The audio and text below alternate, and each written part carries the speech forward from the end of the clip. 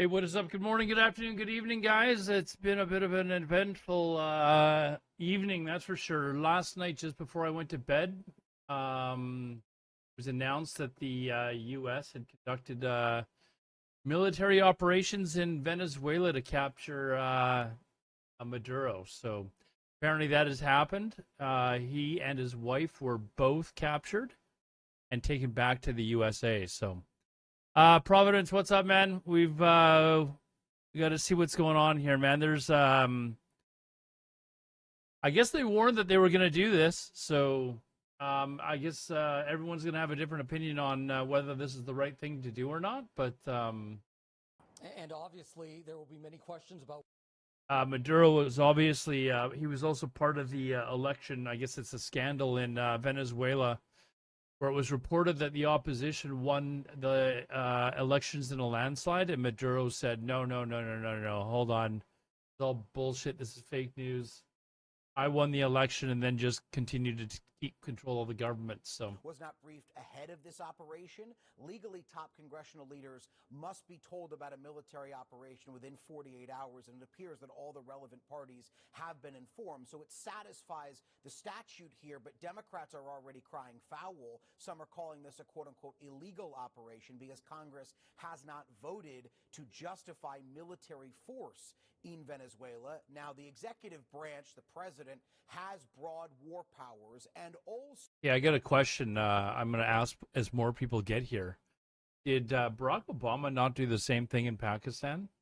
Idea that Congress needed to, in some form or fashion, vote to authorize this Did that military not happen? action. One more thing to keep an eye on here, Gio, which is from the Republican members of Congress who've come out publicly and shared, in a sense, the notes of their briefing from Secretary Rubio. Secretary Rubio has told several members of Congress that he doesn't anticipate any further military action in Venezuela at this hour, Gio.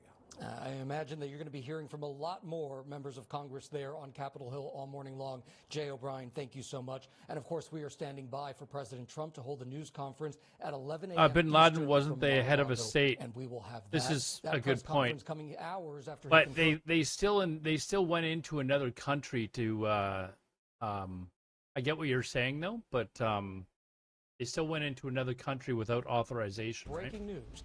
It's ABC News Live Weekend. We'll be right back. And I should preface this all to say I don't like Maduro. I think he's a like literal piece of shit. But you do have to immediately question the reasoning for why America went in. Did they go in because the guy's a piece of shit and they're like, hey, this guy should be ousted from power?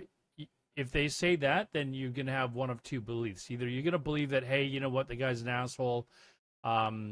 Democracy was stolen away from the people of Venezuela. Let's get rid of the guy. Or you're going to fall into the category of, hey, listen, we should stay out of other people's business.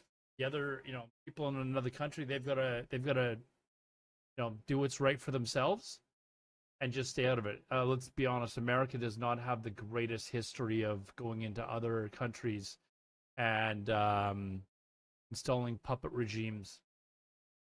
I have lots of Chilean friends that have told they're not so much them, but their parents have told me horrendous stories. Happy New Year's, Nixon. Nixon. It's back. We finally brought Ann News back. I know you were a viewer. But when are you getting married, dude? When are you getting married? Anyways, so that's kind of where we're at now. Does Nicholas people are gonna have to decide whether this is a good thing or not, and it's gonna be, I'm sure the UN is gonna have a few things to say. I know a lot of other countries have already spoken up about it. They don't like the fact that America just went into another country and basically kidnapped their leader. Now again, we can argue about whether or not he should have been leader because of the last elections that they had, but regardless of the fact, they went into another country and kidnapped another leader. That is not going to sit well with people around the world.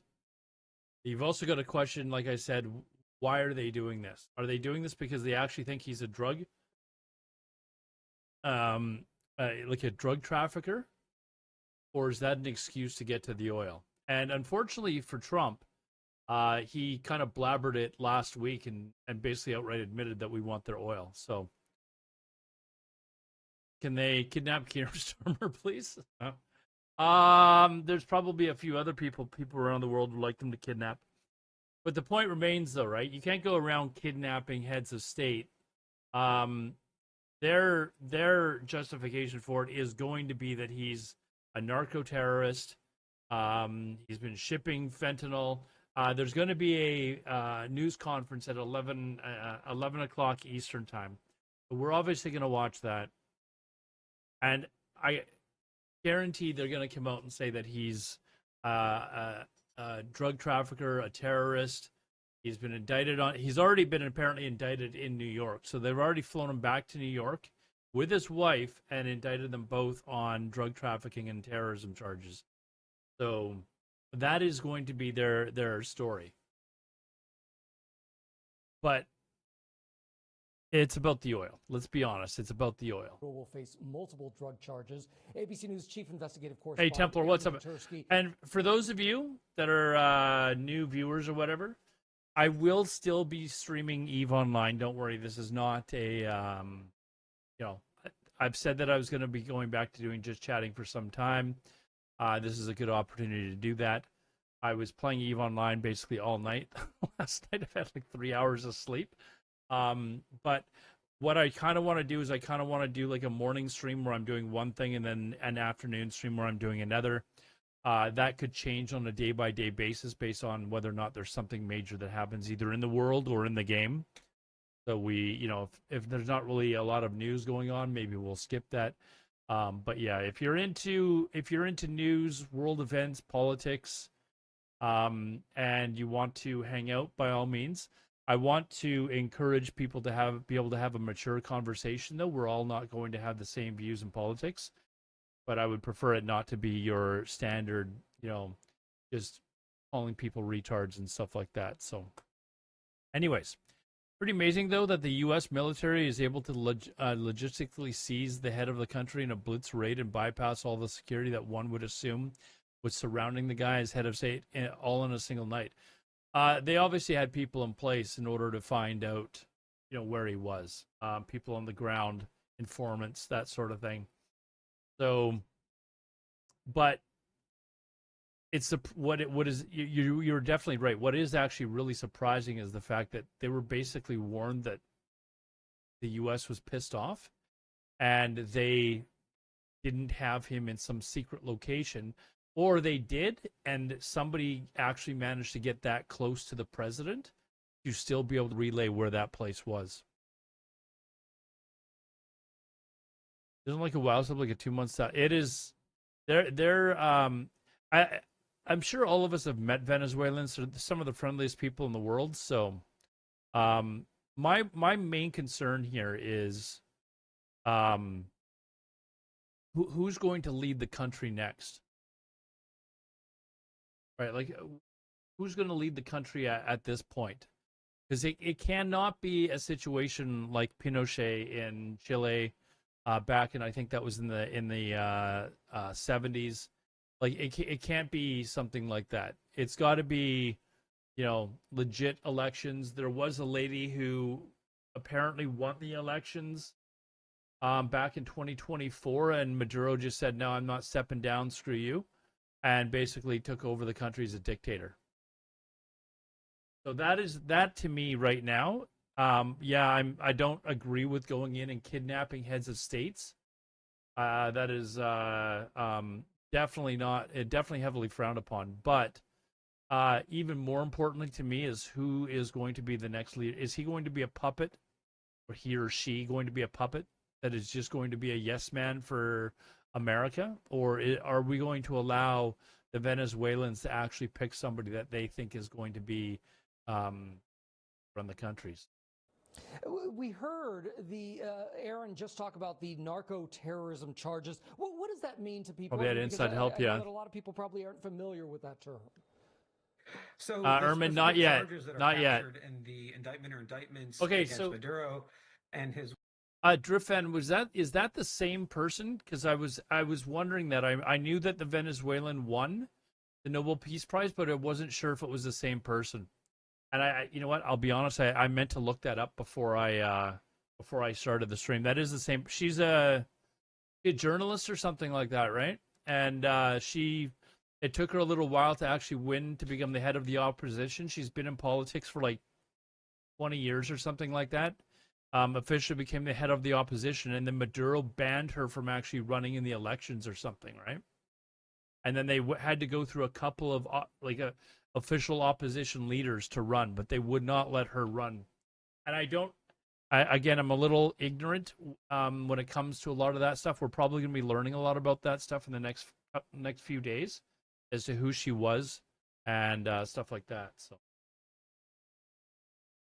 Future, and of course, the relationship between the U.S. and she Venezuela. is a CIA asset. You think that, and or you it's know not this? Clear what the next step is. I don't want to spread rumors here, will, the current vice president of Venezuela, will she move up in power through? I've got to look up this. I think she was the winner of the Nobel Peace Prize too. Sitting president this last year. Will the military, which is probably the strongest institution inside, and you know how much Trump wanted that, attempt to institute some kind of takeover and restore order in the country in the absence of Nicolas Maduro? On the flip side, will there be an attempt by the U.S. to bring in opposition leaders and have them become the new president of Venezuela?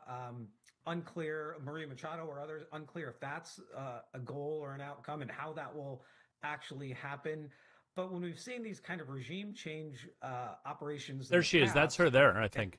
Usually doesn't go the way. There is also the case of the vice president. Like the vice president is calling for the return of Maduro and to find out whether or not he's still alive, all that sort of stuff. So who is that?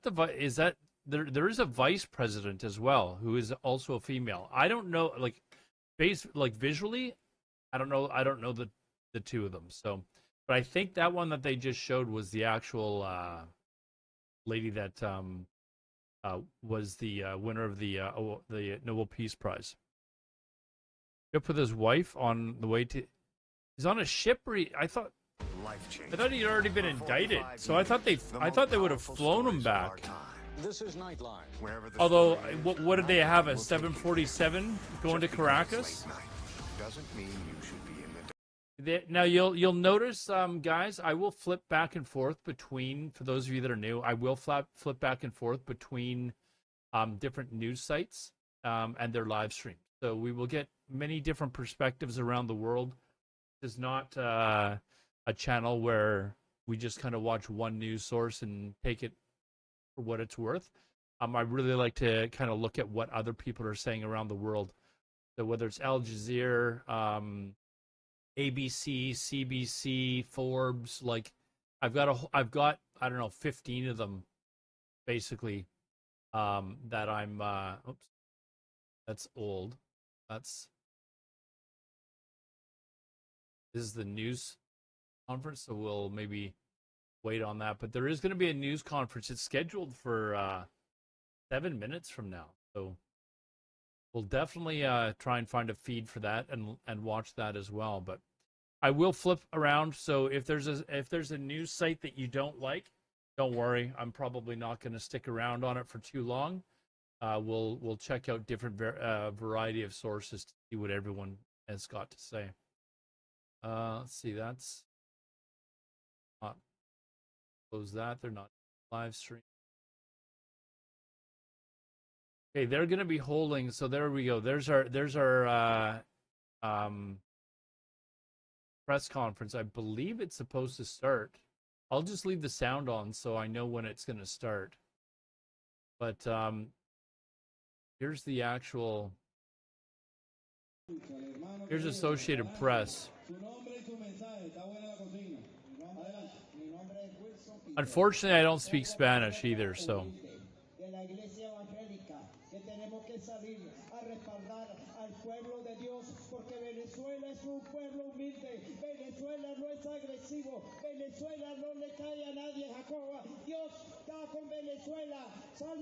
Okay, let's go back to Maduro will face multiple drug charges. In fact, we've There they already are, drug seen charges. those, unsealed charges come out. Venezuela, the leaders there are calling this, quote, an imperialist attack. My next guest is a Venezuelan American journalist who has been covering financial markets and politics in Latin America for the past 23 years. We'll have to see who they instill in power there, or if they allow there to be actual legit elections. Thank you so much for joining us, Jose. We appreciate you. Let's start with just your reaction to what happened overnight. This has been a shocking series of events, Gio.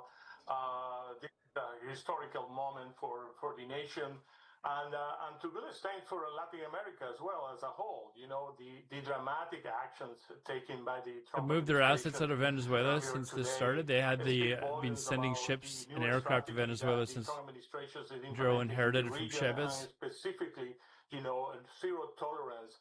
Apparently, there was Chinese officials in Venezuela, like even just last week. So I did see a news article about that.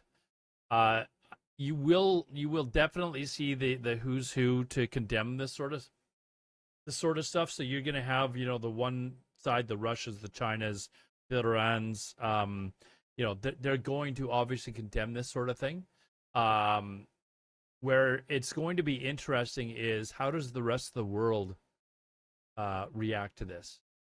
You know, do they stand up and say, "Oh no, we're siding with America"? Because this is, I don't think a lot of people realize it. Like, going into another country and kidnapping their leader is heavily frowned upon. So it's going to be interesting to see how people, how various countries react to this. And I'm talking about the rest of the, you know, the so-called free world. Has been just dealing with an increased repression. Like Cuba already condemned it. Regime, and therefore. Oh, by the way, fact that we have Venezuela was one of the countries that Cuba was able to actually get oil from. Cuba we can talk about all day, not today, but any other day. I've been to Cuba. I absolutely loved it there. But Venezuela and Cuba worked a lot together. But so it's no surprise that Cuba has condemned this already. And we are waiting for President Trump to hold that news conference scheduled in just minutes. So stay with us right here on ABC News Live. We'll be right back. Anyways, we've got the live one here. We're waiting for that to pop up. Probably that's Canadian news. Sometimes we'll watch that. U.S. attacks Venezuela. Let's see what's going on here. Northern neighbor. For more than a century, the U.S. profited from the sugar and is America invading Venezuela to free them from the dictator, Alo? That's the question. Are they doing it to free them from the dictator, or are they doing it because they want the oil? Do I have strong opinions on it? I don't. I mentioned at the start that I am not a fan of invading a country and kidnapping their leader to instill your own puppet regime. So how can I put this?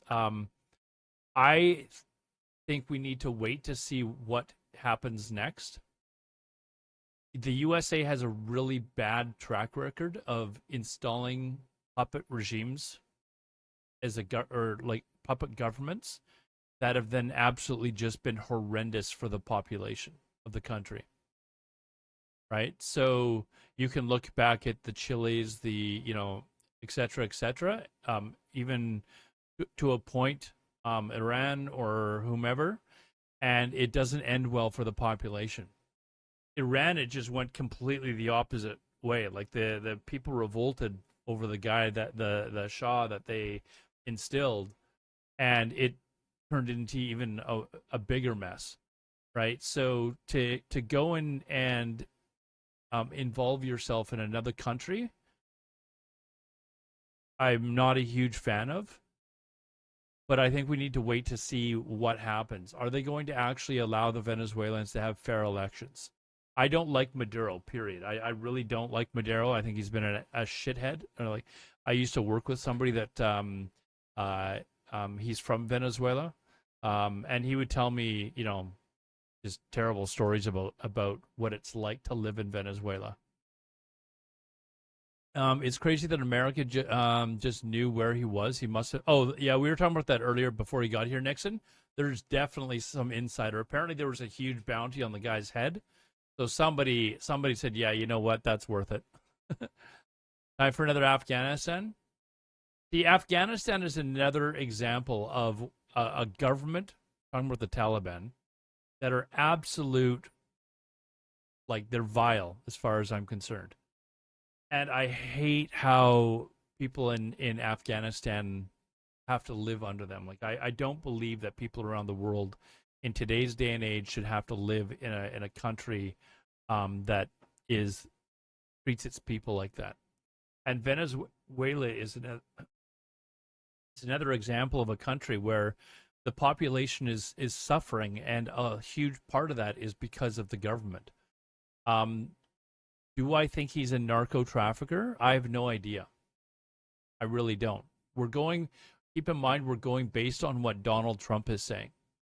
And I think history has told us that Donald Trump is not always the most truthful person in the world, right? So to actually think that he's correct here, I hope he is. I hope it's found that the guy is a narco trafficker and the guy was, part of a huge operation, but I don't necessarily believe it right now. Do I like the fact that Maduro is out of Venezuela? I don't like how it was done, but if the end result, you got to ask yourself the question: if this evil turns into like a huge bonus for the people of Venezuela, is it really a bad thing anymore? If them kidnapping the president of Venezuela leads to Venezuelans actually being able to get up off their onto their own feet and live a better life, and the economy turns around, et cetera, is the wrong action actually the correct action? I think everybody individually has to decide for themselves. But did he try to hide? I think he did try to hide, but I mean, they knew where he was. It didn't seem like the operation took too long. It started just a couple of hours before I went to bed, and I was just sitting here playing a little Eve Online off stream, and I was kind of watching the reports come in, and the U.S. started an illegal war. Yes, the market tycoon. If the end result results in the Venezuelan people being able to live a much more comfortable life, are you okay with it? Are you willing to say, you know what? It was illegal what the Americans did, but, and I'm not saying that I agree with that. I'm suggesting people are going to have to make up their own mind. Illegal is illegal. Okay. And that's fine. That's, like I said, I want us to be able to have conversations here and be able to talk to each other in a mature fashion. People are going to have disagreements, but I don't want this to be turn into a you're an effing retard type of conversation here.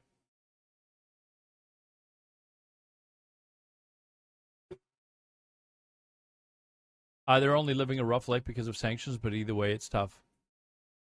See what will happen now? It's like the time Trump bombed Iran's nuclear sites. Yeah, I mean, again, I hate Maduro. Like, I actually really do not like the guy. I think he's been a piece of shit for his country, but the way that this was done is definitely does not sit well with me. I do hope the end result, though. I hope in 2 years we're talking about how Venezuela's really turned around. People have food, all that sort of stuff, and they're living a better life. I think I'm really hoping that's the result. I am really worried that America is going to instill some puppet regime like they've done in the past that suits their needs so they can get cheap oil, and the Venezuelan people are going to suffer even more.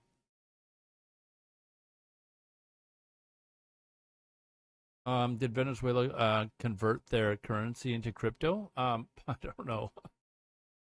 I don't know. Hold on. We've got to this. Guess it hasn't started yet. Oh, here we go.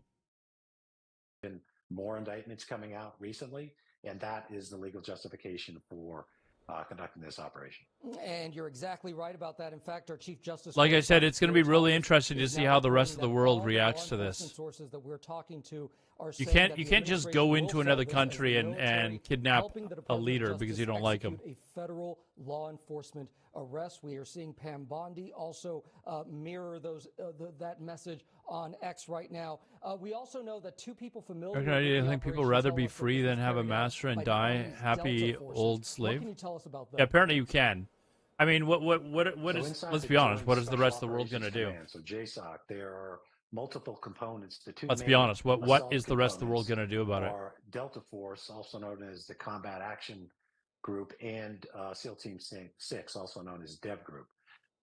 They are the two main elements that carry out these really high-profile, very complicated apprehension and sometimes hostage rescue operations. In this case, it was Delta, and they proved their capability. Wonder if they'll make a movie about this like they did about Osama bin Laden. It was a very highly, I think, planned operation and perfectly executed, to my knowledge, based on what we've seen so far. So hats off to them, even if you disagree with the idea that the policy was made to do this. I think we were talking DG Critical. We were talking about how the usual suspects immediately condemned this action. I'm talking about like Russia, China, Cuba, Iran. Like they all immediately condemned it. So it's going to be interesting to see how the Americans, allied partners, the rest of the free world, so to speak, react to it. Are they going to just say, yeah, we're back, we're 100% behind this? Or are they going to actually say, yeah, okay, or are they going to say, yeah, no, we're not okay with people kidnapping heads of states? We'll have to wait and see how the rest of the world reacts. Try to bring drugs to the United States. They don't have nukes, no. 115 of their compatriots have been killed. So that plus Maduro's one of the SEALs will write a book in less than 3 years, yeah. This flow, but they also might try land but routes now. As far as we know, Maduro's still alive. There's not one SEAL who got the kill shot. From the intelligence perspective. But the real question is going to be what comes next. Obviously, the head of this regime was removed, but that doesn't mean the regime itself was removed. The vice president apparently has stood up, the minister of defense, the minister of interior. They still have an apparatus in place. They can still, of course, orchestrate these drug deliveries, plus illicit oil revenue, plus the overall hostility toward the United States and advocacy for countries like China, Russia, and Iran. So the question is, this is obviously a big, significant step in the change of regime, but it doesn't mean the regime has been changed. That is the next question.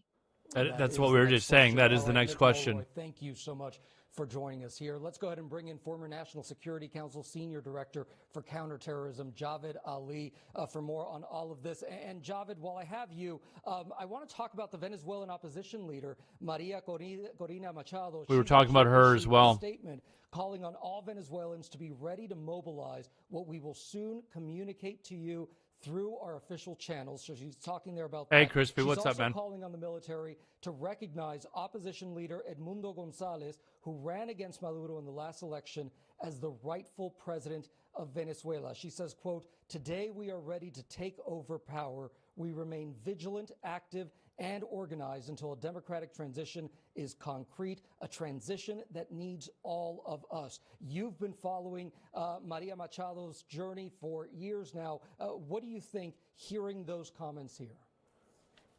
So, Joe, nice to be with you again. And just to clarify, I am not actually an expert on Venezuelan politics, but still, that said, with Maria Machado and her profile, the statement that she just made, very powerful. And one would have to assume we'll talk a bit about her in a second once he's finished talking, guys. That is that bold and declarative suggests that there's probably been a good deal of planning already or coordination with the Trump administration to make sure that if a plan like that is being communicated, can Machado and the team around her, working with people on the ground currently in Venezuela, can they implement a plan like that? And can there be some kind of democratic and orderly transition to power in this post-Maduro landscape? Now, as we talked about just a few minutes ago, a lot of times when these plans get drawn up in these transition moments, they don't go according to plan. And there tends to be a lot of uncertainty and a lot of variables that can move the plans in a lot of different directions. So we don't know how this is going to unfold. But if she's making these kind of statements now, one would think that there's this hope or expectation that there will be a lot of effort. Okay, here's some breaking news, guys. From I don't know if you guys follow France 24. It's an English news site out of France. It's actually very good for like a non-biased. They seem non-biased, anyways. I've watched them quite often, but apparently they're reporting that Trump says he's looking at Machado.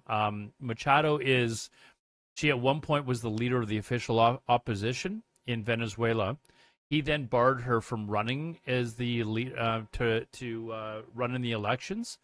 So the official opposition then went through a couple of different other leaders to run in the election, which, according to sources, they're saying that they won in a landslide over Maduro. And you probably would expect that that's the case, considering the living situation in Venezuela. Maduro then just basically said, "No, screw this. These are our election. I won the election, and I won by landslide." Sounds like somebody else, right? Anyways, Machado, they're looking at her to run the election, and like this gentleman here is saying, in that open court hearing, it sounds like Trump is going to look to her to start to lead the new government, basically. We'll see how that goes. And she's also the person who won the Nobel Peace Prize, I believe. Right? This democratic transition to power, or if he gets a fair trial, I think he's already been found guilty, probably, man. The chaos we saw in Iraq in the early 2000s in the aftermath of the capture of Saddam Hussein, or Erman, I agree with you. I like to see people actually get a fair trial. So it's the same thing as like these strikes on these boats. I mean, if they contain drugs, why not just capture the boats? Like, if you know they've got drugs on them, you've got satellite video on them like 24/7 the second that they leave. Okay, great. You know exactly where they are. Just go over there with some American naval ships or whatever. Capture the boat and show us, rather than launching a fucking missile at it and killing the people without, show people, hey, listen, these are the drugs that are on the effing boat. Why are you hiding this? That's my opinion on it. If they have drugs on them, then great. Let's get rid of the drugs. I can't stand the drug epidemic, especially with some of the hardcore drugs. Anything that we can do to get rid of them, I'm a fan of. How did we get here? Well, you mentioned those alleged drug boat strikes. There we are, the drug boat strikes. Since around September, Gio, and to date, we know there have been at least 30 of those types of strikes, which resulted in the killing of more than 100 people that the administration says were allegedly involved in drug operations, both in the Caribbean and the Eastern Pacific. It's part of a pressure campaign, a multi-pronged pressure campaign that the U.S. has been orchestrating against Venezuela and Nicolas Maduro for months now. We've also seen sanctions placed on Venezuelan oil that led to the seizure of a number of ships that the U.S. says that was part of illegally sanctioned oil, likely mostly bound for Cuba. We saw a couple of those massive tankers which had the capacity to carry millions of barrels seized by U.S. Coast Guard in dramatic fashion. And then also we've seen a pressure campaign. The thing is Trump has already admitted that this is because of oil. He even told reporters a few days ago, we're going to get our oil back. He literally said this, and it's probably like the last thing that the people in his inner circle wanted him to say. And he went and said, yeah, we're going after the oil. Yeah, he said it's our oil. They stole it. The oil that's under Venezuelan ground, apparently they stole it from the Americans. Talk about Maduro in general. So if you're wondering what this is about, which the first line of it says, that's what it's about. Maduro, for 25 years, was at the forefront of a narco-terrorism conspiracy that imported tons of cocaine into the U.S. And how convenient is it that you can, I'm not going to say fabricate, but you can make up these charges and say, no, we're not going after the oil. He's a narco-terrorist.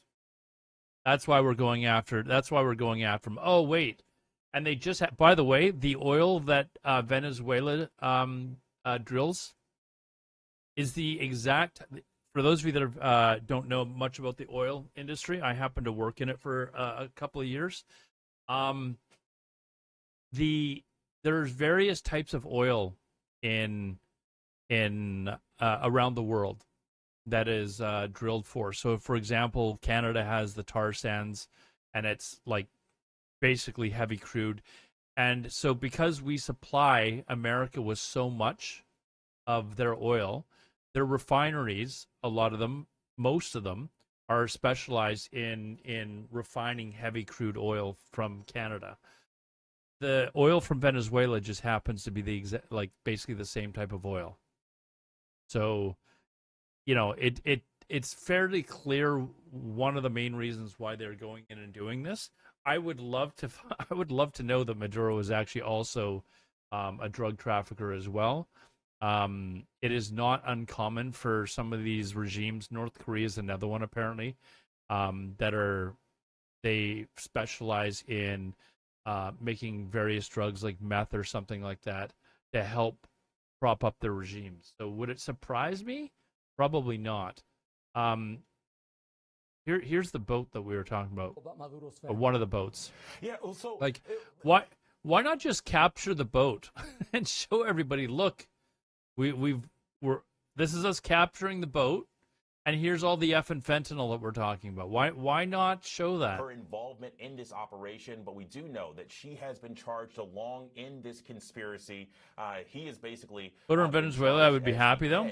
This is the operation.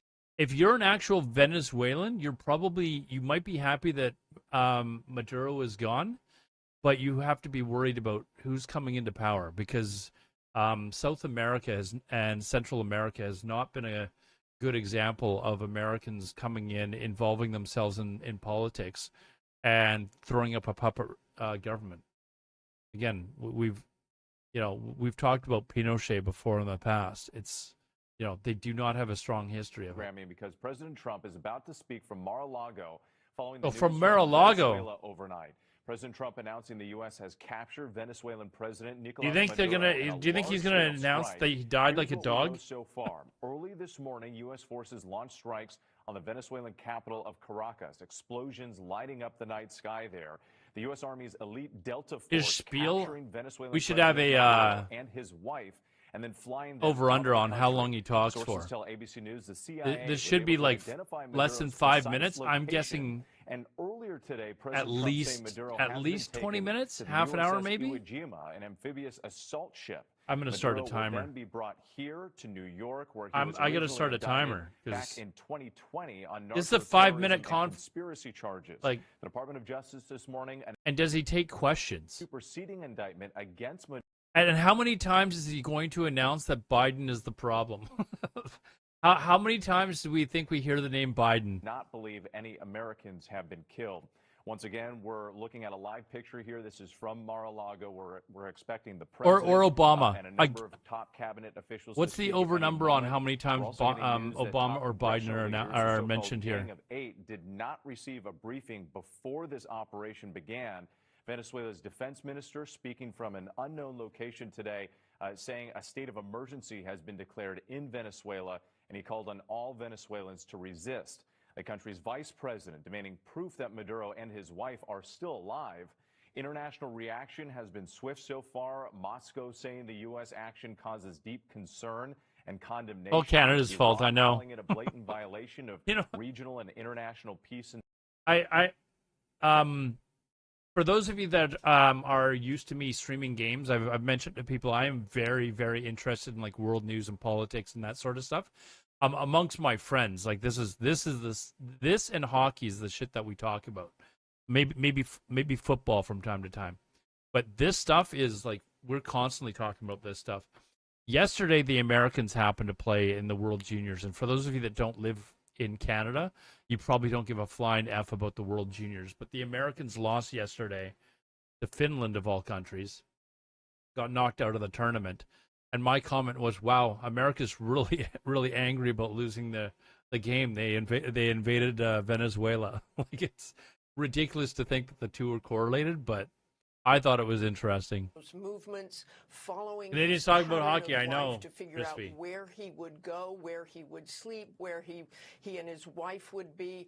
And they checked out one particular place, which is where they grabbed him overnight. He and his wife asleep in their beds, presumably, and this Delta Force team going in, finding the couple and taking them out. A Delta Force team moving in. The president actually said earlier today to Fox News that the I'm kind of interested to hear how the operation went. Did they fly over and he said that had steel doors? Were they already in place in the city and they had blowtorches to just blow hidden? apart Like, those steel doors kind of if interested in that. necessary, but he said that wasn't necessary. Maduro did not make it to that safe room door. Yeah, change the narrative. Oh, we don't want the Epstein files to get out. Let's do something else. Oh, shit, we lost at hockey. Okay, go invade a country or something. Those were military or law enforcement, but he said they were able to make it out, and it appears they will be okay. He had also said that a U.S. helicopter had been hit, but was also able to make it out of the country. Presumably, all those forces are now out of Venezuela after that dramatic show of force and targeting those military installations inside Caracas. Quite a scene for the people of Venezuela. Of course, the big question, Whit, is what now? We'll pull up some videos a little bit later of the actual operation last night, but I wanted to watch some live stuff first. Opposition leader Maria Machado, and she said that she hopes, she is calling on the military to recognize Edmundo Gonzalez Urrutia, who ran against Maduro. She is calling him the rightful president, but we'll see what happens next, and that is a big question for President Trump. Yeah, big question. As we've learned in the past, toppling a regime is one thing, but the transition of power is another. And Machado there is also the Nobel Peace Prize winner of 2025. So that's what she's saying about what she hopes will happen in the future. I'll leave the sound on, but see if President Trump you can read this as well. The cabinet add to that. Oh, for some reason it's lagged, but U.S. will be strongly involved in Venezuela oil after the raid, Trump says. Let's go ahead and check in with our chief. How much do you think the oil money is going to trickle down to the Venezuelan population? Superseding indictment, a new set of charges that Maduro and his family are facing. Absolutely. Exactly. Clear, probably 0%. What our sources are telling us is that the military action was in support of the execution of a law enforcement warrant, charges against Maduro. And to be specific, we have an indictment that's been unsealed that you referenced, and it points out these charges: narco-terrorism conspiracy, cocaine importation conspiracy. No, the time on screen, he's supposed to start at 11. He's traditionally a little bit late. He doesn't, essentially what the U.S. government is, you know, like when he announced tariffs and stuff like that, he was like an hour and a half late or something. So it was supposed to start at 11 Eastern, which it's 23 past now already. And this, again, this action by the military was in support of U.S. law enforcement. That is the guidance. We expect that he will be eventually, as you said earlier, taken to New York as early as later this afternoon.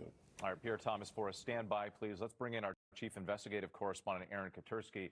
As Pierre noted, and we've been reporting, Maduro expected to come here in pretty dramatic fashion to New York. How unprecedented is this? What do we know? From the USS Iwo Jima, Witt, as President Trump said, The New York Times is reporting Trump's attack on Venezuela is illegal and unwise. New superseding indictment that was just unsealed a short time ago as President Trump gets ready to speak in Florida. The indictment puts Maduro at the forefront of a 25-year narco-terrorism conspiracy that prosecutors say flooded the United States with cocaine and corrupted his own country. These charges originated against Maduro 6 years ago under the first Trump administration. I'm honestly just like completely leaning to towards the fact that or the suggestion that the drug charges are all bullshit, and this is just about oil. And to poison the United States with tons of cocaine imported over the last 25 years. And it's pretty remarkable, too, that in just a matter of hours, he could be flying here to New York. Stunning. We do expect that he would arrive in New York as soon as later on today. And so he has appear not in arrived. Federal court in Manhattan in the next couple of days. That'll be interesting. We'll have to watch that, too. President of Venezuela, defiant against what President Trump had been calling for months on him to do and step aside, to now a defendant in the dock in Manhattan federal court is quite a transition. All right, Aaron, once again, stand by for us. We appreciate it. Let's go out to Jay O'Brien on Capitol Hill in Washington, because, Jay, we know that we mentioned the Gang of Eight, members of Congress from both parties saying they were not briefed on this beforehand, many of them raising questions about the legality of this operation. Exactly right, Whit, particularly Democrats saying that they view this, the word that keeps coming up time and time again in their... So I'm sure there's some Americans that are more have more knowledge on American politics than I am, especially how things run through Congress and stuff. It's only to declare war that the president needs to get approval from Congress, right? Like, he didn't need to do this for... Does he need to do it for a military strike like this? Like, he doesn't need to do it for... He's not declaring war, right? So this is different. This is sort of the same thing as Obama doing a military operation in Pakistan. He didn't go through Congress in order to do that. And I know a lot of people were pissed off that he did that, because some are saying, yeah, exactly as Saginaw says, that it's a bit of a gray area. But Obama did the same thing. It's, this is actually a head of state, as somebody mentioned earlier. I think it was Driffin who mentioned it. This is actually a head of state that they kidnapped. It wasn't... somebody, whereas Obama, it was a known terrorist that they killed. So anyways. O'Brien, stand by for us. Once again, to our viewers at home, we are awaiting word from President Trump speaking from Mar-a-Lago about this extraordinary... Oh, jeez. Hold on. Okay, we've got an article here about, I guess Trump was on Fox News, which... we will play from time to time, but I generally don't look at them as a reliable news source. But this is Trump speaking yesterday on Fox. What do you see as the future of Venezuela's oil industry? Well, I see that we're going to be very strongly involved in it. That's all. I mean, what can I say? We have the greatest oil companies in the world, the biggest, the greatest, and we're going to be very much involved in it. We can't do something like this, and we're prepared. We were prepared to do a second wave. We were all set, and this was so lethal, this was so powerful that we didn't have to, but we're prepared. We're out there with an armada like nobody's ever seen. It's all about the oil, we're folks. Prepared, it's all about the oil. And frankly, drugs and shit is, I feel like this is just made up charges. It's all about the oil. He just basically admitted it. It's all about the oil. That's the only reason that he's gone in there. It's just for the oil. And now they're going to instill some sort of a puppet regime, perhaps. We'll have to wait and see. That's the important thing now. But it is very clear, just based on what he just said, this was all about the oil. Anyways, let's go back to the... It's quite extraordinary. This is the largest U.S. Comprehensive buildup of military force anywhere in the world, really, in decades. So every tool in the U.S. toolkit has been deployed. Everything from F-22 fighters to F-35 fighters. We see video this morning of F-35s landing at Roosevelt Roads. I think it was back in I can't remember what year. I'd have to look it up. But I believe there was a point where there were more American companies that were there. And Venezuela just said, no, we're kicking you out, because they weren't getting anything out of it. It was just basically America in there and like looting all of the oil and stuff like that. So, but Trump is dumb. I don't think it's all about the oil. What else do you think it's about there, Erman? Like, do you think that he is actually doing this because it's about drugs and it's about he wants a proper government, or do you think it's about the oil? Venezuela is about to get a dose of freedom. I hope it works out for the Venezuelan population. Like I said, I'm hoping that this act, in the end, even though it's an illegal act, I hope in the end it is something that will benefit Venezuelans. I hope this wasn't just about, hey, we're America. We want you. You guys have a lot of oil. We want it, and we're going to come and take out your leader and instill a government that will help, that will do as we say, and we're just going to loot your country dry of oil. I hope that's not what this is. Drugs is a real thing. It might not be the main thing, but drugs on the important definition were touch points. And yeah, Griffin, I do agree as somebody that has seen the effects. Not me personally. I've never. I'm saying I've never been involved with like these heavy drugs and stuff like that. But I live in a city where it is rampant, basically. And I would love to see there to be any way to get rid of some of these drugs like fentanyl, meth. There's a lot of new ones that are coming out that are just disgusting. You see people like walking around like zombies. My question is this really about that? Or is this about the oil? Because all Trump is talking about now, and this isn't the only interview, he's not talking about the drugs anymore. He will during this interview, but he's talking about the oil that they have in the country. A smart leader, would have said, you know what? We're there, it's because of the drugs, and he would have kept his fucking mouth shut about the oil. He wouldn't even have mentioned it. He would have said, yeah, we're going in there. We know drugs are coming in, blah, blah, blah. And, whether they're fabricated charges or not, he would have kept his effing mouth shut about the oil. But he can't help himself. He's bragging about the fact that, yeah, we're going to have all this oil. Like, it's literally what he's doing. He's too stupid to realize, hey, I got to keep my mouth shut about this one thing. But he can't because he thinks that it makes him look good. And if he thinks that it's something that's going to make him look good, he can't help himself. And how people are reacting in this moment. Well, I think, going off of what Steve Gagnon just said, talking about fraudulent elections, I think Greenland the vast majority. That's going to be interesting. That's going to be interesting to see how the world reacts if America tries to go and take over Greenland. How is NATO going to react? Like, how is NATO going to react? That might be a something that America and Donald Trump just don't want to risk. Canada first, there's not an effing chance, dude. There's not an effing chance. So I think that might be the breaking point where the rest of Europe, et cetera, is just like, no. We're not doing this. Not sure calling him stupid. You're correct. I will try not to call an idiot an idiot. But I don't think other leaders would have done the same thing.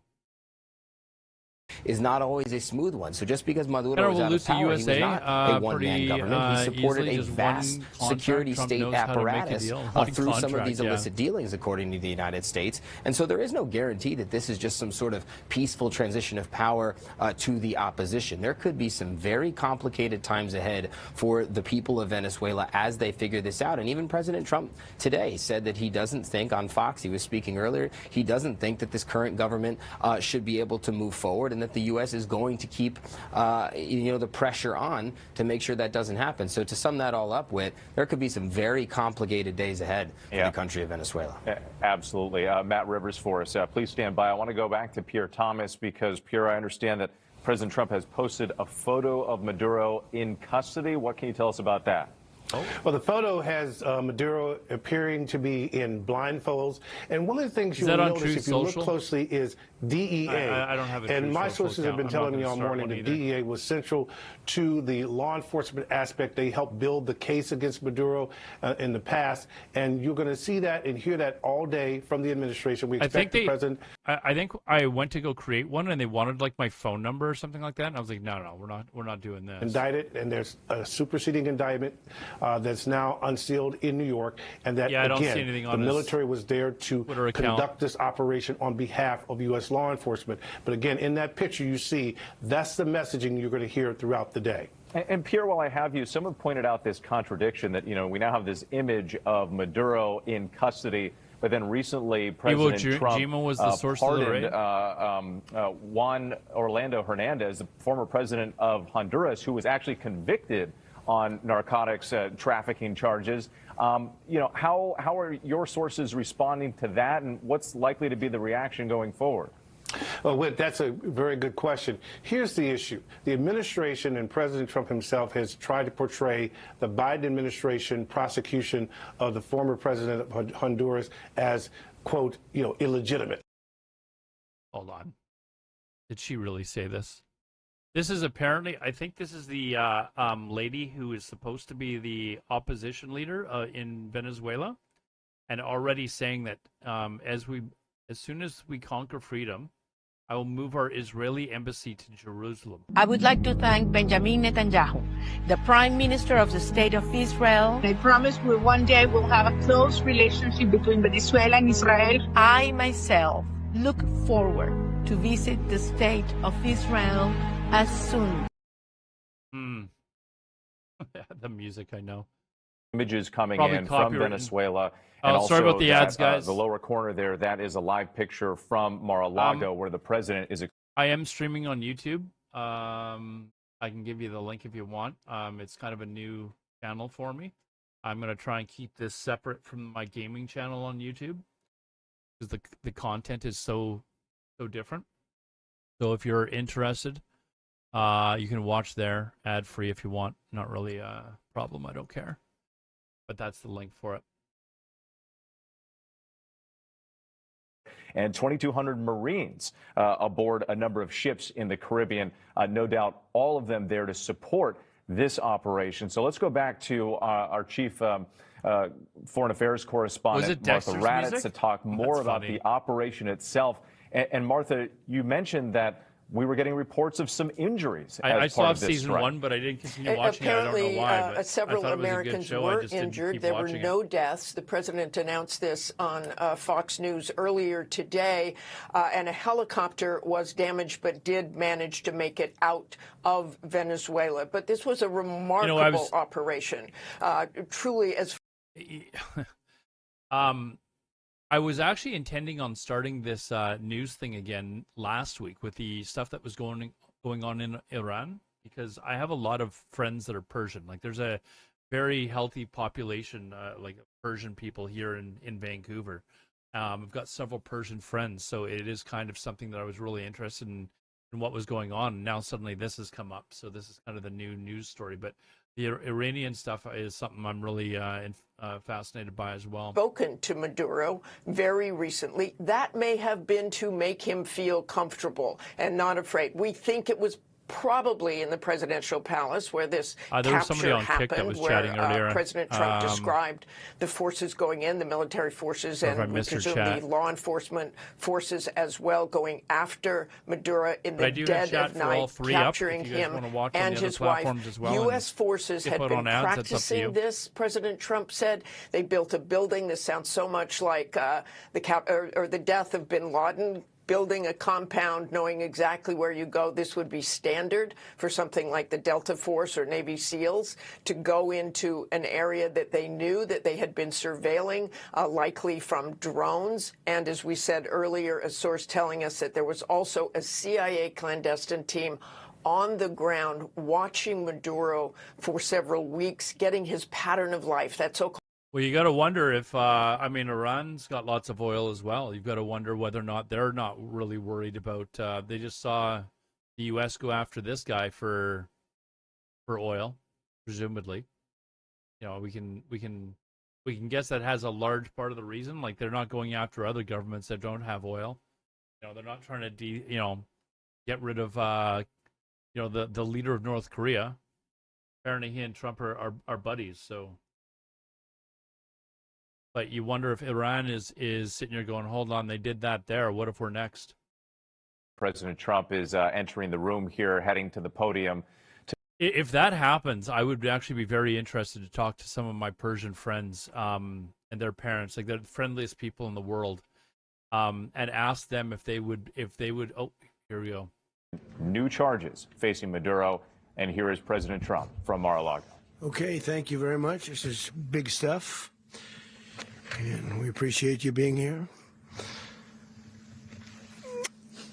Late last night and early today, at my direction, the United States Armed Forces conducted an extraordinary military operation in the capital of Venezuela. Timing this. Overwhelming American military power, air, land, and sea, was used to launch a spectacular assault. And it was an assault like people have not seen since World War II. It was a force against a heavily fortified military fortress in the heart of Caracas to bring outlaw dictator Nicolas Maduro to justice.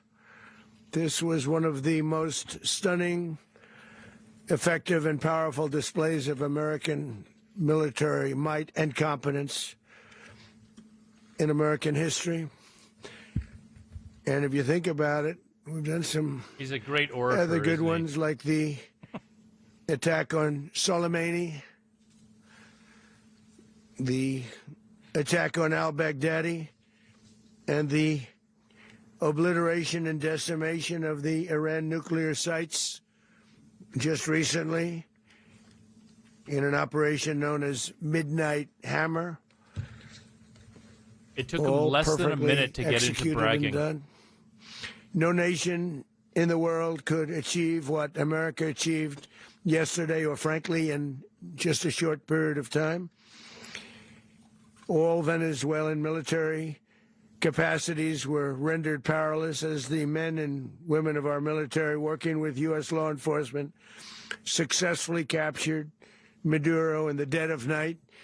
It was dark. The lights of Caracas were largely turned off due to a certain expertise that we have. It was dark, and it was deadly. But captured along with his wife, Celia Flores, both of whom now face American justice. Maduro and Flores have been indicted in the Southern District of New York. Maybe it will be a comedy sketch. For their campaign of deadly narco-terrorism against the United States and its citizens. I want to thank the men and women of our military who achieved such an extraordinary success overnight with breathtaking speed, power, precision, and competence. You rarely see anything like it. You've seen some raids in this country that didn't go so well. They were an embarrassment. If you look back to Afghanistan, or if you look back to Here it comes. the Jimmy Carter days, they were different days. We're a respected country again, like never before.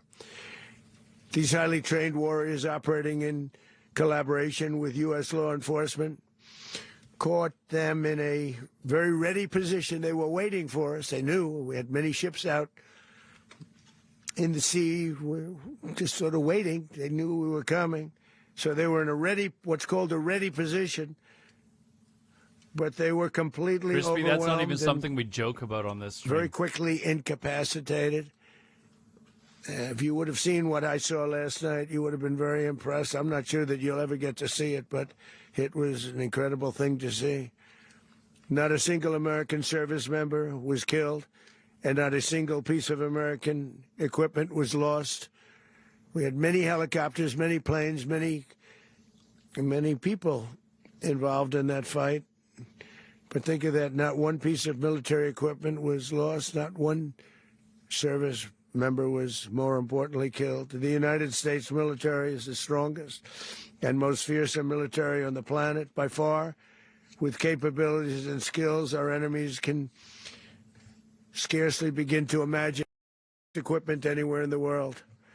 There's no equipment like what we have, and you see that even if you just look at the boats. You know, we've knocked out 97% of the drugs coming in by sea. 90%. Each boat kills on average 25,000 people.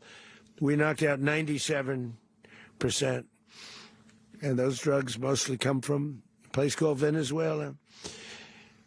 We're going to run the country until such time as we can do a safe, proper, and judicious transition. So we don't want to be involved with having somebody else get in, and we have the same situation that we had for the last long period of years.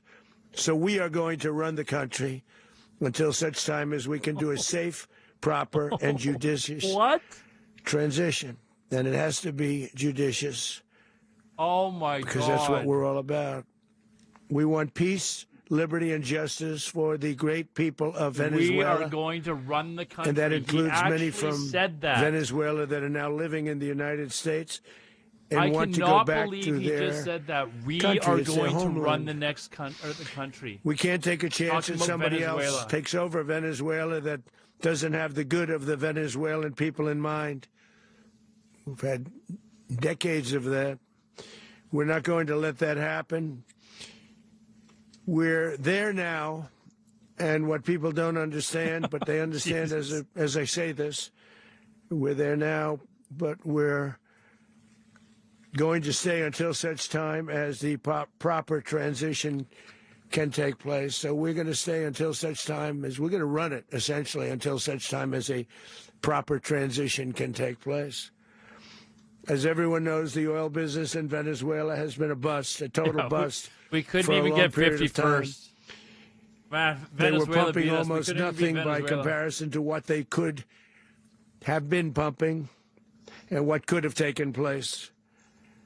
We're going to have our very large United States oil companies, the biggest anywhere in the world, go in, spend billions of dollars, fix the badly broken infrastructure, the oil infrastructure, and start not making the rest money of the infrastructure. for the You're country. just going to take the oil. And we are ready to stage a second and much larger attack if we need to do so. So we were prepared to do a second wave if we needed to do so. We actually assumed that a second wave would be necessary, but now it's probably not.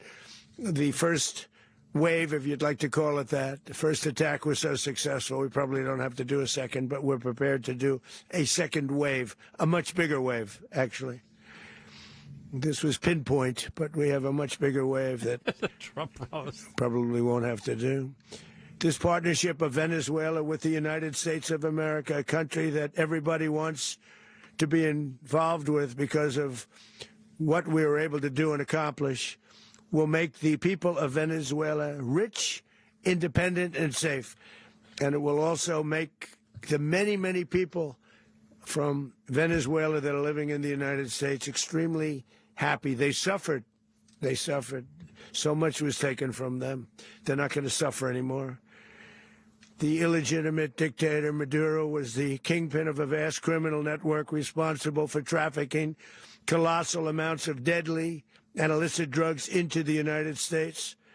As alleged in the indictment, he personally oversaw the vicious cartel known as Cartel de las Solas, which flooded our nation with lethal poison, responsible for the deaths of countless Americans, the many, many Americans. Hundreds of thousands over the years of Americans died because of him. Maduro and his wife will soon face the full might of American justice and stand trial on American soil. Right now, they're on a ship. They'll be heading to, ultimately, New York. And then a decision will be made, I assume, between New York and Miami or Florida. But we have people where the overwhelming evidence of their crimes will be presented in a court of law. And I've seen it. I've seen what we have. It's both horrible and breathtaking that something like this could have been allowed to take place. For many years after his term as president of Venezuela expired, Maduro remained in power and waged a ceaseless campaign of violence, terror, and subversion against the United States of America, threatening not only our people, but the stability of the entire region. And you all saw it. In addition to trafficking gigantic amounts of illegal drugs that inflicted untold suffering and human destruction all over the country, all over, in particular the United States. Maduro sent savage and murderous gangs, including the bloodthirsty prison gang, Tren de Aragua, to terrorize American communities nationwide, and he did indeed. They were in Colorado. They took over apartment complexes. They cut the fingers off people if they called police. They were brutal, but they're not so brutal now. And I just have to congratulate our military, Pete, and everybody, and our National Guard, because the job that they've done, whether it's in Washington, D.C., where we have a totally safe city, where it was one of the most unsafe cities anywhere in the world, frankly, and now we have no crime in Washington, D.C. We haven't had a killing. We had the terrorist attack a few weeks ago. A little bit of a different kind of a yeah, threat, we are going to run the country. But we now, haven't had a killing in I clipped that because a long period like, of time, 6-7 months. We used to have two, on average, 2 a week in Washington, our capital. We don't have that anymore. The restaurants are opening. Everyone's happy. They're going. They're walking their daughters. They're walking their children, their wives. They walk to restaurants. Restaurants are opening all over Washington, D.C. So I want to thank the National Guard. I want to thank our military. And I want to thank law enforcement. Been amazing. And they should do it with more cities. We're doing it, as you know, and we're doing it in Memphis, Tennessee right now, and crime is down. We've just sort of started. Is it safe to say we're on a tangent right now? Crime is down now 77%. Have we gone off on a tangent here? The governor of Louisiana called, great person, and he wanted us to help him, as you know, in a certain very This isn't nice officially a tangent? part of Okay. Louisiana, and we have done that. It was a rough This is going to be an section, hour. and we have crime down. I understand it's down to almost nothing already after 2.5 weeks. New Orleans, it's down to almost nothing. And we've only been there for 2.5 weeks. Can't imagine why governors wouldn't want us to help.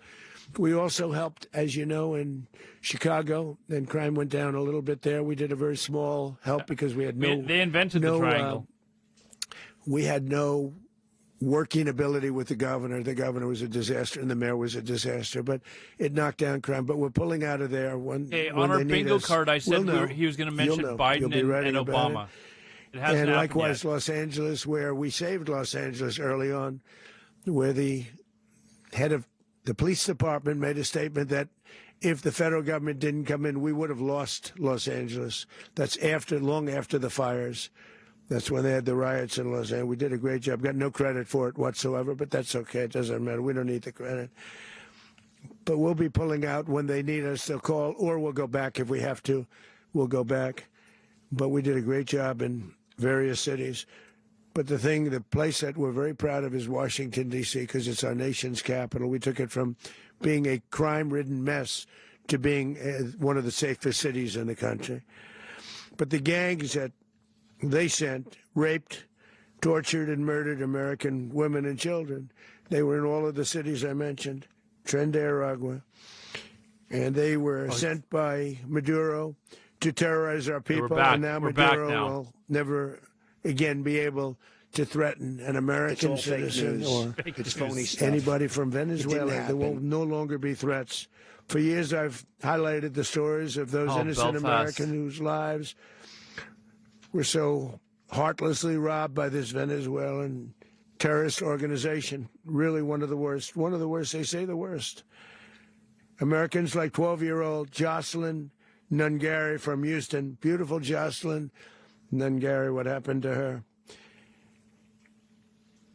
They, as you know, they kidnapped, absolutely assaulted, no preparation and murdered for this. There's by no Tren de chance he read Aragua. this over beforehand. Animals. They murdered Jocelyn and left her dead under the bridge. There was a bridge that will never be the same to so many people after seeing what happened.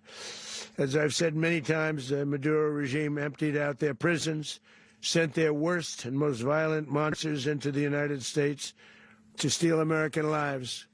It was the best bridge, though. You're right. Mental the institutions and nobody builds asylums. bridges They came like from they build bridges. Prisons and jails. The reason I say both, they sound similar. Actually, prisons a little bit more hostile, a little bit tougher. A mental institution isn't as tough as an insane asylum, but we got them both. They sent from their mental institutions. They sent from their jails, prisons. They were drug dealers. They were drug kingpins. They sent everybody bad into the United States, but no longer. And we have now a border where nobody gets through. In addition, Venezuela unilaterally seized and stole American oil, American assets, and American platforms, costing us billions and billions of dollars. They did this a while ago, but we never had a president that did anything about it. They took all of our property. Go on, say the names. It was our property. We built it. And we never had a president that decided to do anything about it. Instead, they fought wars that were 10,000 miles away. We built Venezuela oil industry with American talent, drive, and skill, and the socialist regime stole it from us during those previous administrations, and they stole it through force. This constituted one of the largest thefts of American property in the history of our country. Considered the largest theft of property in the history of our country. Massive oil infrastructure was taken like we were babies, and we didn't do anything about it. I would have done something about it. America will never allow foreign powers to rob our people or drive us back into and out of our own hemisphere. That's what they did. Furthermore, under the now deposed dictator Maduro, Venezuela was increasingly hosting foreign adversaries in our region and acquiring menacing offensive weapons that could threaten U.S. interests and lives. And they used those weapons last night.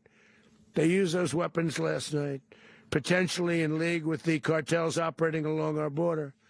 All of these actions were in gross violation of the core principles of American foreign policy, dating back more than 2 centuries, and not anymore.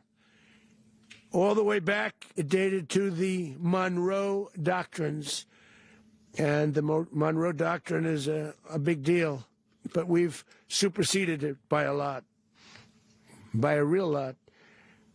They now call it the Monroe Document. I don't know. It's Monroe Doctrine. We sort of forgot about it. It was very important, but we forgot about it. We don't forget about it anymore. Under our new national security strategy, American dominance in the Western Hemisphere will never be questioned again. Won't happen.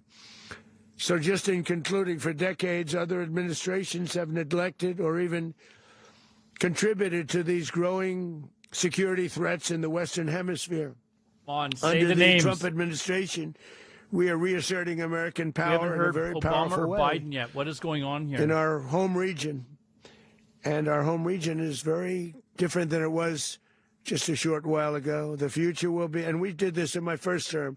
We had great dominance in my first term, and we have far greater dominance right now. Everyone's coming back to us. The future will be determined by the ability to protect commerce and territory and resources that are core to national security.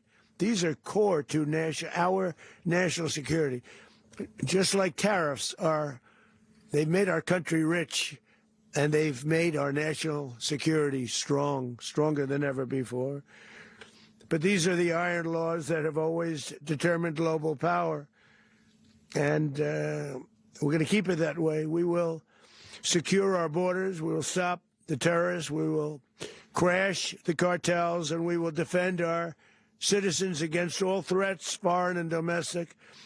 Other presidents may have lacked the courage or whatever He's going to say to defend America, but I will never allow terrorists and criminals to operate with impunity against the United States. This extremely successful operation should serve as warning to anyone who would threaten American sovereignty or endanger American lives. Very importantly, the embargo on all Venezuelan oil remains in full effect. The American Armada remains poised in position, and the United States retains all military options until United States demands have been fully met and fully satisfied. All political and military figures in Venezuela should understand what happened to Maduro can happen to them, and it will happen to them if they aren't just fair, even to their people. What? The dictator and terrorist, Maduro, is finally gone in Venezuela. People are free. They're free again. It's been a long time for them, but they're free again as long as America America gets to take their oil. This morning, it's a prouder nation this morning because it didn't allow this horrible person and this country that was doing very bad things to us. It didn't allow it to happen. And the Western Hemisphere is right now a much safer place to be. So I want to thank everybody for being here. I want to thank General Raisin Kane. He's a fantastic man. I've worked with a lot of generals. I worked with some I didn't like. I worked with some I didn't respect. I worked with some that just weren't good. But this guy is fantastic. I watched last night one of the most precise attacks on sovereignty. I mean, it was an attack. What is the purpose of Hegseth and Rubio being here? I'm very proud of our Secretary of War, Pete Hegseth, who I'm going to ask to say a few words. Thank you very much. Oh, he is going to say something. Mr. President, can you explain how the U.S. will run Venezuela? Well, thank you, Mr. President. Finally, a commander-in-chief the world respects and the American people deserve. And as the President said, words can barely capture the bravery and the power and the precision of this historic operation. A massive joint military and law enforcement raid flawlessly executed by the greatest Americans our country has to offer. American warriors are second to none, the best in the world and the best of our country. What all of us witnessed last night was sheer guts and grit, gallantry, and glory of the American warrior. I'm simply humbled by such men. And I tip my hat to our chairman, Dan Raisin Kane, and all those Americans who stood watch last night. Our warriors are the elite of America, and again, President Trump has your back. Have all the no generals other country on lost planet weight? Earth, and it's not Liminal. even close, We're back, to pull this Liminal. kind of operation off. And no other president has ever shown this kind of leadership, Thanks, dude. courage, and resolve. The most powerful combination the world has ever seen.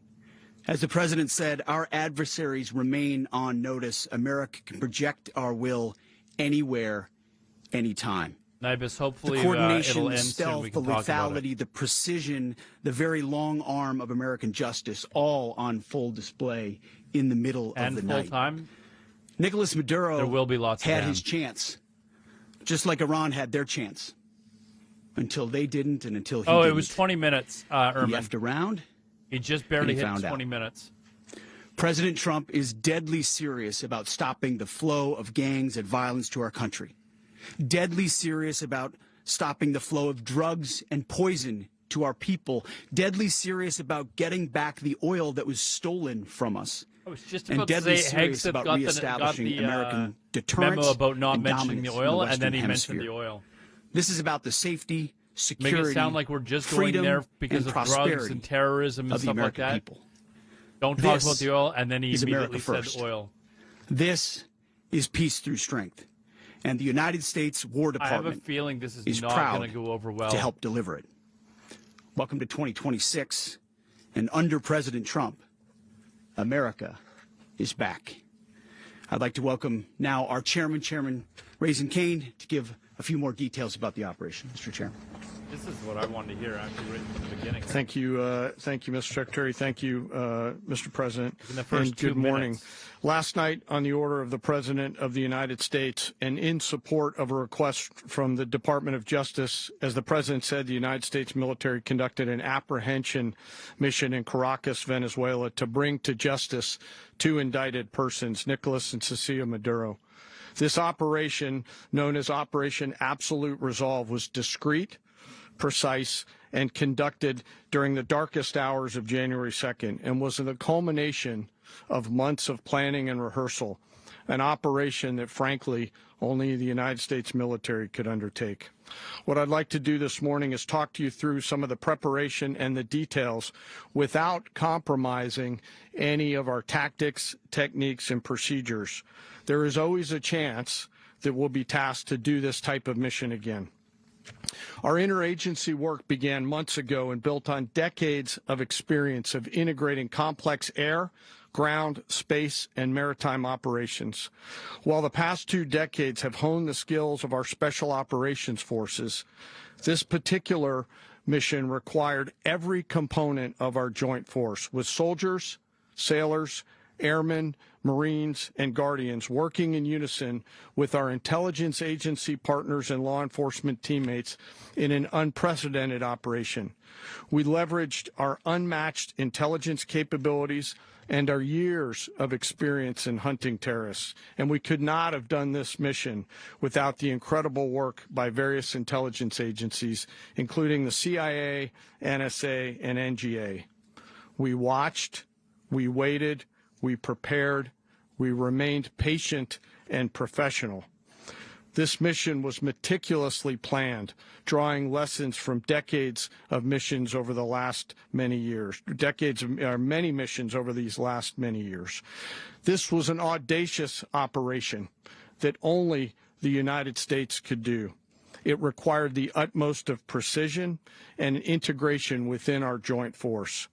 And the word integration does not explain the sheer complexity of such a mission. An extraction so precise it involved more than 150 aircraft launching across the Western Hemisphere in close coordination, all coming together in time and place to layer effects for a single purpose: to get an interdiction force into downtown Caracas while maintaining the element of tactical surprise. Failure of one component of this well-oiled machine would have endangered the entire mission, and failure is never an option for America's joint force. Those in the air over Caracas last night were willing to give their lives for those on the ground and in the helicopters. Let me talk a little bit about the preparation. After months of work by our intelligence teammates to find Maduro and understand how he moved, where he lived, where he traveled, what he ate, what he wore, what were his pets, in early December, our force was set pending a series of aligned events. Key was choosing the right day to minimize the potential for civilian harm and maximize the element of surprise, and minimize the harm to the indicted personnel so, as the president said, they could be brought to justice. And as the president said earlier today, weather in Venezuela is always a factor this time of the year. And over the weeks through Christmas and New Year's, the men and women of the United States military sat ready, patiently waiting for the right triggers to be met. You know what North Korea actually does do? They actually do, like, make drugs like meth and shit like that and ship it to the United States. North Korea is actually one of the largest producers of meth in the world, and they actually send it to the United States. It's surprising, though, that America doesn't do anything about their dictator. This organization no oil quit. In North Korea. At 10:46 p.m. Eastern time last night, the president ordered the United States military to move forward with this mission. He said to us, and we appreciate it, Mr. President, good luck and Godspeed. And those words were transmitted to the entire joint force. Over the course of the night, aircraft began launching from 20 different bases on land and sea across the Western Hemisphere. In total, more than 150 aircraft, bombers, fighters, intelligence, reconnaissance, surveillance, rotary wing were in the air last night. Thousands and thousands of hours of experience were airborne. Our youngest crew member was 20, and our oldest crew member was 49. And there's simply no match for American military might. As the night began, the helicopters took off with the extraction force, which included law enforcement officers, and began their flight into Venezuela at 100 feet above the water. As they approached Venezuelan shores, the United States began layering different effects provided by Spacecom, Cybercom, and other members of the interagency to create a pathway. Overhead, those forces were protected by aircraft from the United States Marines, the United States Navy, the United States Air Force, and the Air National Guard. The force included F-22s, F-35s, F-18s, EA-18s, E-2s, B-1 bombers, and other support aircraft, as well as numerous remotely piloted drones. As the force began to approach Caracas, the Joint Air Component began dismantling and disabling the air defense systems in Venezuela, employing weapons to ensure the safe passage of the helicopters into the target area. The goal of our air component is, was, and always will be to protect the helicopters and the ground force and get them to the target and get them home. As the force crossed the last point of high terrain where they'd been hiding in the clutter, we assessed that we had maintained totally the element of surprise.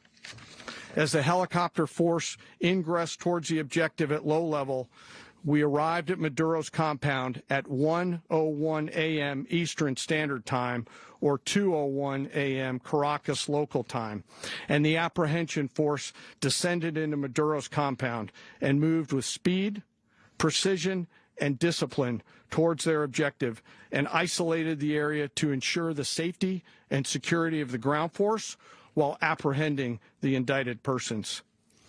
On arrival into the target area, the helicopters came under fire, and they replied with that fire with overwhelming force and self-defense. One of our aircraft was hit, but remained flyable, and as the president said earlier today, all of our aircraft came home, and that aircraft remained flyable during the rest of the mission. As the operation unfolded at the compound, our air and ground intelligence teams provided real-time updates to the ground. I'm going to interrupt this guy for a second.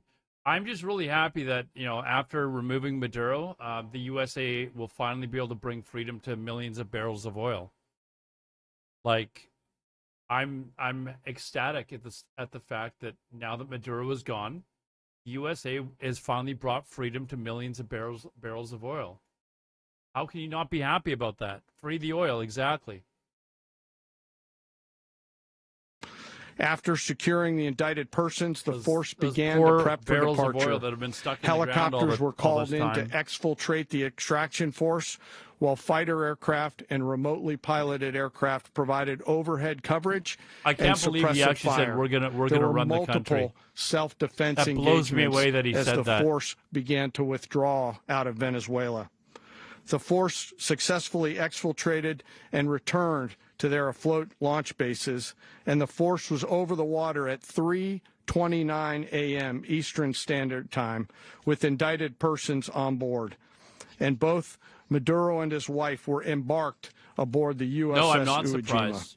I had, in closing, we had a big what we've witnessed going. today I'm stunned is a that he didn't mention Biden demonstration or, of America's Obama. joint force. Like how we think, have we ever heard develop, him give we a speech train, and not mention them? we rehearse, he went we into debrief, the full bragging. We rehearse again.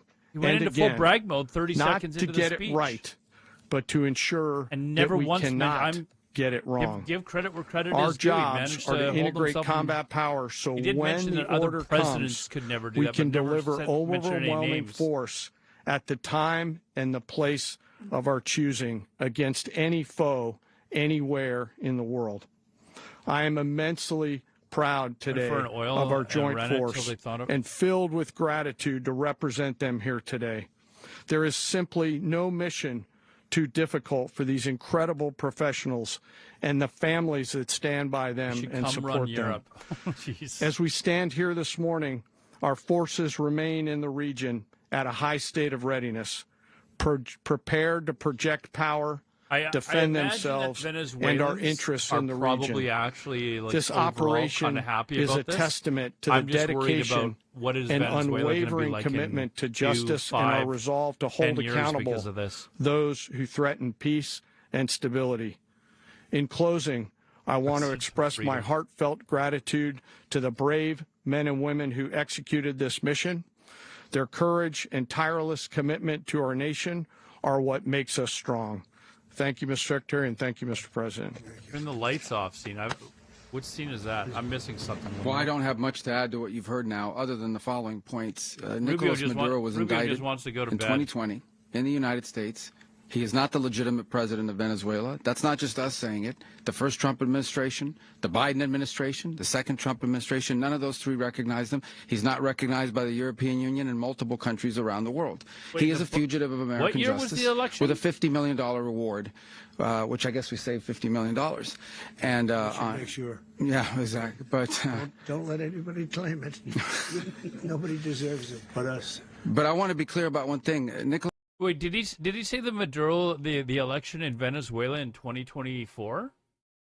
And then he said that the Biden administration was okay. What? And the result is what we the saw tonight. Obama administration. The other message here is the following: you have a guy. Like many people around the world, they like to play games. You have a guy who decides he's going to invite Iran into his country, is going to, do the confiscation of American oil companies, is going to flood our country with gang members, is going to take Americans prisoner and try to hold them for hostage and trade them like he was able to do with the Biden administration.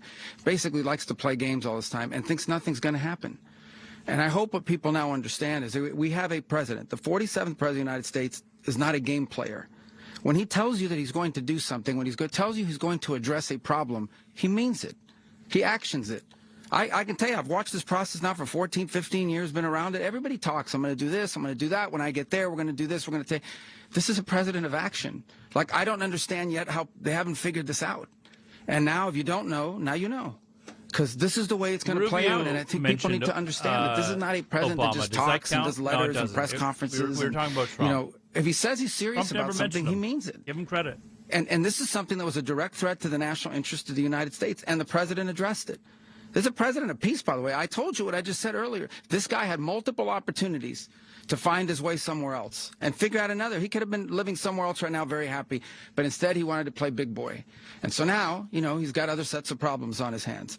And but I think that the message here should be for the world. Look, the president doesn't go out looking for people to pick fights with. He's not generally wants to get along with everybody. We'll talk and meet with anybody. Time to forget the Epstein but don't files. play games. Don't play games with this president's in office, because it's not going to turn out well. And so I hope that maybe they could learn to redact them properly. That lesson was learned last night, and we hope it'll be instructive moving forward. Is that a message for Cuba, Mr. President? Mr. President, Mr. President, you said that the U.S. is going to run Venezuela. So who's in power right now?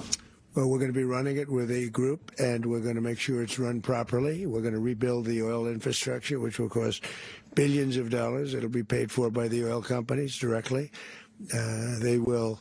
So he's already been in communication with the oil properties to set this going to be paid. And we're going to get the oil flowing the way it should be. As you know, it was just a minor flow. It was actually a minor flow for what they have. But we're going to run it properly, and we're going to make sure the people of Venezuela are taken care of. It's all about the oil. We're going to make sure the people that were forced out of Venezuela by this thug are also taken care of. Mr. President, does the U.S. running the country mean that U.S. troops will be on the ground? How will that work? Well, they always say boots on the ground. So we're not afraid of boots on the ground if we have to have. We had boots on the ground last night. Did Americans not elect at a very high level, actually? In part, we're not afraid of it. We don't mind saying it. In this crap. But we're going to make sure that country is run properly. We're not doing this in vain. This is a very dangerous attack. This is an attack that could have gone very, very badly. Could have gone very badly. We could have lost a lot of people last night. We could have lost a lot of dignity. We could have lost a lot of equipment. The equipment is less important, but we could have lost a lot. And we're going to make sure that this is Maybe I need to just talk more into the mic. We're ready to go again if we have to. We're going to run the country right. It's going to be run very judiciously, very fairly. It's going to make a lot of money. We're going to give money to the people. We're going to reimburse people that were taken advantage of. We're going to take care of everybody. It's very important. We couldn't let them sound of freedom. They stole our oil. We built that whole industry there, and they just took it over like we were nothing. And we had a president that decided not to do anything about it. So we did something about it. We're late, but we did something about it. Yeah, please. What are you explaining the exact mechanism by which you're going to run the country? Are you going to designate a U.S. official to coordinate? It's all being done right now. We're designating people. We're talking to people. We're designating various people, and we're going to let you know who those people are. You mentioned that would run Venezuela. Well, it's largely going to be for a period of time the people that are standing right behind me. We're going to be running it. Oh, no. We're going to be bringing it back. It's a dead, I talk about a dead country. Are you kidding me? Mark Rubio is going to be the next president of Venezuela, chap. Him and Pete Hegseth, run by the people behind me. That is. And it required leadership. Venezuela. Now the volume's too low. I barely touched it. There, a lot of bad people that shouldn't be leading. We're not going to take a chance that one of those people take over for Maduro. So you can look at, and others. We have fantastic people, including people in the military. So we're going to have a group of people running it until such time as it can be put back on track, make a lot of money for the people, and give people a great way of life, and also reimbursement for people in our country that were forced out of Venezuela. Of course it's about the money in America. Come on. You said earlier today that you weren't going to back Machado to come back and be the opposition leader in your Fox and Friends interview. And then you also mentioned the vice president of Venezuela. Are you going to work with the vice president of Venezuela, or how do you foresee the relationship going? I understand she was just sworn in, but she was, as you know, picked by Maduro. So Marco's working on that directly. He just had a conversation with her, and she's essentially willing to do what we think is necessary to. I guarantee you, they probably Venezuela never talked. Great again. Very simple. Make Venezuela great again. Do we have the Make Venezuela Great Again hats? They already started producing them in China. To him in the aftermath of this operation. So, just what your message is well, about he has cocaine mills. He has factories where he makes cocaine. And yeah, I think I stick by my first statement. He's making cocaine. They're sending it into the United States. So he does have to watch his ass. Did you notify any members of Congress in advance? Marco, do you want to talk about that? Because you were involved in Sure. We call members of Congress immediately after. This was not the kind of mission that you can do congressional notification on. It was a trigger-based mission in which conditions had to be met night after night. We watched and monitored that for a number of days. So it's just simply not the kind of mission you can call people and say, hey, we may do this at some point. We talked about this earlier as well. This isn't something that they got to go through Congress for. Remember, at the end of the day, at its core, this was an arrest of 2 indicted fugitives of American justice, and the Department of War somebody clip it, and I'll make it a soundboard clip. Now, there are broader policy implications here, but it's just not the kind of mission that you can pre-notify because it endangers the mission. Plus, if I could add one thing to that, Congress has a tendency to leak. This would not be good. If they leaked, General, I think it would have been maybe a very different result. You don't know how to clip. It's probably a good thing. We were coming at some point, you know. We had a lot of ships out there. They sort of knew we were coming. We went there. But Congress will leak, and we don't want leakers. Mr. President, you were one of the only people to watch this all play out live. What was Maduro doing when the U.S. forces entered what I assume would be his home? And also, was there any point where the U.S. was considering if Maduro pushed back or resisted killing Maduro? It could have happened. It could have happened. He was trying to get into a safe place. You know, the safe place is all steel. And he wasn't able to make it to the door because our guys were so fast. They went through the opposition so fast. And there was a lot of opposition. You know, people were wondering, do we get them by surprise? Sort of surprised, but they were waiting for something. It was a lot of opposition. There was a lot of gunfire. You saw some of it today. But he was trying to get to his safe place, which wasn't safe because we would have had the door blown up in about 47 seconds, they say on average, regardless of how thick the steel was. It was a very thick door. It was a very heavy door, but he was unable to get to that door. He made it to the door. He was unable to close it. So Go ahead, finish. Where is Maduro going to be in the time being right now? Do you know his exact whereabouts? Well, eventually, ultimately, in the near future, he's going to be brought to New York. And where is he going to be held? Where is he going to be held in New York? Do you know? That's going to be up to the officials that do these things. Mr. President, the U.S. has something of a mixed track record of ousting dictators without necessarily a mixed track record. Afterwards. Did that weigh on your decision? It's not mixed. It's bad. But with me, that's not true. With me, we've had a perfect track record of winning. We win a lot, and we win. If you look at Soleimani, you look at al-Baghdadi, you look at the Midnight Hammer. Midnight Hammer was incredible. Right now, you wouldn't have peace in the Somebody Middle East. hasn't used the he died like a dog clip. I'm disappointed in you, Chad. If we weren't successful with Midnight Hammer, you wouldn't have peace in the Middle East. So with me, you've had a lot of victory. You've had only victories. You've had no losses. Yeah. Mr. President, can you? How long do you expect the U.S. to run Venezuela, and how soon do you want the Venezuelan people to hold elections? So I'd like to do it quickly, but it takes a period of time. You know, we're rebuilding. We have to rebuild their whole infrastructure. The infrastructure. Died like a dog. Thank you. It's actually very dangerous. It's blow up territory. Oil is very dangerous. It's a very dangerous thing to take out of the ground. Can kill a lot of people. It has killed a lot of people doing just that. The infrastructure is old. It's rotted. Much of it is stuff that we put there 25 years ago, and we're going to be replacing it. And we're going to take a lot of money out so that we can take care of the country. Yeah. Are you saying that Secretary Rubio and Mr. President, China, Russia, and Iran have interests in Venezuela. How does this operation affect your relationships with them when it comes to the oil and drugs? And Russia, Russia when we get things straightened out.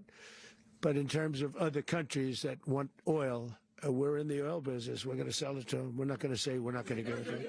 In other words, we'll be selling oil.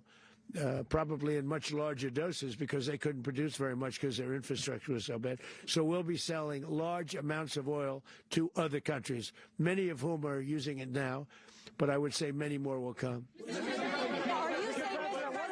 Are you saying that, Mr. President, are you saying that? Oh, Mr. President, thank you. What is your message to the people of Venezuela today? Of course, the civilian population specifically, they have a lot of questions. What is your message to the people of Venezuela? That you're going to have peace, justice. You're going to have some of the riches that you should have had for a long period of time. It was stolen from you. But you're going to have peace and you're going to have safety. You're going to have justice. You're going to have a country. You're going to have a real country. You're going to have potentially a great country. You know, if you go back 20 years, maybe even a little longer ago, that was a great country, and they destroyed it. Remember I said that if we lose this election, the United States will be Venezuela on steroids. That's what would have happened. Had we lost the election, the 2024 election, we suffered so badly when you look at the border from 2020, what they did, what Joe Biden I have an honest question for you, chat. To our country should never be forgotten.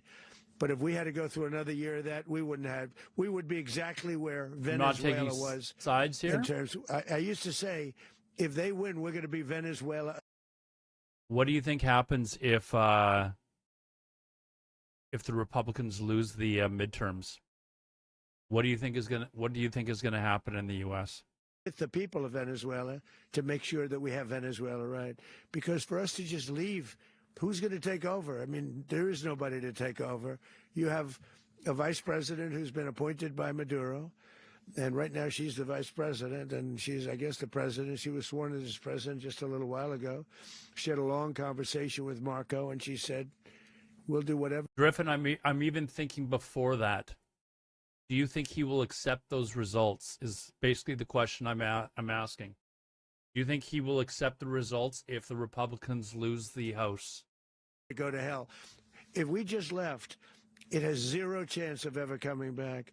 We'll run it properly. We'll run it professionally. We'll have the greatest oil companies in the world go in and invest billions and billions of dollars. You think he will?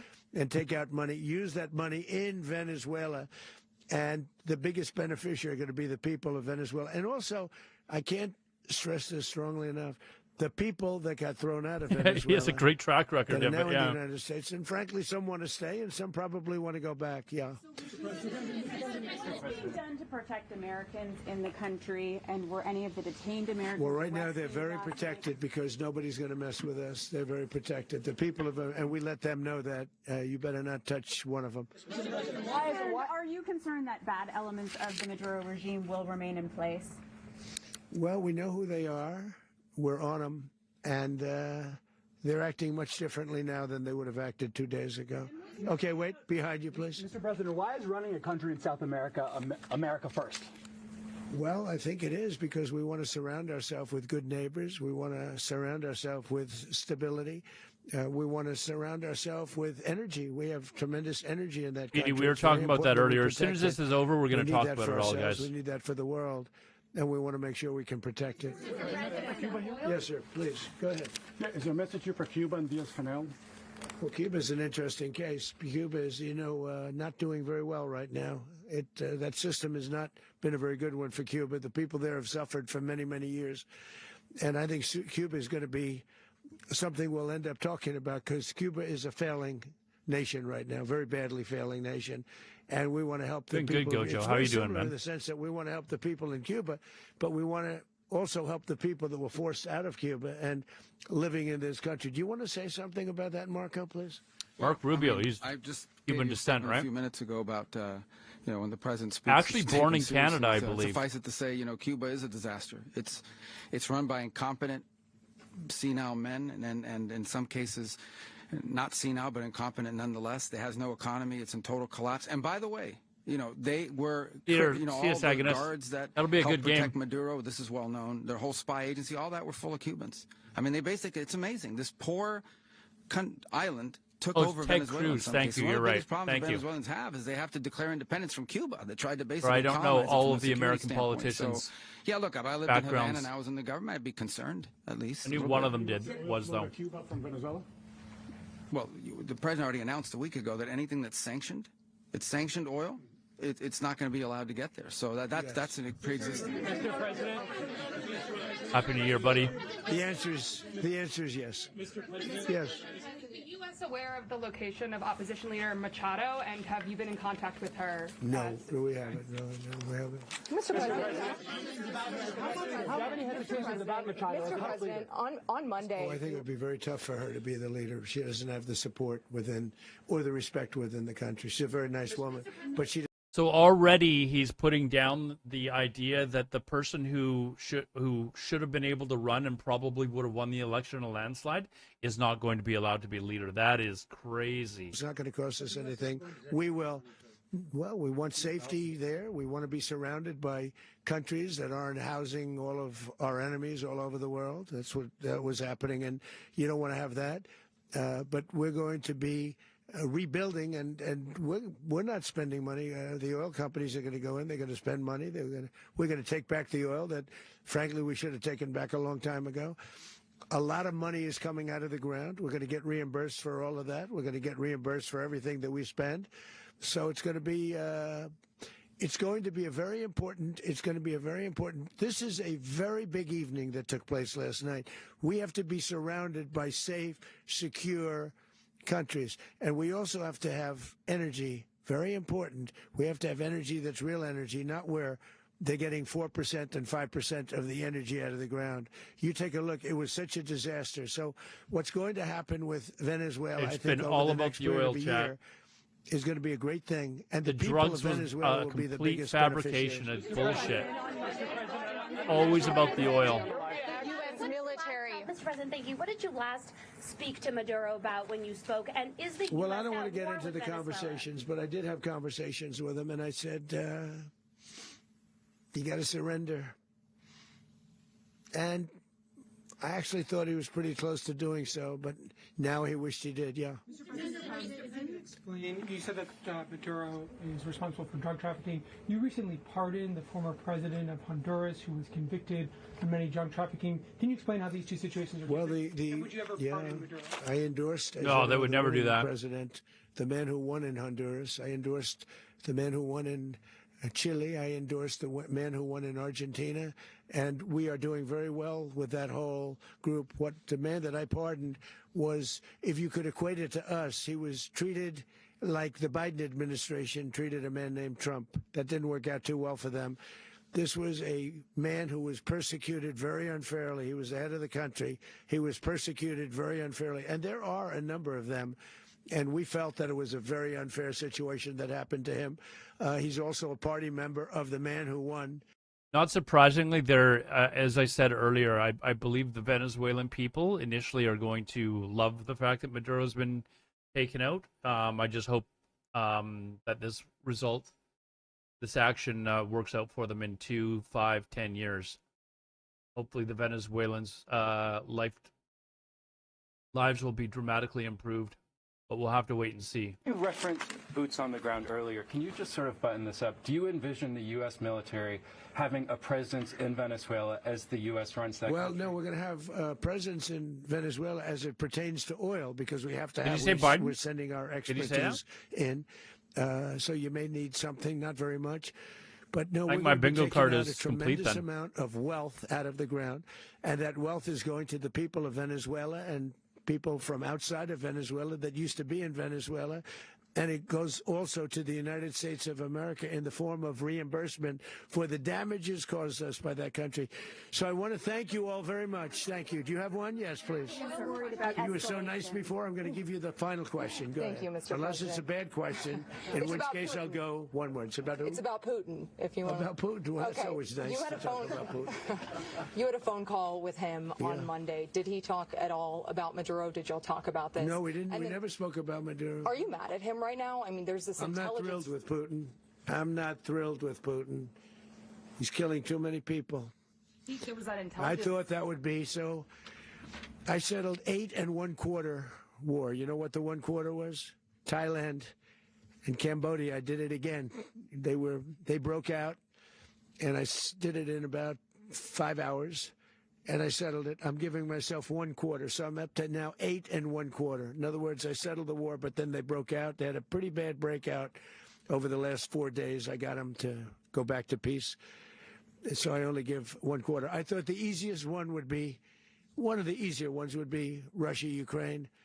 It's not. And they both have done some pretty bad things. Why would you think that was going to be easy? Look, that's Biden's war. That's not my war. But I want to stop the lives. Did you see where last month 30,000? Why would you ever think that one was going to be the easy one? 27,000 the month before. 30,000, mostly soldiers, were killed this last month. 30,000. I want to stop that. You know, I got NATO to pay 5% instead of the 2% that they weren't paying. They weren't paying 2, now they pay 5. And we send them a lot of munitions. We send them a lot of things, missiles and various other things, a lot. And they pay. The United States is not losing. Oh, sorry about money. the We're ads, probably guys. making money on If that. you're getting them, it's the last thing I you're care not about. great. I just want to stop all those people. We're losing 25, 30,000 human beings that come from 2 places that are very far away. But if I can stop, because it's something I've been pretty good at doing, deals, I guess. It's all a deal. Life is a big deal. But if I can stop that war and stop 30,000 young people, in addition to the fact that people are being killed in Kiev, people are being killed in other cities throughout, you know, a much smaller number, but they're being killed, viciously killed. So I'm not happy about it. I thought that would be something that would get solved. We have Mr. Witkoff here. I think that we're making progress, but that's a war that should have never happened. If I were president, Putin says it, everybody says it. If I were president, that would have never happened. But I inherited that war. Jojo, he would know about that, man. Zelensky and Putin. I came into the situation. Need elections with third-party election of And Speedy? I will say this: I watched an operation last night that was. I so really precise, worry that that was the so elections brilliant. are not going to be fair. To be honest, it was incredible. If we had our people, like this general, and our people involved, that war would not have gone on very long. That I can tell you. He says you're just waiting to leave. That war, to use an old term, that war has become a bloodbath, and we want it to get stopped. Thank you very much.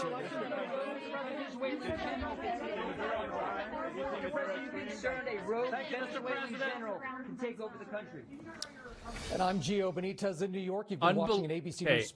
Unbelievable that Trump actually came out and said that we're going to run Venezuela.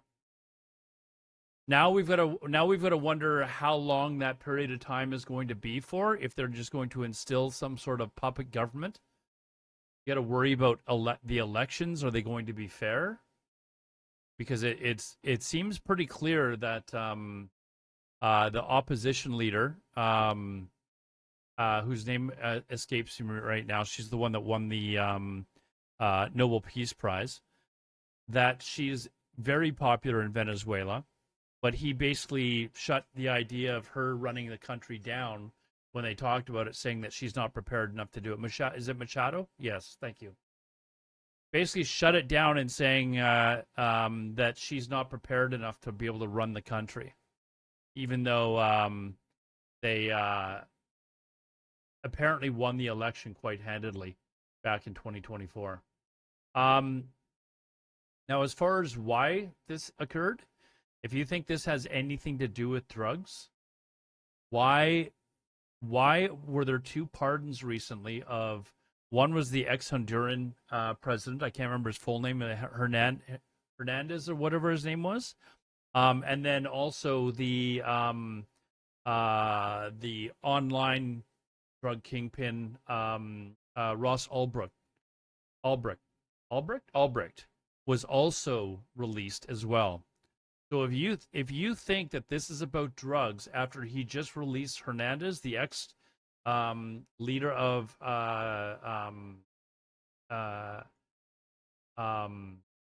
Honduras, and also the online drug kingpin. I don't know if you guys have ever read the book called American Kingpin. It is fantastic.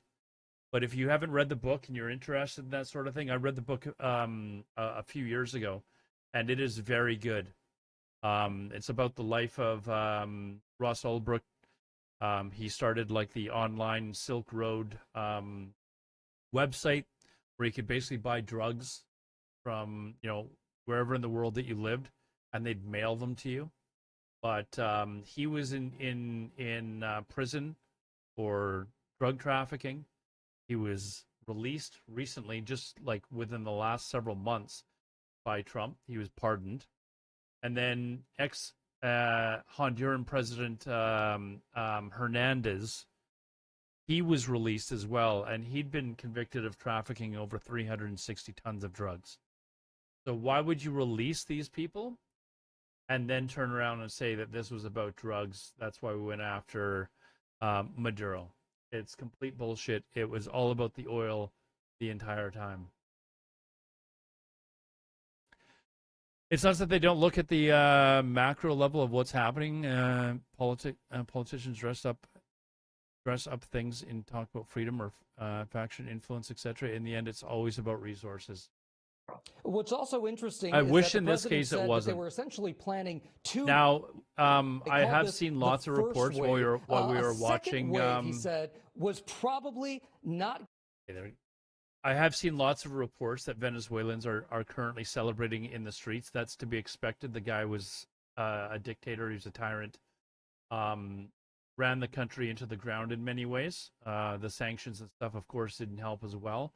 But obviously, the guy was a piece of crap. So Venezuelans right now are reportedly celebrating. I haven't seen any video except for one, but they're out with their Venezuelan flags and stuff like that all over the streets. We'll have to wait and see how things turn out. Again, they're going to be happy today. Hopefully, the people that take over running the country are going to be doing so with the best interests of Venezuelans as the top priority, and not about just extracting oil and stuff like that. When will USA take Saudi Arabia and Qatar for the oil and gas? Well, if you start hearing them talk about how Qatar and Saudi Arabia are, to blame for fentanyl and other drugs coming into the country, then maybe start to worry about it. Right? Then maybe start to worry about it. Members of Congress in advance of the strike, and the president flat out said, "No, we didn't." Sure, if they get a puppet government, it's not different than Russia type of politics. I agree with you. Well, I mean, you look at the history of puppet governments instilled by America. It has not gone well for countries. Maybe most infamously was Chile, where they basically instilled Pinochet as the leader of the country after the leader that they ousted was democratically elected, by the way. If you want to see some sad history, go look at what happened in Chile when that happened. Tens of thousands of people were murdered because of the Pinochet regime. I have friends of mine that were born around that time, that their parents had to basically flee the country because people were just going missing. So saw in that photograph of Maduro in U.S. custody. There was a DEA personnel with him. Law enforcement was there on the ground, allegedly with the military, to help bring Maduro to justice. They were there to arrest him, if you will. But this was an enormous military operation involving multiple layers of the military. Okay, here's a another little clip. Trump says we are going to run Venezuela until we can do a safe, proper, and judicious transition. Again, you can argue about the validity and whether or not this was legal, what they did. The main concern that I have right now is, are the Venezuelan people going to be the most important factor here, or is it going to be oil and gas? Is Trump and his officials, the people that he said are going to run Venezuela, going to be okay if Venezuelans have an election? Hopefully they're fair elections, and they elect somebody that is pro-Venezuela and not pro-America and America's oil companies. Violent drug traffickers, including members of the Sinaloa cartel, once run by Joaquin Guzman, known as El Chapo, and the FARC rebels who operated in Colombia, producing a lot of this cocaine. But Gio, ostensibly this was an operation to extract someone like Maduro, who's indicted. You want to, you know, will be interesting to see. Remember when, I don't know, some of you might not even be old enough to remember this, when we went into Iraq and there were supposed to be weapons of mass destruction there, and of course they never found any. There was no proof of any weapons of mass destruction or anything like that. They've claimed that there are these cocaine factories and stuff like that here in Venezuela. Do you think that we're ever going to see any proof of these cocaine factories? Again, if we don't see any proof of that, this is just more evidence to support that this was only about the oil the entire time. The U.S. military was finally able to go in and get him, and he said that should send a message to others who may be likewise positioned. The president, though, drew a line. Norway can help them establish a fund with the oil money. Hernandez, the former president of Honduras, who faced very similar Norway, drug trafficking charges. Norway actually gives back to their population. They're like, hey, we're draining the resources of our country. We're going to give that back to the Norwegian population. Speedy, are you from Norway? I'm not positive. I know I've seen you here before, but you know, the Norwegian people are probably pretty happy with the check that they get. I don't know if it's every year or every month or how it works, but they get a you know, decent stipend, I believe. Well, no, I criticize the way he did it. I criticize his method. I criticize the fact that for months now, he has been lying to the American people by saying this is about drugs, when in fact, today in that presser, he said it was about oil. But two things basically admitted it. Once. I criticize his method, but I am happy about the outcome. Nicolas Maduro is this is kind of where I'm sitting right now. He has inflicted incredible suffering on the Venezuelan people. He has expropriated. How do I move to Norway? He has held U.S. citizens hostages. He has made millions of Venezuelans. 8 million Venezuelans are exiled all over the world. Many, Gio, in our hometown of Miami, many here in Madrid, where I am today, who are celebrating in the streets because Maduro has left. Now, what Trump said in that presser has me incredibly concerned. He talked all about oil. He talked about running Venezuela. He didn't really talk much about getting Venezuela back on its feet. And putting in the structure and paying themselves back and selling oil. I don't think any Venezuelan wants to be held like a U.S. protectorate. Driving, maybe we could when it's cold enough. Maybe this time of the year we might be able to drive there. Years of suffering, oppression, and dictatorship is freedom, democracy. I don't have snow tires on my car for the ice, though. And I saw video you posted there from the streets of Madrid. It looked like several folks there, many folks were out there celebrating what has happened. What do you think Venezuelans across this country, across the world, are feeling right now? Relief. The same kind of relief that so many Cuban exiles felt when they learned that Fidel Castro had died. The same kind of relief that I hope to hear as a Nicaraguan American one day when they tell me Ortega is gone.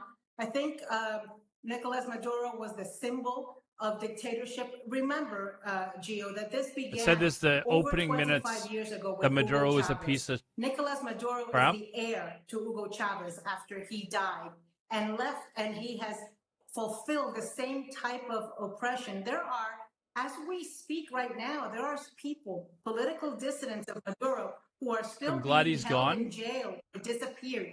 I have friends right now with their relatives being I'm sure held, Venezuelans are ecstatic, and though. disappeared. Thugs, Maduro, pick them up, put them in Yeah, Griffin, this could be in the U.S. though. houses and then in jails. There's and so those things have been happening in Venezuela. people breaking out all like in the U.S. that are partying. People on their own So this could very well be in the U.S. somewhere or somewhere else. For 25 years, not necessarily in Chavez Venezuela. And Maduro have had every institution under their grip and have oppressed the people, taken away their arms. People was going to be very, very difficult. But there is a legitimately elected government of Venezuela. Let's remember that Nicolas Maduro faced elections July 2024 and lost handily to Maria Corina Machado's party. The candidate was Edmundo Gonzalez because they had banned Maria Corina from being able to run. So there is a legitimate government that the Venezuelan I didn't even look at the people signs. voted for.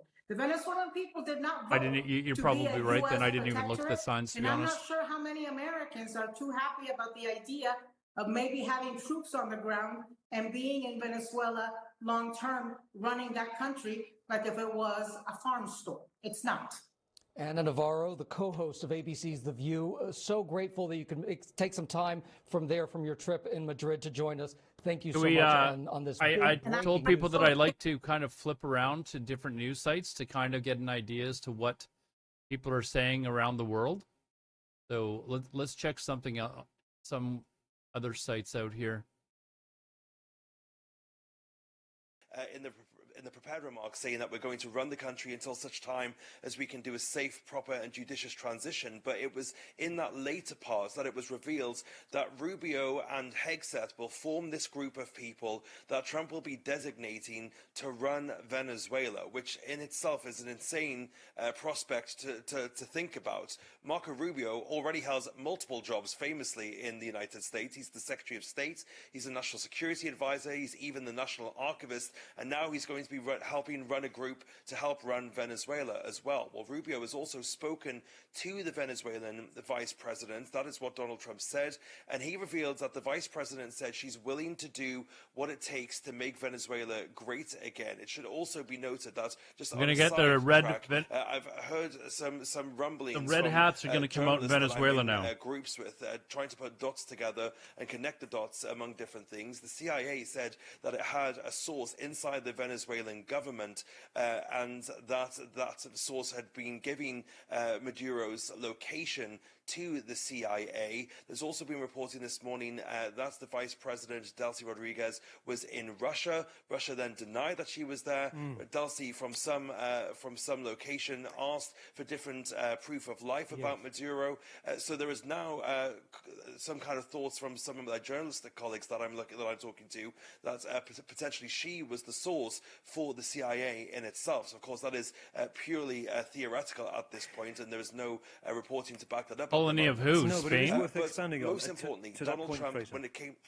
Yeah, no, just 2 points I want to bring Very back cautious in because my family point, first handedly we must experienced look at all of persecution this, from government that was run by another. What information we're getting and look up your about corruption. Well, sorry, Gojo, where are you from again? Here, isn't it? Because there are those that say there must be an insider for this to happen. That is my main concern here: is how Venezuelans are going to be treated. Special forces operative being killed as well. If this is all about just going in with the American oil companies and raiding their resources, that's saying that there was a $50 million that I'm worried about. Maduro, $50 million saved.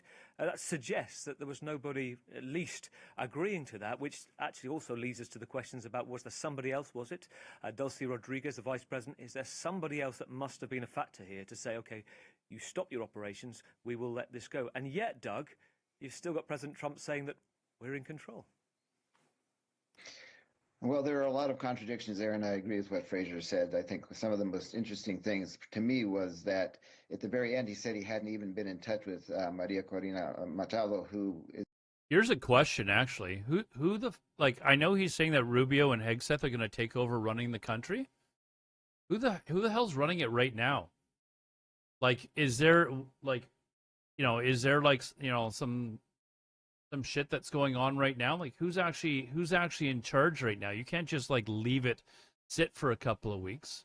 In which they moved, given that Maduro's intelligence was largely Cuban counterintelligence and other nationalities who are proved supposedly to be very Maduro's good, it VP. seems to me highly implausible that there was not really good granular detail on where he would be at what time before the operation was launched.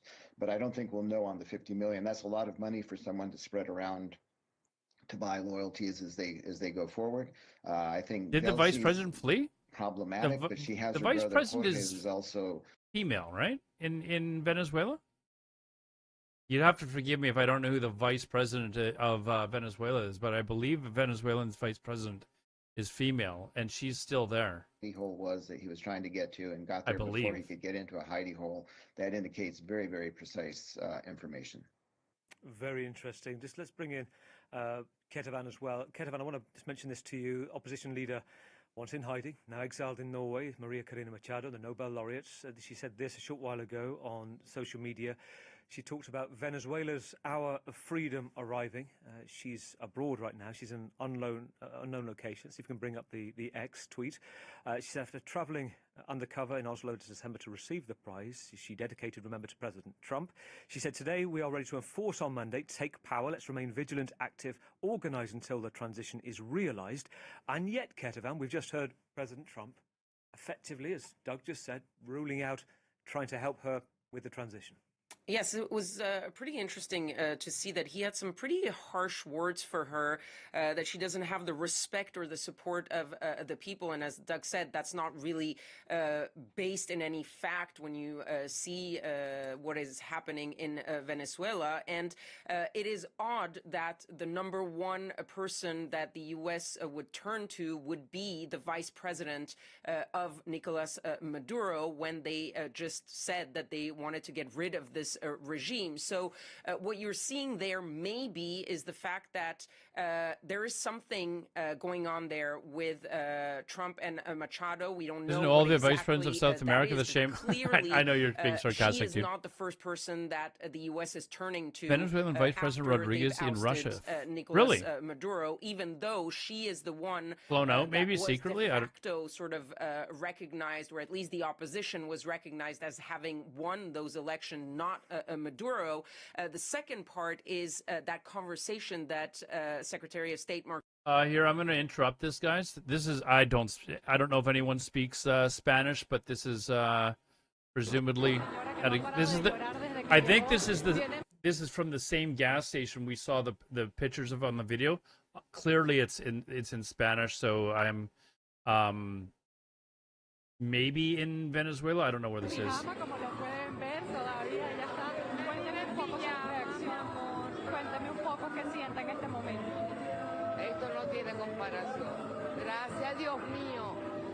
Is Doral a name of a city?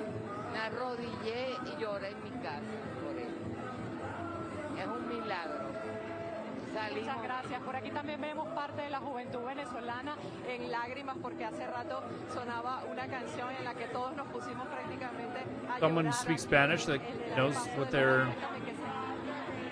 Mucha emoción. El ambiente es impresionante. It's a city in Florida. No, really? El ambiente te cautiva y uno estar en el momento y tener esto como. Well, Florida does have a rather large increíble. ¿Cuántos años tienes? 19. South American, Cuban population, so. Esperando que esto suceda. ¿Cuántos años tienes viviendo aquí en Estados Unidos?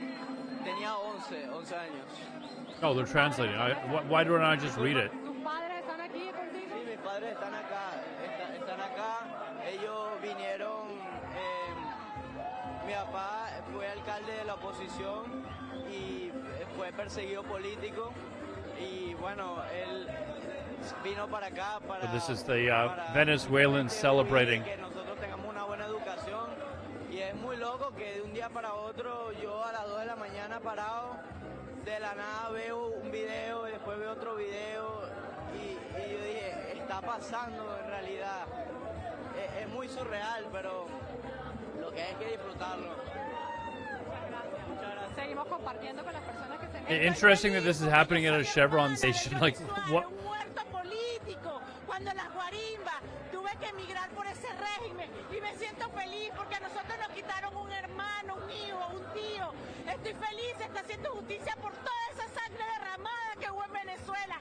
¡Feliz! ¡Venezuela libre! ¡Qué emoción! ¡Dios mío! ¡Te adoro, Venezuela! ¡Qué emoción! Okay.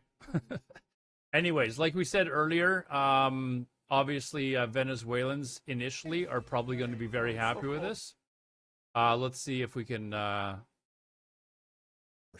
And that changed the world today, and maybe he thinks that he can continue to go back to that lever every time he needs to. The one thing we did hear specifically from Donald Trump is that there was a phone call, one phone call, just before the press conference, reportedly, from the Secretary of State, Marco Rubio, to the vice president, who, as we understand it at this hour, may be the president of Venezuela. And the phone call was Rubio saying, do you agree to do as we want you to do in Venezuela? All right, and Trump's telling of it, and apparently she said yes. Yeah, I mean, that's really surprising. There were so many surprising things in this news conference, but the idea that Delcy Rodriguez, as Lucia said, one of the most hardline members of the administration in Venezuela, would agree to become a cat's paw for America. But on the other hand, if you've just seen the Venezuelan military decimated, the president of Venezuela, kidnapped from his home, you might feel that you have few other options, at least in the short term. And this might be something that looks like an off-ramp for the United States, where the United States can put a box around Venezuela, declare victory, and maybe not go home, but just go over the horizon. That's the best case scenario, but I'm much more pessimistic about the future after this press conference that I was going in. I really thought that they had more of a plan or had even given any thought to this. I think he echoes my sentiments either. I'm actually worried as well. We're going to take about how Venezuela and the population is going to be treated. 1 p.m. in the United States, where President Donald Trump has announced that the U.S. will be running Venezuela. He made the comment during a press conference following the military operation in Caracas, where U.S. Special Forces captured President Nicolas Maduro in the early morning hours of Saturday. President Trump says the Venezuelan leader and his wife, Celia Flores, are now on a U.S. warship heading to New York, where the U.S. Attorney General says they have been indicted on various drugs and terrorism charges. They're on a warship heading to New York? They cannot fly them? Explosions shook the capital, with reports of low-flying aircraft in the city. Explosions were also confirmed in southern regions near a prominent military base, and several airports were attacked. The Venezuelan government has accused the U.S. of targeting both military and civilian buildings. The defense minister warning that his country will resist any foreign intervention. With us, Paul Musgrave, Associate Professor of Government at Georgetown University. We also have Harlan Ullman, former U.S. naval officer. Harlan, you're joining us from Washington, D.C. Let's pick up on what you were saying earlier, Harlan. You were saying, I'm quoting you here directly, you were saying this is going to blow up in the face of the United States. Absolutely. Look, if you're Vladimir Putin, you say to Donald Trump, look, what you did in Venezuela is what we did in Ukraine for the same reasons. And so people are going to use that to their own ends. I go back to this issue of oil. If we are going And I'm looking around, guys, and I'm not seeing much in the way of other world leaders jumping on their side here. Like, this is a very, very kind of touchy situation. I think a lot of people are very happy for Venezuelans. For me personally, I am as well. But this is kind of a, and I had been hoping for years that Venezuelans would be, be under a government that treated them more fairly.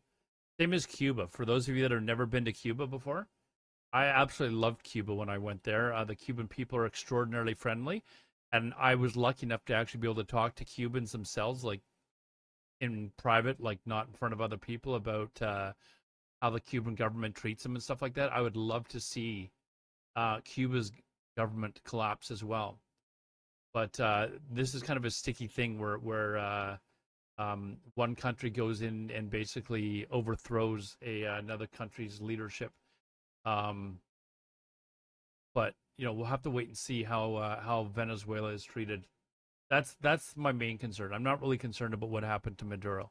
I could give a flying fuck about the guy, to be honest. But I'm more worried about, is Venezuela going to be treated properly, or are the American oil companies just going to go in there and, drain the coffers dry, basically, of the oil reserves, and not do anything for the Venezuelan people?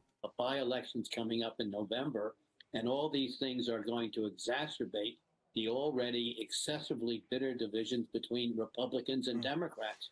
You know exactly how this is going to fall out. The Republicans are going to say this is the best thing since World War II, and the Democrats are going to say this is ruining our democracy. Without much bloodshed. The difference is that Ukrainians were happy. The debate that's already on their overheated is going to become more overheated. And if things do not work out well in Venezuela, if we see chaos, the Ukrainians riots, love their violence, president. The Venezuelans didn't. That's why I'm kind of like, I'm happy that Maduro's gone. From a political hand grenade, and that hand grenade is going to explode, and you will see the consequences unfold over the coming days and weeks. And I think that's not going to be a good thing. Harlan, what do you think is the most likely scenario I don't think China's happy at all. Venezuela for Venezuelans? I don't think China's happy at all. They had a delegation apparently in. I mean, we do not have a particular understanding of what's happening there. They had a delegation in Caracas. They were supposed to have a meeting with Maduro for a new oil trade agreement. So I don't think that they're happy at all. That we are not going to be able to have the control that we think we're going to have. And so what we'll probably end up doing is walk away. Which is probably one of the reasons why this happened now. America did not want China to go in there and have control of the oil industry there. We want to do irrespective of what the United States wants. We can't keep our armada there forever. Dragoon, you probably just got here too late. We were comparing the two situations. Because, by the way, we are eroding a huge amount of our military power in the Caribbean, when I think, as many people do, it needs to be used elsewhere. So I'm not very, very optimistic, but as I said, the brilliance of this military operation for the time being will probably be rather like Novocaine, that will relieve any pain, but at some stage... Russia tried to go into the Ukraine and overthrow the government there, Dragoon. That was the comparison. It was a valid one. We weren't here for it. Paul Musgrave, it seems like right now a lot is riding on the Venezuelan vice president, who, again, and I'll use the conditional once again because a lot of this still needs to be verified, Donald Trump said had been sworn in and therefore maybe as that's just Russian propaganda driven. She is a Maduro person. She's not an opposition person. And apparently she just told Marco Rubio, the U.S. The National Security Advisor, well, he has several hats, but I think in this instance he might be more National Security Advisor than Secretary of State. She just told him, yes, I'm willing to cooperate. What do we know about her? Well, we know that she is a doctrinaire member of the Chavismo movement. She's been operating in that regime for, more than a decade, well more than a decade. She's not somebody who's going to be cooperative with the United States unless there's some real inducement for her to be cooperative. I think they've already told her she's not going to be running the country. The United States wants to have a very limited relationship with Venezuela. I don't think the U.S. really gives two flying F's about her or whatever she's saying. In the sense of making Venezuela a democratic country. He talked about oil. He talked about drugs. There was a mention of deterrence. These were not things about making Venezuela a shining beacon of democracy. So maybe U.S. aims are going to be limited. But I think it's much more likely that U.S. aims are incoherent. We literally got more details about the state of the restaurant scene in Washington, D.C. during this press conference than we did about the future of a country of tens of millions of people. And that is not just frightening, it is truly troubling about how the brilliance of this... Let's be honest, that's just Trump not being a very good public speaker. Like, whether you like Trump or not, I think we can all agree public speaking is not what he's good at. Done for a post-Operation Venezuela predicted upheaval, a low-intensity civil war. That was the pessimistic... Dragoon, again, you weren't here for it. If you want, go back, watch the VOD. It's all there. Harlan Ullman, thank you very much to both of you. U.S. President Donald Trump says Venezuelan President Nicolas Maduro and his wife were seized in an overnight operation and that they would face American justice. Trump was speaking for the first time since his administration launched a large-scale attack on Venezuelan capital Caracas. The comparison was that the Late Russian last president night is going to make up and early reasons as to today, why what he's doing is completely at my legitimate. direction, the United States Armed Forces conducted an extraordinary military operation in the capital of Venezuela. Overwhelming American military power, air, land, and sea, was used to launch a spectacular assault. And it was an assault like people have not seen since World War II. It was a force against a heavily fortified military fortress in the heart of Caracas to bring outlaw dictator Nicolas Maduro to justice. This was one of the most stunning, effective, and powerful displays of American military might and competence in American history. And if you think about it, we've done some other good ones, like the attack on Soleimani. Yeah, whether you liked Obama or not, he was very strong at public speaking, for sure, whether you like him or not. Obliteration and decimation you just have to of be the honest Iran about it. nuclear sites just recently. But Trump is in obviously an not operation known his as Midnight strong point. That Hammer. is for sure.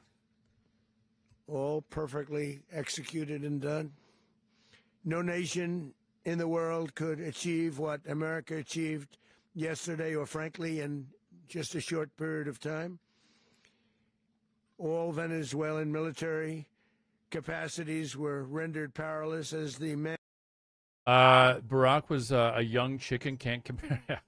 Trying to think of some other American presidents that have maybe John Kennedy was like, again, whether you like his politics or not, very strong in as far as giving public speak. Obviously better than me. And it was deadly. But captured along with his wife, Celia Flores, both of whom now face American justice. Maduro and Flores have been indicted in the Southern District of New York. It's Jay Clayton. Yeah, Reagan was another one that I was going to mention, campaign of Griffin. Deadly narco-terrorism against the United Reagan was States. about the time when I started paying attention to politics. I was with young Al enough Jazeera's to continuing coverage kind the of, extraordinary watch the events news south and get of an understanding as to Venezuela. what was US going President on. Donald Trump, as you just Reagan heard was there, has announced definitely that the pretty United strong States at will run speaking. Venezuela after the capture of President Nicolas Maduro. Well, we have a team of correspondents covering this story. Alessandra Ampietti is in Cucuta in Colombia on the border with Venezuela. Our Latin America editor Lucia Newman is in Santiago, Chile. Dmitry Medvedenko is getting reaction from Russia, one of Venezuela's closest allies. Gabriel Elizondo is at the United Nations in New York with a global reaction. First, let's go to our I am chief while we're correspondent watching in the this, United guys, I am States, Alan actually Fisher, looking for at the reaction White from other House global in leaders, Washington. and An extraordinary I'm really news not conference, seeing as we've anyone. said, Alan. I think the Reviewers were just French joining came us, out and said that they remind us kind of of what President that they Trump didn't like has this, said but and what his plans are for Venezuela after the capture of Nicolas Maduro. It was a stunning moment. I don't think we've ever seen anything like this before. Not only was the president hailing the operation that took place with more than 150 aircraft and hundreds of personnel being involved, something that had taken weeks of planning, and then given the go-ahead just before midnight US time on the 2nd of January to carry out this operation, to land troops and law enforcement officers in the Maduro compound in the heart of Caracas, to chase him down as he was trying to get into. Spain wants to be a safe room. mediator. Excuse me, getting I haven't as far seen that as the report, door but before he was arrested, and then Donald Trump posting the picture of him being arrested on social media. That was all staggering enough.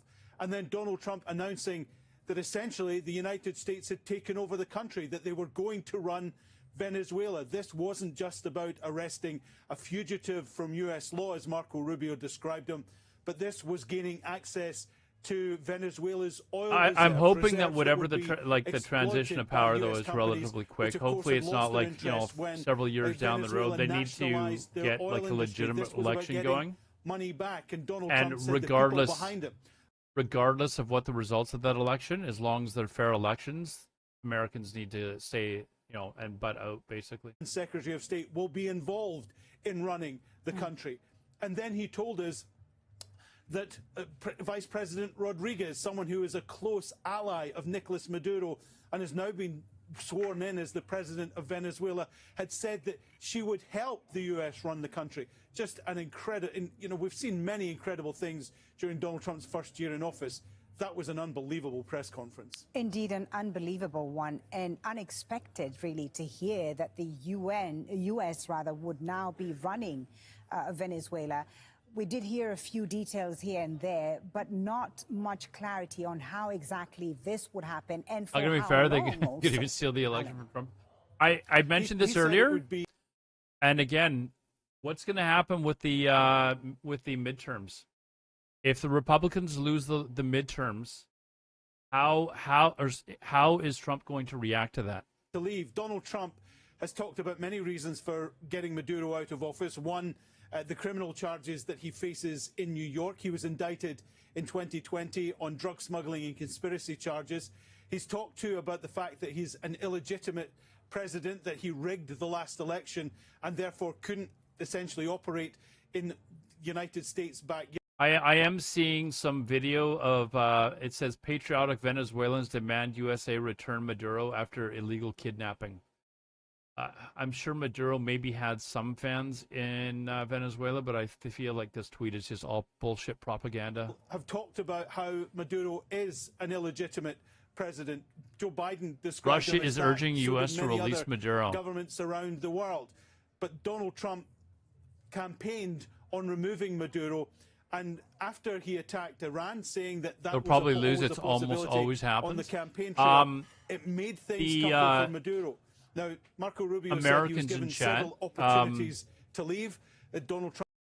If I remember correctly, again, not being a citizen of America, is it correct that it's 1/3 of the House or of Congress is elected every 2 years? Is that right? Someone correct me if I'm wrong, but I'm kind of wondering how the sway happens in the House of Commons and Congress. But it's not everybody that it's 1/3 of the Senate. Okay. All right. That's where I'm getting it wrong. Is all of the House? Okay. Is it every 2 years for all of the House, or just is it just 2 years after the election? No, it would be every 2 years because it happens during the election as well. By the Americans. Well, look, this has happened before. In fact, it happened every on 2 January years. the 3rd, 20 years ago. When, I feel like every time I used to go down there, I'd see election signs everywhere. Like, didn't matter when I went. And brought to the U.S., he is serving a very long prison sentence. So this has happened before. But this is being painted as a law enforcement action. But it's the follow-up that will cause concern internationally.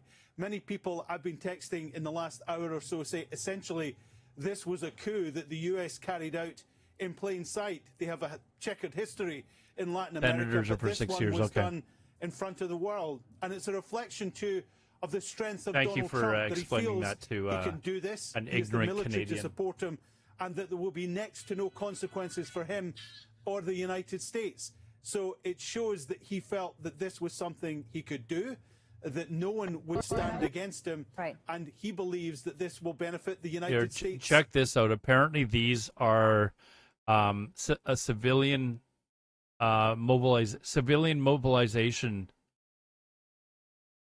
that Maduro tried to bring in before they were before the Americans came in. Apparently, these are the people that he was going to have try and fight the American forces.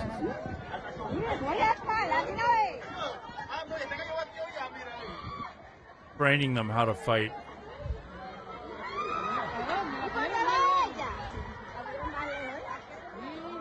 Wow.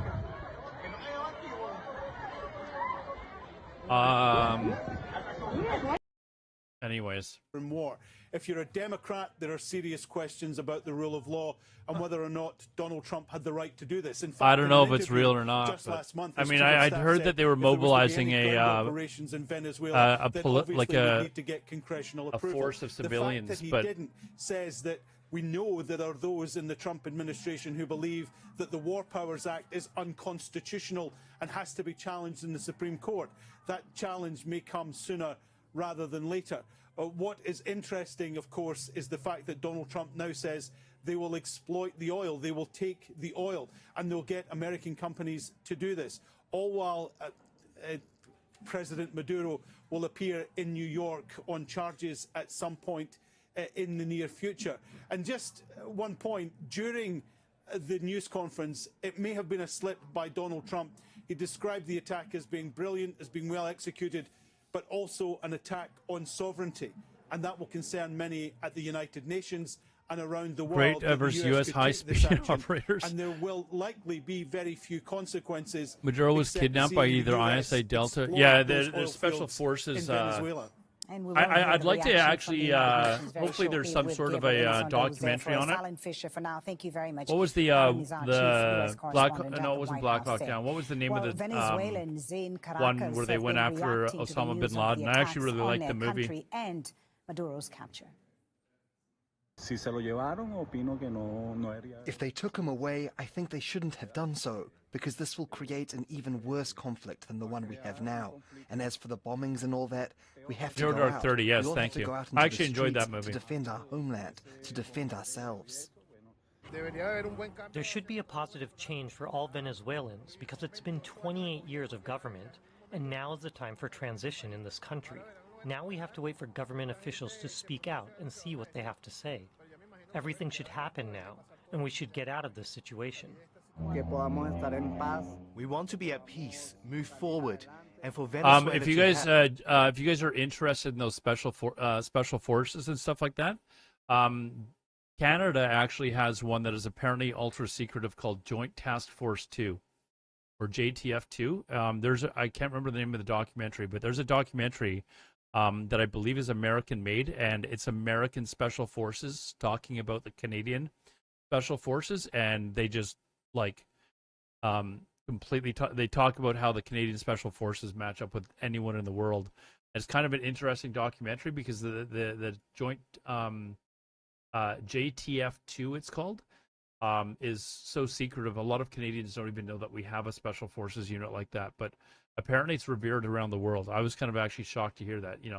I wonder if they go around and hit people with hockey sticks. In government, but the situation here on the ground at the same time, despite this shock, is that of quiet and normality, really. As you can see here, the border, this is the main bridge connecting Colombia with Venezuela, is open, is operating as usual. We see cars coming through, people on motorcycles, a lot of people who are coming to Colombia to buy groceries or work here or go to school here, given the economic situation on the other side of this bridge. What is different, if you follow me here, though, is the presence of the Colombian military. You can see here there are soldiers and tanks that were sent here by President Gustavo Petro at the end of a late night security meeting with Erman, you can say whatever you'd like. I'll take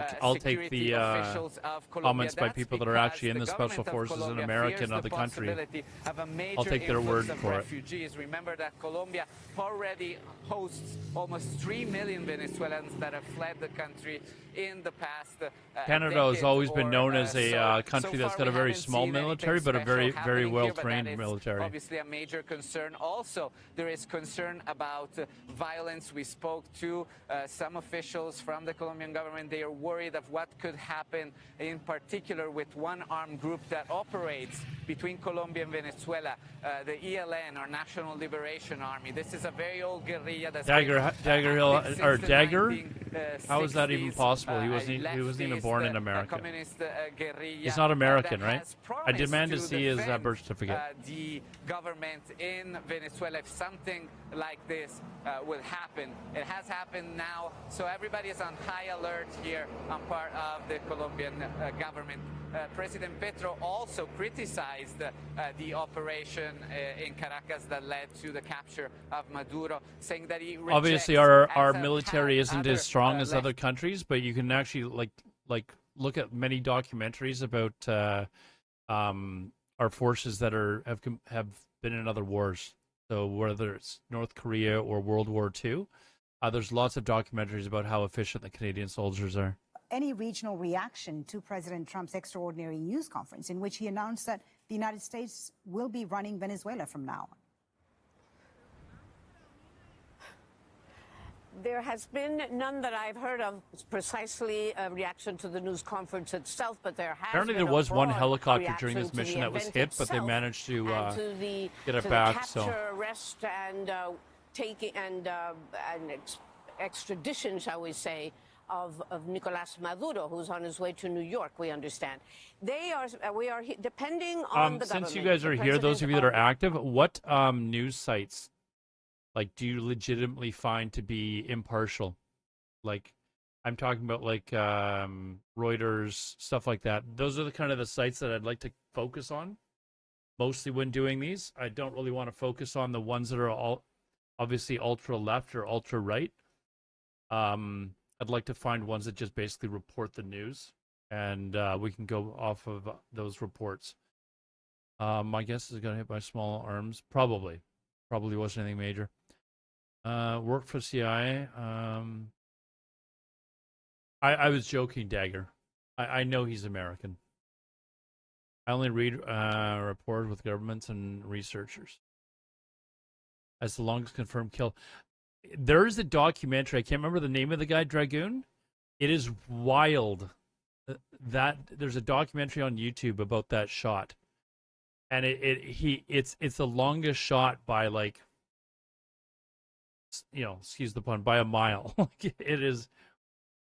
BBC News, Reuters, Associated Press. Yeah, those three are pretty solid. We have one here in Canada called CBC, which is basically the Canadian version of it, although people that are ultra right wing can't stand it because they report shit that they don't like to hear. But that's kind of our version. It's you can kind of tell when it's a legitimate news source by watching it. If it's really dull and boring, they're probably just actually reporting the news rather than actually trying to get views. So, but I found that a country like those Colombia, three that you mentioned, we particular saw Reuters and presence at the Colombia-Venezuela Associated border Press, there, are pretty good. With that comment, and especially Trump again saying today that the Colombian president should be watching his back. Yes. Al Jazeera years ago, I used to think was extraordinarily biased, but they seem to be pretty non-biased these days. Like Let's wait this out. Not but bad. He has already said that the Colombian.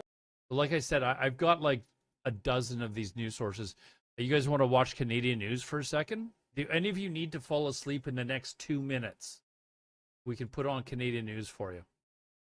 Let's see. Hold on. That from listening to Donald Trump's words a little bit earlier, I get nervous, right? Because I meant it was like a mile longer than everyone else. Of course, the support of the entire really good documentary if you're into that sort of thing. States to oust an illegitimate leader like Nicolas Maduro. I believe it's been from beat the country, since which then, is but why so many are celebrating. But we also want our will. Dragoon, that's really. I'm gonna give a warning. That's the sort of stuff I don't want to. Don't even joke about that. Okay?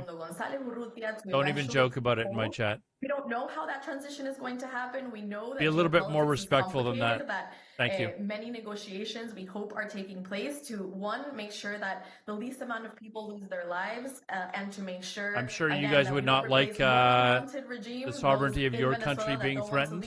We don't like it when people joke about it with ours either. Forces, that is also not what the Venezuelan people voted for in July. And so, as a Venezuelan American, you can imagine how many emotions we're feeling. We also want to see protections for those with TPS, right? There's 600,000 Venezuelans in limbo here in the country.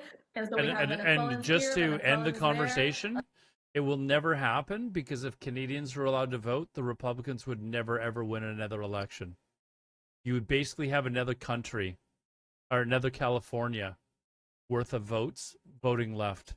To democracy and So freedom from any they would never give us the right to vote. Malaligned forces or external forces that won't allow the people to govern as they voted to. All right, Liz Alarcon, thank you for your analysis. Stay with us as we stay on top of the latest on the U.S. capture of Venezuelan President Nicolas Maduro. Continuing coverage is up next.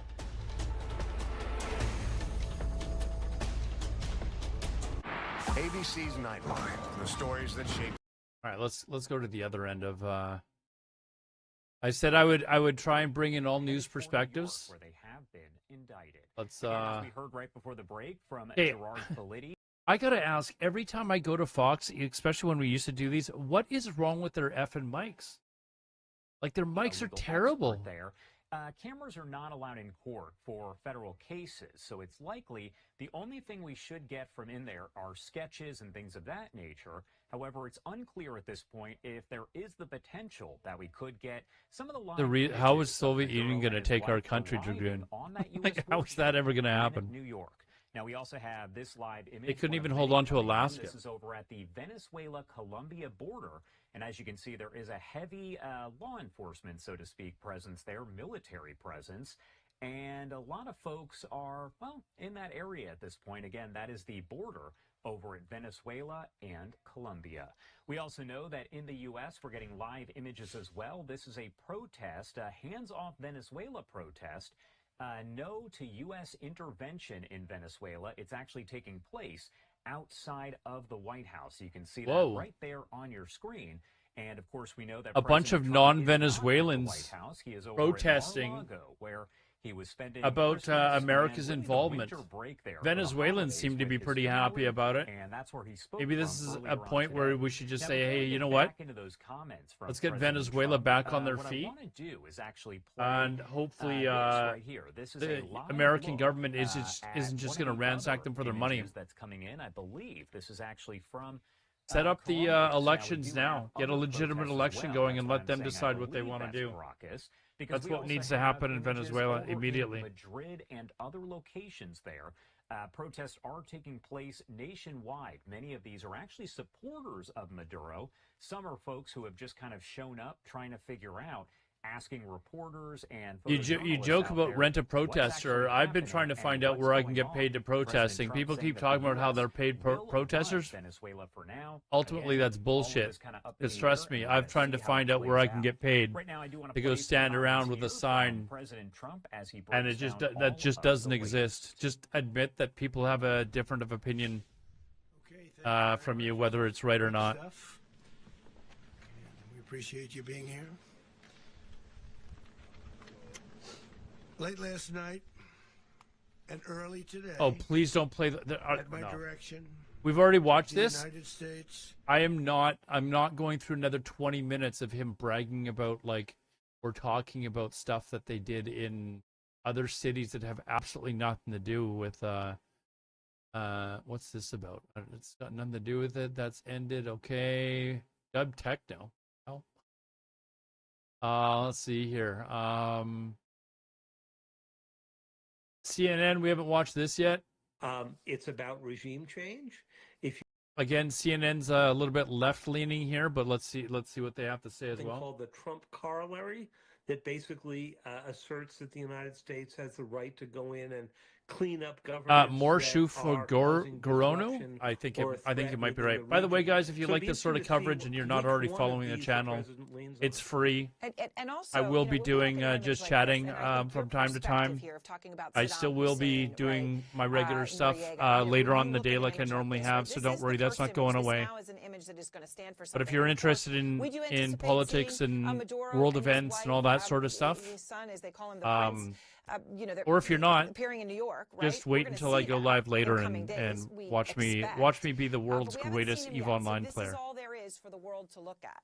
How does an image like this land with Xi Jinping, with Vladimir Putin? Here's another question, actually. In autocracies and dictatorships around the world that are looking at this moment as perhaps. What happens if China decides that they're going to oust the government in Taiwan? What do they see in it, David? If America can do it, now we're going to do it. It shows the ability of the United States to get through multiple layers of security and grab an authoritarian leader. So that's the downside for them. But I think the more they think about it, the more they may give thought to what the precedent enables. Looks pretty chill. Yeah, I mean, aside from the fact that he's blindfolded, handcuffed, the United States can get away with doing this. Could President Putin attempt this? They prefer peaceful over invasion? Who he has declared is a criminal. It is one thing that China has not been involved with is conflict. The president of Taiwan, as of yet. Which, China has declared as a breakaway province. So I think on the one Taiwan hand, has stronger air defense than Venezuela. I don't know that Taiwan would be much more than a speed bump, man. Others could well abuse. And there's also, of course, the deliberate... Yeah, at least they let him get dressed first, show, right? His disarray, his chaos, his lack of looking presidential or in charge, right? His sweatpants. It's a humiliating image, and obviously purposefully so. They're sending that message on purpose. David, in that context, he didn't forget his sunglasses, though. Yeah, he's right. Is that some snacks he's got in his hand? A story behind that, but almost the sweatpants like half pulled up. They don't even appear to be up on his waist all the way. David, just looking at the clock here, Eastern time right now, 11:37 in the morning.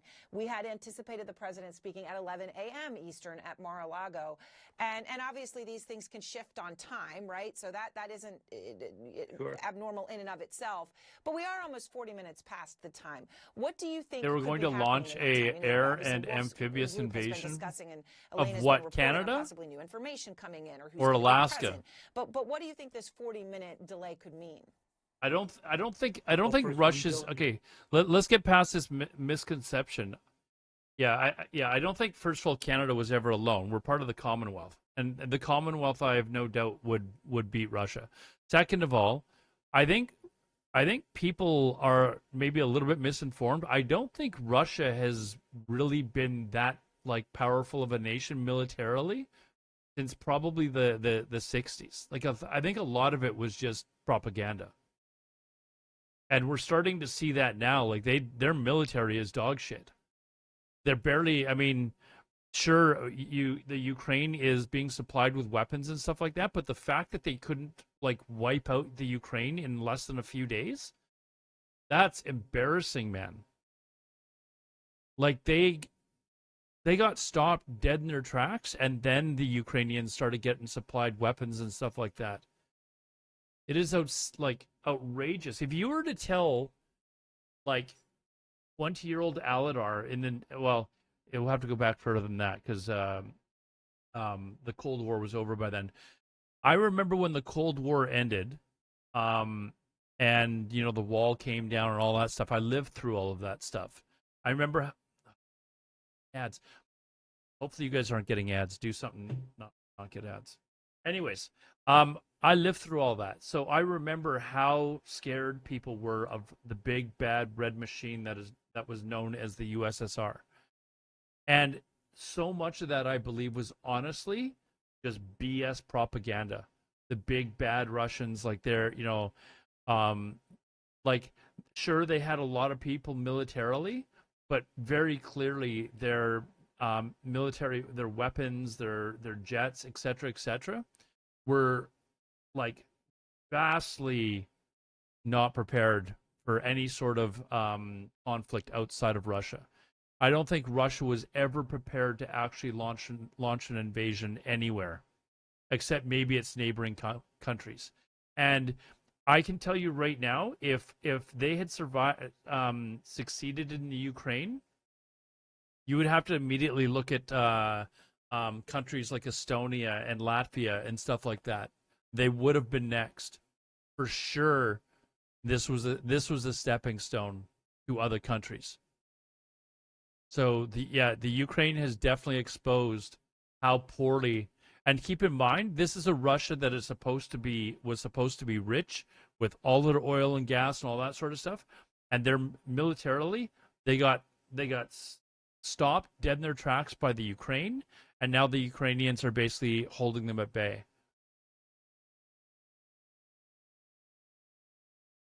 Ukraine was part of the Soviet Union, so it's Red Army versus Red Army. They were part of the Soviet Union 30 years ago, man. It's been a while, right? I don't know that the Ukraine was using any of any equipment that they may have still had from the Red Army days, right? It could still be a stepping stone, not by Ukraine alone, but to be fair, all of NATO weapons. Well, they're not going to get through. They're not going to go into Estonia or Latvia. Hold on, is Latvia? Yes, they are. So there's no chance that they're invading Latvia.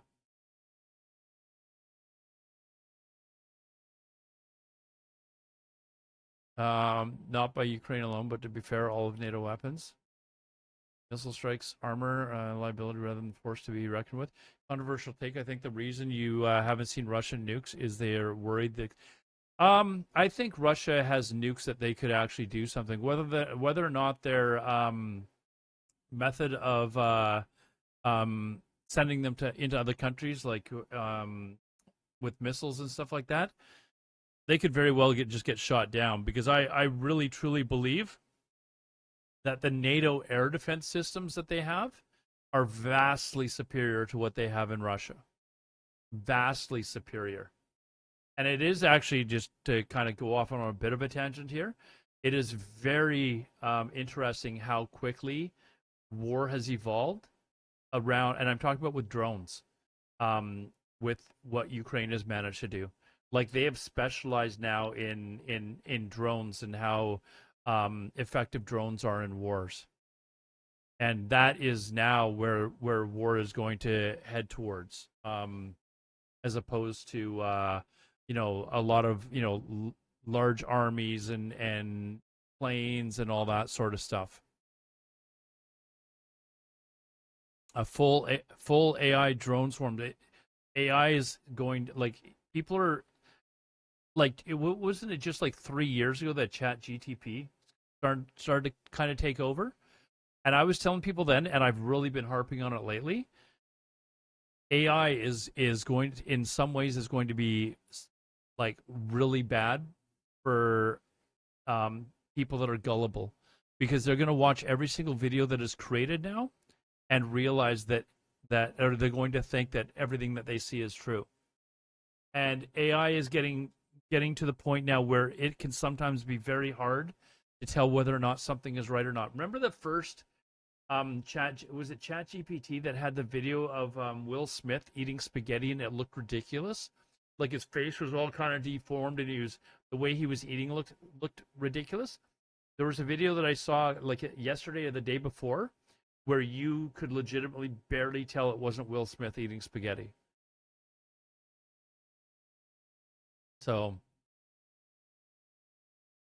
what is with Kick? I wonder whether or not is it actually really worthwhile to stream on Kick, because it's nothing but fucking bots. Like, I just whoops, what the hell was that? That was a video on Kick. I'm going over there to ban these bots. Like, is it worthwhile to actually stream on Kick? Like, I want to, but it's like every time I do, it's just inundated with bots spamming my channel.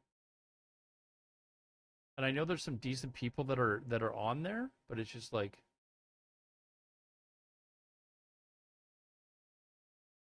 we've had a couple of people that are there. Like, I think there, I think I got them, but they come in and they just start spamming shit. Anyways, so that's kind of my take on Russia. Like, people are like, oh, Canada was being protected. It's like, protected from who? Like, who? Like, the main people that we've had to be protected from is America. Twice, I think it's twice they've tried to invade. Another time they had a president that came, his speech was 54-40 or fight. Right? Like, his speech was literally, we're going to invade Canada and march the borderline up to the 54th parallel, 54-40 or fight.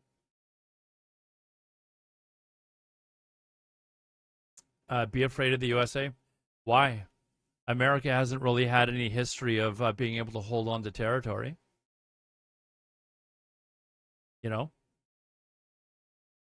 I don't think America would ever try to take over Canada. It would be, it's not worth their while.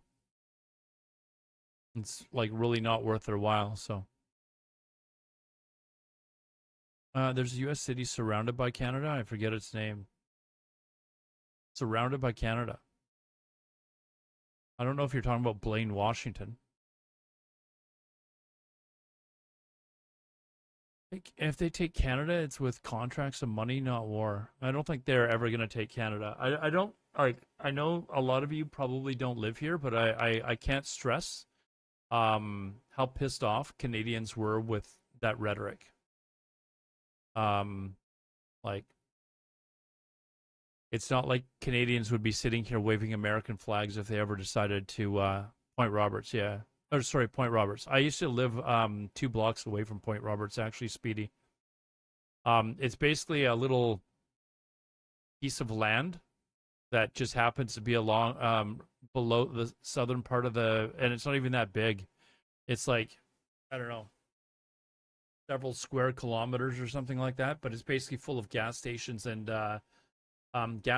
grocery stores, and they're actually being crushed economically right now because their clients were all Canadians. Like, it was Canadians that went down there to buy gas and groceries and stuff, and they're being decimated right now because they've got no other customers.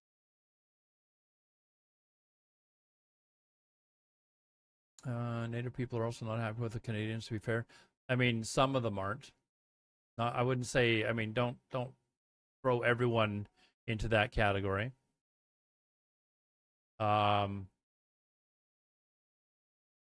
What's the breaking news? Hey, Minecraft.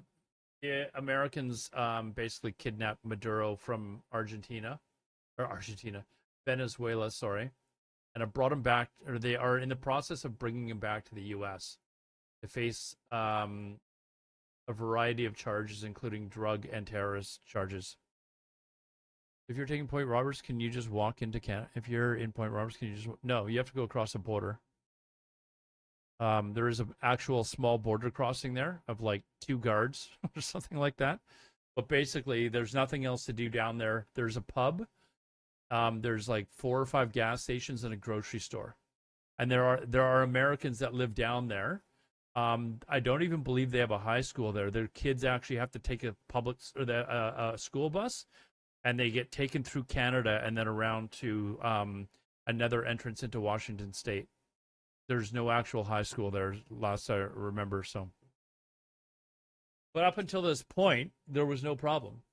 Like, there was no problem. I used to go down to the U.S. all the time, but then when all this rhetoric started, like many other parts of the world, we just said, fuck it, we're not going to go to America anymore. And now a lot of the border states are suffering economically. A lot of places that Canadians used to go to frequently. There's all sorts of like news reports from Florida and Nevada where Canadians flock to, like Las Vegas and Florida, where people had homes that just said, fuck it, we're not going to go there anymore.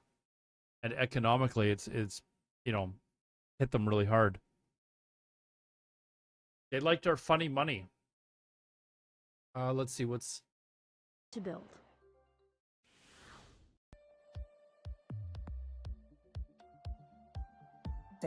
Accused Washington. Canadian news. You guys don't want to fall asleep yet? Narco-terrorism conspiracy, and the superseding indictment says that Maduro was the leader of a 25-year narco-terrorism conspiracy. This time, though, the conduct is brought up to date into the present day. It also adds... He's in count 3 is possession of machine guns? When is that illegal? Like... What? When is that illegal in America? His son, who apparently has eluded capture so far, but the indictment portrays Maduro as corrupting every office he has held, of using those offices to benefit himself at the expense of Venezuela, and of working with Dagger, the border crossings have been, I'm not saying they've been eliminated, but the number of people crossing is significantly lower. Like, significantly lower. So many big cases go through right here in New York City. This seemingly seems like it'll be another one.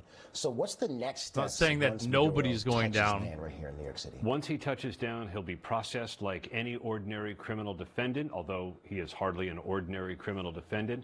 In all likelihood, like most criminal defendants, he would be housed at MDC Brooklyn, which is the federal jail where Luigi Mangione is currently locked up awaiting trial, where we've seen Sean Combs being housed, Sam Bankman-Fried, Juan Orlando Hernandez, who was there for a time as he went through a federal drug prosecution until he was pardoned by President Trump in November. And so once he's here, he's treated like any other. The slowdown started defendant. before that But happened, Dagger. It's not just recent. This started certainly are basically as soon as the rhetoric beyond started. anything that most criminal defendants I ever mean, see. And the Supreme Court I has feel like you're just deliberately trying to necessarily matter. Even deny as that. critics will decry the methods Even the that American United States news will report once he's in reported front of on a it. federal judge in an It's not just been like American since the passport there's and not identification really an changes option have to happened. question how he got there. Interesting point. Thank you for that. I want to bring in our legal analyst, Brian Buckmeyer. Brian, under what authority is the U.S. allowed to run another foreign country?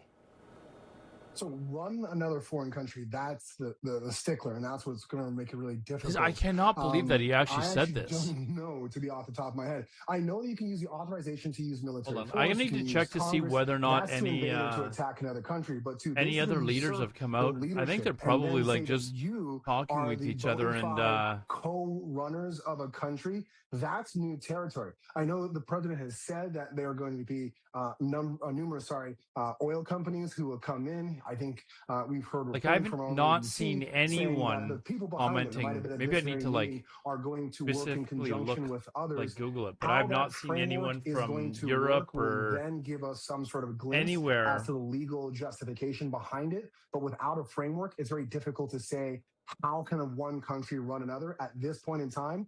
I don't see how it works. I don't see how it's legal, but this might be something that's brought all the way to the Supreme Court.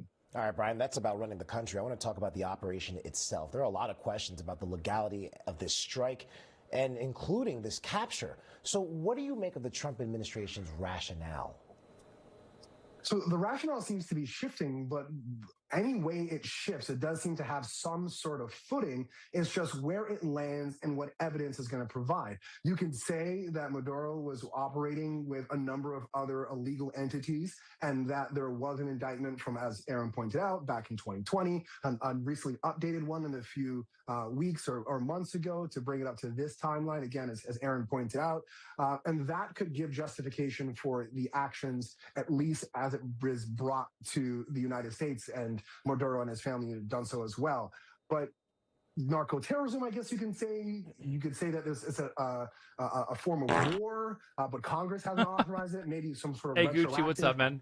Briefing, and then Congress can get involved later. But this really does seem like the cart was put before the horse in terms of how it's typically done. Maybe there could be some retroactive justification, but what reason and what legal justification, it's anyone's guess until we get the DOJ's and the U.S. government's explanation for it. All right, Aaron Katersky and Brian Buckmeyer, thank you. Coming up here on ABC News Live, a look at some of the other top stories of the day, including the latest on the deadly fire at a Swiss ski resort, what investigators are saying about the cause. Dagger, I'm simply saying that the number of people crossing the border these days is significantly down. You can't deny it. Like, both sides have reported on it. I'm not saying nobody's going down, but it is significant. Sure, you saw Canadians crossing the border. Okay. But the number of people crossing the border is significantly lower than it was a year ago. What are we listening to here? What the hell is this? What is this? What is this, like, song? What is this? I don't care about that. Here, we'll watch more Venezuelans. For all the Venezuelans who left our country to demonstrate who we are. We are fighters. We are entrepreneurs. We're also, good people, Dagger, but we want to return to historically, the Canadian dollar has always been lower than the American dollar. For a very short period of time, we were actually higher. This was probably 15 years ago or something like that. Don't remember the exact year.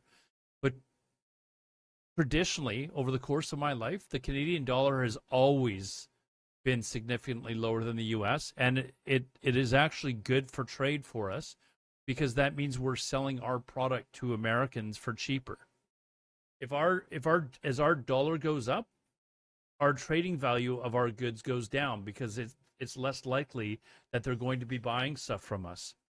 When our dollar is really low, like it is, it's relatively low now.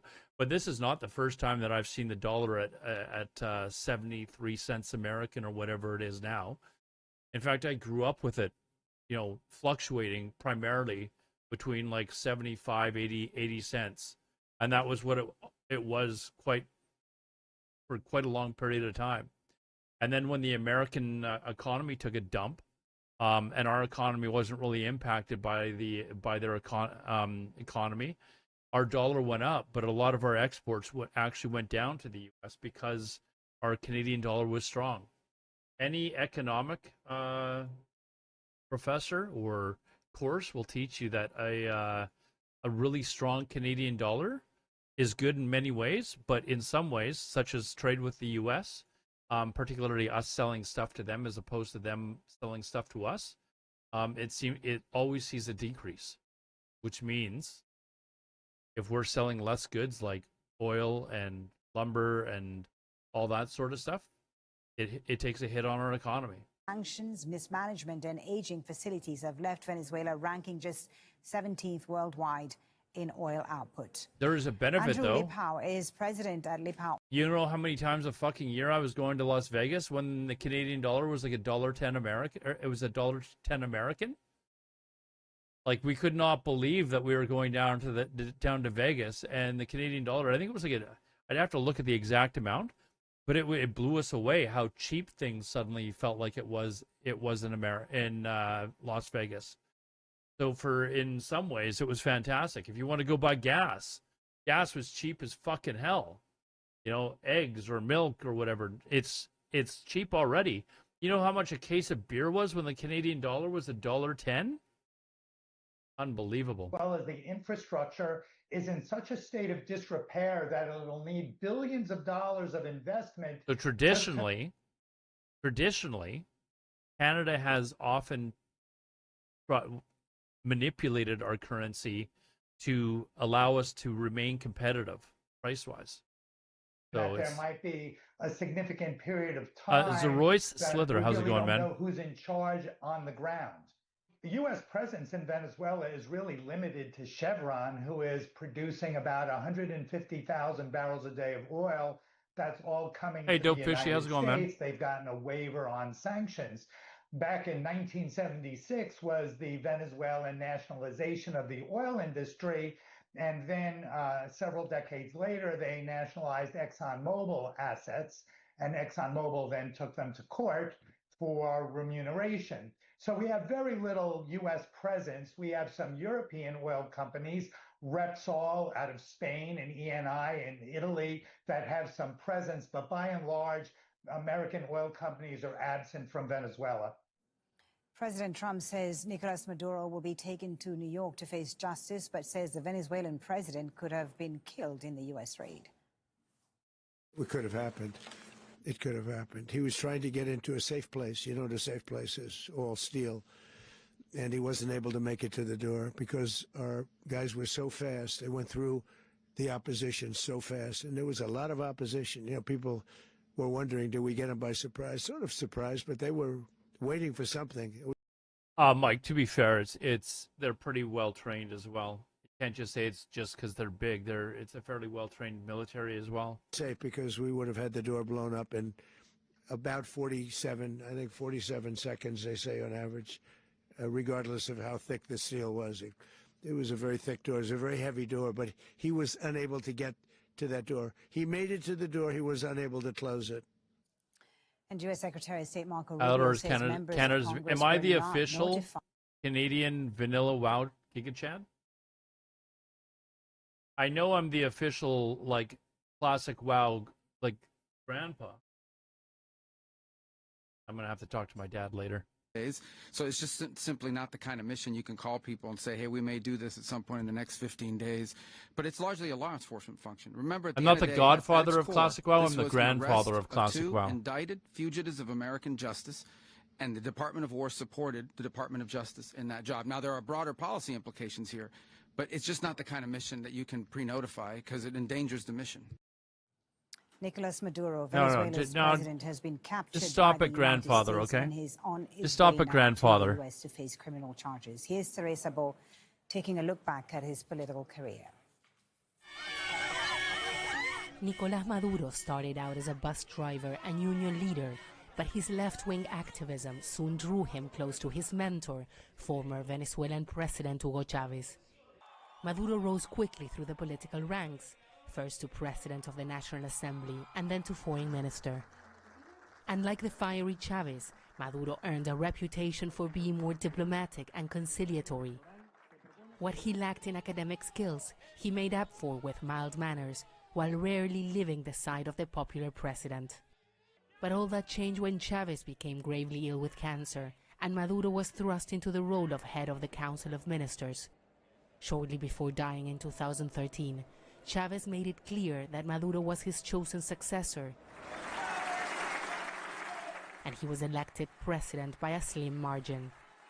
Either from the pressure of filling the shoes of the charismatic Bolivarian revolution leader, or because of a sudden steep drop in the price of oil, Venezuela's main export, Maduro's personality seemed to change dramatically. He became louder and more eccentric. As the economic crisis escalated, opponents overwhelmingly won control of the National Assembly. Opposition demonstrations were met with brutal force and the imprisonment of their leaders. Hyperinflation and acute shortages of food, medicine, and basic goods fueled a mass exodus of Venezuelans. Maduro announced he would rewrite the constitution to give himself additional powers, and he survived at least one assassination attempt. Despite pressure to ease economic sanctions if competitive opposition leaders were allowed to contest the presidency, Maduro refused. Opposition leader Maria Corina Machado was banned and chose Edmundo González Urrutia to run in her place. Numerous coups conducted by the CIA in July in support of U.S. 2024, Maduro was re-elected in what were widely described as designed to uncompetitive depose various and leadership. We were non-transparent talking about elections. Chile earlier. The Dagger, Electoral probably Council before you failed got to here. show the tally sheets that I mean, that's proclaimed him one of the winner. prime examples. A new wave of mass protests and One of the repression reasons began. Panama's followed by another, an yeah. unprecedented But challenge it's to like the just president's examples. It's power. one of the reasons why America Already is tense tensions with Washington worse. why they've kind of got a policy of not doing that sort of stuff anymore is because of how crushing it was to the population afterwards. Like and they literally deposed of the Chilean. I can't remember the guy's name, but he was a democratically elected leader in Chile, and they deposed of him because he was not pro-American, and tens of thousands of Chileans went missing and were murdered because of the person that they put into power. Hello, I'm Tom McRae with Al Jazeera's continuing coverage of the events out Is of it Gabriel Venezuela. Boric? President Donald Trump announces the U.S. will take control of Venezuela following its capture of President Nicolas Maduro. We're going to run the country until such time Gabriel Boric as we can.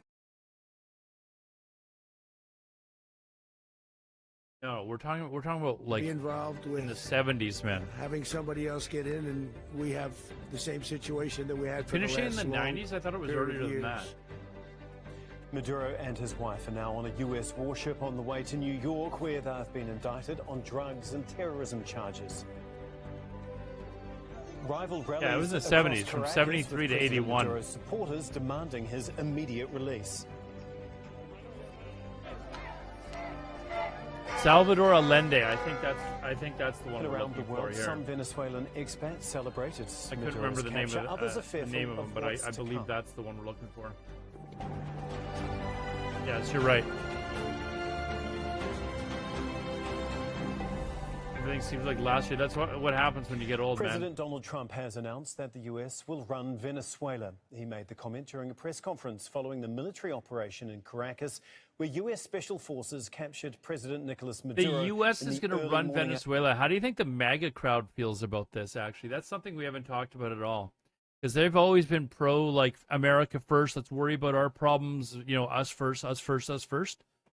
How does the American MAGA movement feel about America focusing on Venezuela and trying to run that country before focusing on America?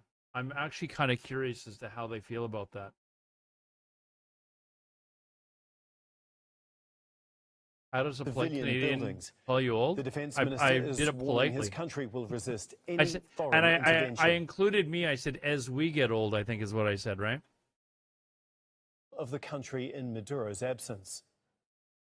We're going to run the country until such time as we can do a safe, proper, and judicious transition. So we don't want to be involved with having somebody else get in, and we have the same situation that we had for the last long. It's very interesting that America went in and did this just before China signed an agreement to run oil out of Venezuela. For those of you that are just joining us, China had a delegation of people in Venezuela, and it's rumored that they were going to be discussing an agreement. Why did they go to there? An agreement for Venezuela or for China to extract oil from Venezuela. So they went in and are basically taking over beforehand. I still have not found any world leaders talking about this, specifically from people that weren't allied with Venezuela. I'm talking about people that are supposed to be allies with the U.S. Developing story. Alessandro Rampietti is in Cucuta in Nothing Colombia, so far. on the border with Venezuela. Our Latin America editor, Lucia Newman, is in Santiago. But first, we're going to go to our White House correspondent, Kimberly Halkett, who is in Washington, D.C. This has been a remarkable night, remarkable day, because this wasn't simply about capturing Maduro and bringing him to justice, as Trump has said, but it's now about running the entire country of Venezuela. That's right. And additionally, it is also about having a vested interest in the natural resources, the top natural resources in Venezuela, namely its Nobody's oil. talking about BRICS. Part of the reason I hear Europe is not too happy, but as you described, didn't the condemn it. Military strikes were a surprise to the American people as much as they were to the Venezuelans, despite the fact that there have been limited strikes leading up to Green this light to China for operation Taiwan. We were talking about this earlier. Is now you're going to have now you're going to have people like Putin saying, hey, this is what you did. That's all we were trying to do in the Ukraine. You're going to have China saying, hey, you guys can do that there. We're going to do the same thing in Taiwan. Now facing federal charges in the state of New York. Now, what we know is that the White House has called this, and the president has called this, a law enforcement action. But at the same time, as the U.S. president has said that this is something that has been done to ensure a safe and proper transition of government for the Venezuelan people, given the fact that currently the United States is apparently involved in running the government. What that looks like moving forward is still a very big question mark and a concern, not only to Venezuelans, but also many Americans who believe that this may be overreach by the part of the U.S. president. Yeah, just on that, Kimberly, obviously, like you say, so many questions have been raised about how it is going to happen, exactly the role that the US is going to play here. What sort of political reaction has there been from both sides of the aisle on this? Not only has there been alarm, but there's also been accusations that the U.S. Congress has been misled and completely eliminated from this equation.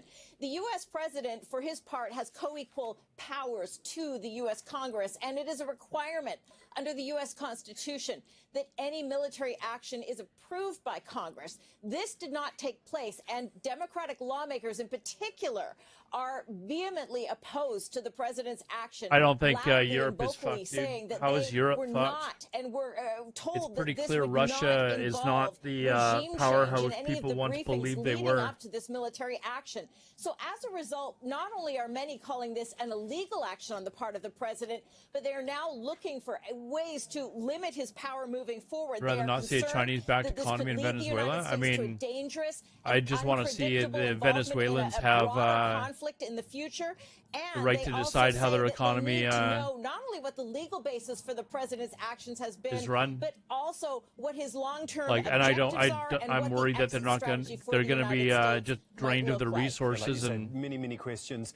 U.S. Secretary of State Marco Rubio says the Venezuelan leader chose to be defiant when he was given opportunities to leave the country. Now Russia and China can. I don't think Russia's in any. Maduro was indicted. Is in any spot to do any more attacking? He's not the legitimate president of Venezuela. They can't even beat the Ukraine. The first Trump administration, the Biden administration, the second Trump administration. Who are they going to attack? He's not recognized by the European Union. What do you think would happen if they attacked like a NATO nation? They would get absolutely fucking Maduro mocked. Had multiple opportunities to avoid this. He was provided multiple very, very, very generous offers. and chose instead to act like a wild man. China traditionally has not been a country that goes and declares war on people either. Like, when was the last time that they who is a journalist who militarily invaded anyone? You're right there in the thick of things. I'll wait. Can you just give us an idea of the reaction that there's been to Donald Trump's announcement that the US is now going to be running the country? Tibet, if you consider Tibet not to be I part, think it's been a very, part of very China. sweet afternoon. I think everyone was. How long ago was genuinely Vietnam? Excited about what was happening last night, the uncertainty, what was happening, what was going to happen in the next few hours. But after Trump's announcement, everyone's just kind of on standby, a bit shook it. We all knew that Trump had an agenda when coming into Venezuela. We know at China the end is of the by day, far his number one in own cyber goal attacks. is for his own country, so it's not really the people of Venezuela. Even though I know he mentioned it during his press statements. But I think right now everyone's just a bit shocked, especially when he mentioned that he was talking to Delcy Rodriguez, who is the vice president to Maduro. So when he mentioned that he was in talks with her, people were kind of in shock, like, why are you still talking with people within the regime? I think it was expected that Trump would say something along the lines of, Venezuela is not ours, or we're going to be within the Venezuelan government for now. He did give a leadway on, like, it's not forever, it's kind of temporary, I'm just going to help you, let's say, reinstate democracy. But it was very uncertain on timeline. So I think right now, I believe the invasion of Taiwan, or sorry, of Vietnam, was in response to hopefulness Vietnam when attack in Maduro was Cambodia. taking out, and that was declared. And now there's kind of this uncertainty of, like, wait, is Trump, like, what does this actually mean in the next few days, in the next few years? The whole Venezuela? Khmer Rouge thing. I went to So Cambodia overall, 2 years just ago. Very shocked, very bittersweet. And the And I stuff would that like they to were doing in clarify as Cambodia well, was one of the pretty things that Trump repulsive. has been saying, he's very focused You on learn a oil. lot about what For sure, that's his happened in main, the area ideal. It has to be financial. at the time. But I would like to just add if you ever a bit go to of context, Cambodia, and the historical killing fields context. When is Chavez took over sad, but presidency a few years ago, he expropriated very a lot of interesting. private companies. Some of those private companies were U.S. owned, were American companies that were Pol in Pot was Venezuelan insane. soil. Yeah. They were working with oil, and Chavez just. Vietnam is one area of the world. If you haven't been there, I would strongly advise you take a trip through Vietnam. It is a fascinating country. The people are friendly as hell, but they're known as a country that, like, they just don't put up with shit. Like, they fucking fight and fight and fight and fight and fight. But they are. I went there, and they're the friendliest people in the world. They were never asking me for money. Nothing. And if all you did was learn how to say thank you or hello or something like that in Vietnamese, they loved you for that. They were the friendliest people in the world, never asked you for anything. They were never, you know, you go to some poor countries and you've got people, like, just swarming you, asking you to buy their shit. Never experienced that in Vietnam. Always friendly people. For the Venezuelan people, because we. In fact, one of my really good friends, she's there right now. She's in Hanoi, and I was messaging her through Instagram last night when she said she'd made it to Hanoi, and I was giving her all these places to go visit and stuff like that while she was there. And she'd only arrived the day before yesterday, and I said, you are going to find the Vietnamese people are the friendliest people, like some of the friendliest people in the world. Always have a smile on their face. They're fantastic. And it just seems like it's a little bit more of the same coin over and over Vietnam. Again. So I think people. Vietnam is not the Vietnam of the 60s anymore. Like, for sure. If you went to Vietnam now, you'd be like, what the hell? Like, it's very, very rapidly turned into a very modern country. Are they friendlier than Canadians? No. Not to your face. Behind your backs, yes. Not to your face. But in the 60s, obviously, Vietnam was not a... but now, like, when I went there, I was like, your eyes are open. Same thing as in China. Like, a lot of people seem to think that Chinese people are living in, like, little huts and stuff like that. China has rapidly, in the last 20 or 30 years, become a very, very, very technologically advanced country. You can go to any of their cities and you're just blown away about, like, where they are, like technologically. It is absolutely insane, the rapid transition. that they've had, particularly with their middle class in China. If you think that they're still like, what was it, Mao or whatever? Was it Mao that had the war on birds or whatever, where he ordered the population to go around and like kill all the birds, and then it turned into a famine because the birds were killing all the bugs and stuff like that were eating their crops. Like the rapid transition of China, whether you like their politics or not, is absolutely amazing. Like, hate communism. I don't even like. I guess technically they are still a communist government, but they're very much a capital. Like, there's some capitalism going on over there as well. Like, it is not what you might think, not what you're being led to believe. I promise you that. You'll go into China, to some of their cities that you've never heard of before in your life, and you'll be blown away by their product. And they're no longer the country of really cheap shit goods. They make top quality products, like their cars, electronics, etc., etc. Let's listen to the super cute girl. The fridge stocks, just trying to stay put, and then we might have some sort of encounter in the military forces on the streets.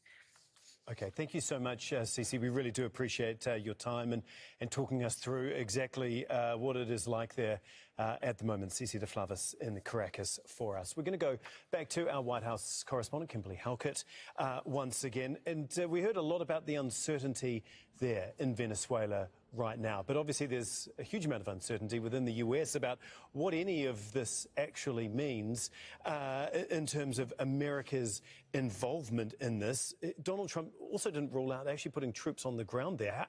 How would a move like that actually go down? Well, it would go down in that he, as commander-in-chief of the U.S. military, would make those orders. And that is very interesting because we know that there is public disapproval of the United States getting drawn into any sort of further conflict, particularly prolonged conflict. Add to that, we know that there are many generals within the U.S. military who may be opposed to that and have sworn to protect enemies, both foreign and domestic, could see that as something that they could buck up against. It certainly is an interesting question that has not been explored and certainly is being discussed now, but whether or not they would follow those orders. But the bottom line is the U.S. president campaigned on being a peacemaker, being someone who was going to end the forever wars. And since Donald Trump has come into office, we've seen him taking more military action, including these strikes not only on the alleged narco-terrorists, but now the capture of Venezuela's leader, and also the fact that there was the targeting around Caracas. It is exactly opposite what he promised his voters.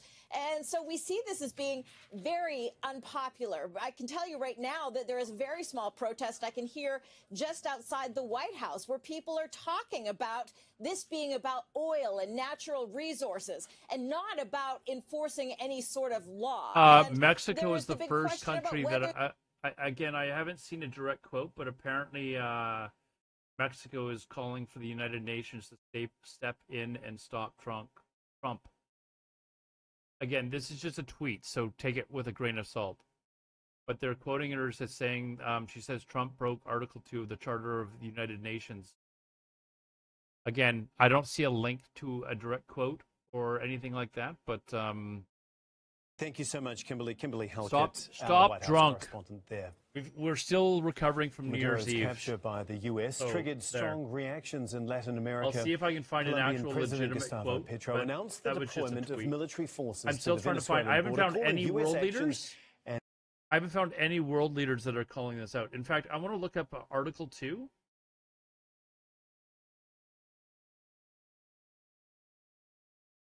Of the UN. I want to actually read what it says. As far as which sets like a dangerous international precedent. Kidnapping world Lula leaders. has long warned against U.S. intervention in Venezuela. The president of Cuba, another U.S. adversary, accused Washington of a criminal attack, adding our zone of peace is being brutally assaulted. The outgoing leftist president of Chile, Gabriel Boric, condemned the US military actions in Venezuela and called for a peaceful solution. Boric leaves office in March and will be replaced by Jose Antonio Cast, a far-right leader who Colombia and supports Mexico next. Donald Trump. There's only so Well, much to, help us territory. It's one thing to invade a territory, Chad. It's another thing to hold on to. If there's one thing that the U.S. has been able to teach the rest of the world, and Russia as well, it's easy enough to invade a country. It is very difficult to actually hold on to that country, because the citizens of that country will rise up. It may be in small little militia groups, and Americans have proven that they do not like to see their troops get killed in other parts of the world. So, Lil Dodson, what's up, man?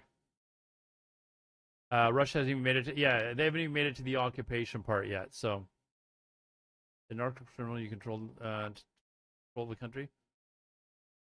Of two people it is who very are hard to actually hold on to. From the vice president, who has just been sworn in as the president of Venezuela. Let's listen in to this media conference. Hold on. This means and what our energy Okay, so resources mean. this is the vice president. She's been sworn in as president. Activated commission, and we are awaiting the constitutional chamber of the Supreme Court. Over the next hours, we will hear what the verdict is. We will wait to see what happens with the Supreme Leader, President Maduro, and all of this is going to be discussed as of this point in time. For our Venezuela, our people here, we have a clear government, and I repeat once and again, based on the words of the president. Dagger, it wouldn't be with peacekeeping forces. It would be with sanctions. To respect and stuff. Under the framework of international law and the rules of the Bolivarian Republic of Venezuela. It's the only thing that will be acceptable for us for any engagement and relationship after there has been an assault and aggressive attacks militarily on our nation and capital and the nation of our father, the liberator, Simon Bolivar. We will find our path forward in peace and tranquility. Those who have resorted to the use of force, those who... Well, UN sanctions cannot impress you at all, but you can look at what sanctions have done to other countries. Go take a trip through Cuba. Like, if people just said, you know what, fuck this, we're not going to buy American goods anymore, like the entire,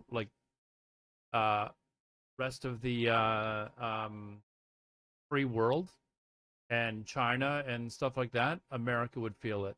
Whether you believe them or not. Whether you believe them or not is actually irrelevant. So galloping forward with our liberator together, we're going to continue to gallop forward in this campaign. We will continue galloping forward to free our greater nation and to be united, because what was done today of Venezuela could be done to any other country as well, to brutally use force to twist the will of the people. This could be done to any country as was done to other countries, because rest assured that the people of Venezuela is patient.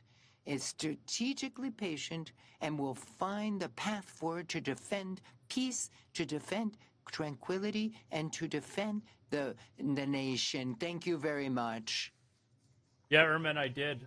It's on my old... well, that was the new president of Venezuela, Delcy Rodriguez, there, speaking from Caracas, basically saying the country will never be a colony of any nation, and reiterating the call for Maduro's release, as well as the release of his wife. We're going to go back now to Lucia Newman, who has been standing by for us in Santiago, watching all of these developments extremely closely. For those of you that are maybe relatively new to my channel, I used to do this quite often.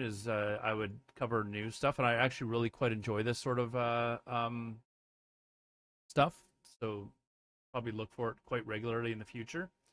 But I used to put it all onto one channel, so it would have all my gaming stuff and all, as well as all the news and political coverage and all that sort of stuff.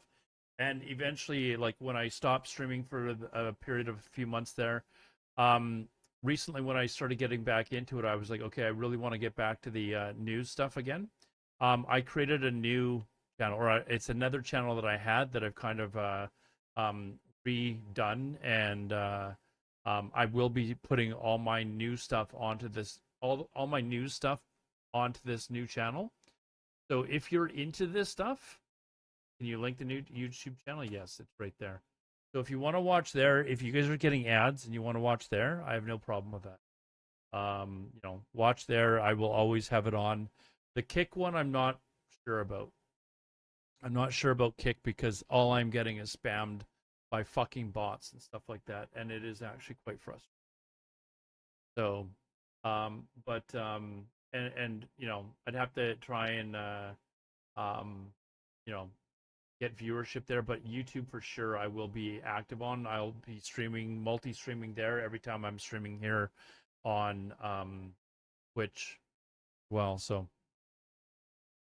you couldn't even make an account there? Sorry, I'm probably behind in chat.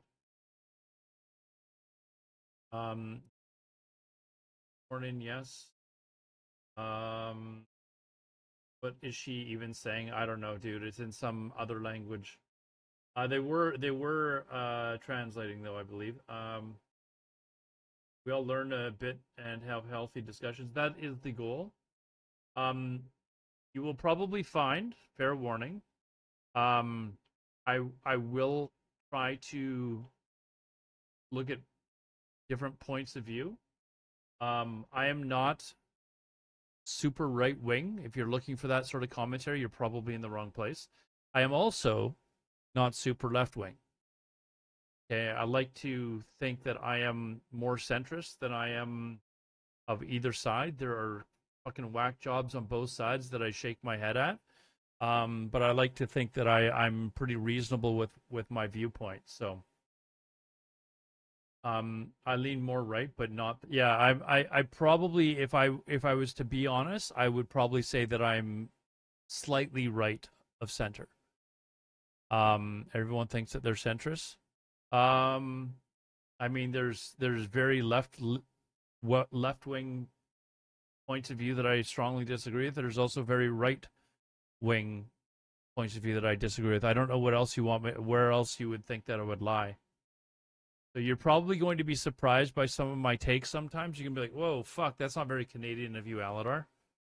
Like, and then there's going to be other times where you're like, okay, there's the Canadian, the Canadians returned. Referring to the drug trafficking and drug terrorism. But let's try and also have a Mexico, healthy conversation. The closest neighbor to the United States from Latin America. He just said recently that President Sheinbaum is a, quote, very nice lady, but she's not in charge. It's the drug cartels who are in charge of Mexico. And the follow-up to that could very well be that it's time for the United States to take action there, too. So a lot of countries have reason to be concerned. Countries that are now under the eye, shall we say, of President Trump, or others that could be in the future. Indeed. Thank you so much for all of that, Lucia. As always, we really do appreciate it. Lucia Newman for us in Santiago. We're going to go to Alessandro Rampietti, who is in Cucuta at the Colombia-Venezuela border.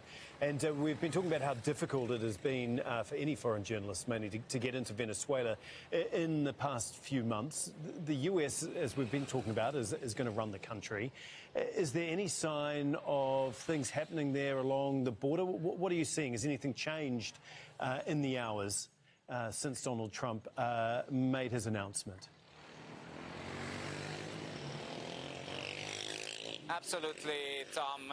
About the difficulty of crossing into Venezuela, I can tell you that we've been told not to do that because there is presence of the Venezuelan military on the other half of this bridge. This is the main legal crossing between Colombia and Venezuela, and we've heard, we haven't been able to confirm that a photographer who had tried to cross into Venezuela was then captured by Venezuelan soldiers there. We don't know if that is true or if it's just a rumor. That's what we've been told, and the Colombian authorities have told us to remain on the Colombian side of the border. Even if the tension is high, though, as you can see, the border is open, the bridge is operating normally. There are cars, people that are walking, that are crossing into Colombia. This is a very live border. A lot of people cross into Colombia to buy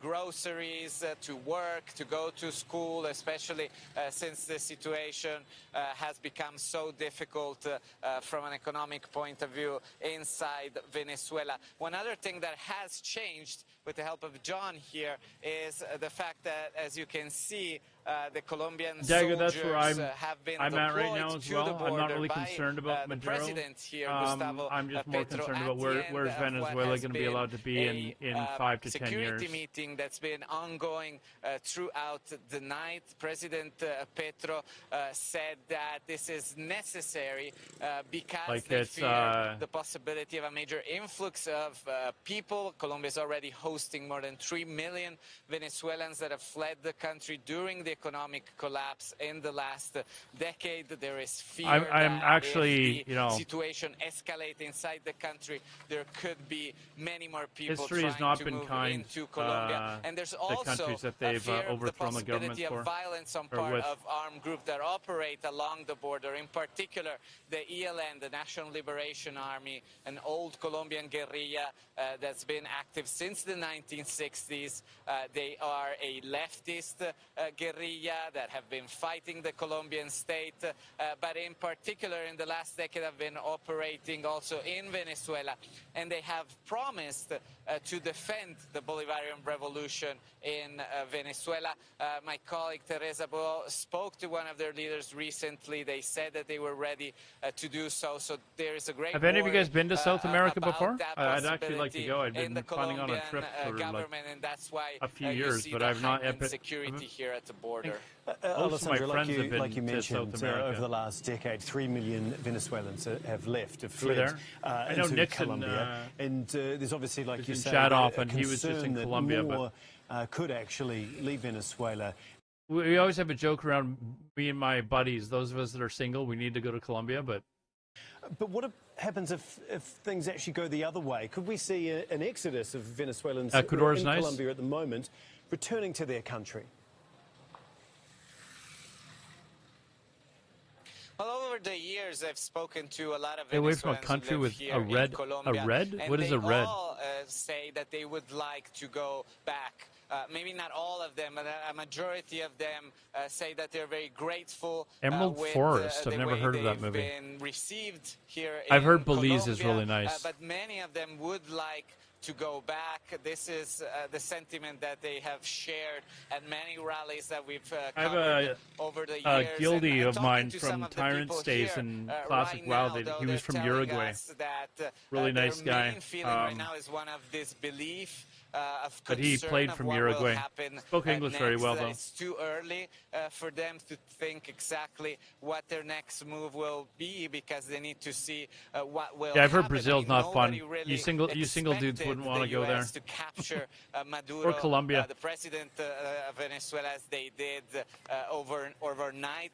Many were expecting some form of attack on part of the U.S. military, given the fact that tensions have been rising for months, and they've seen the attacks on boats allegedly carrying drugs, and the fact that Trump had repeatedly said that he had authorized the CIA operations, but nobody really expected what had happened. So right now, I think that there is a mix of disbelief. There is relief among many of them for the fact that Maduro is now out of powers, but also concern of what the next step will be, because they see that there hasn't been a regime change, which is what many of them are hoping for.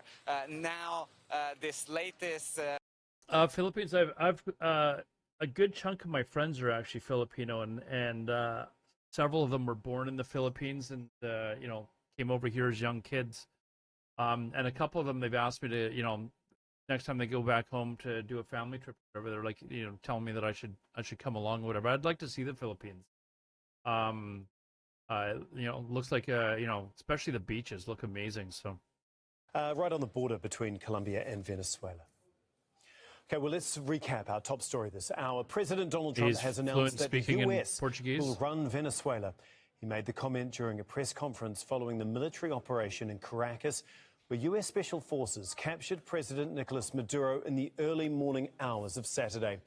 President Trump says the Venezuelan leader and his wife, Celia Flores, are now on a U.S. warship. I've only been to Asia once. I went to that was a couple of years ago. I went to Vietnam, Cambodia, and Thailand. Drugs and terrorism charges.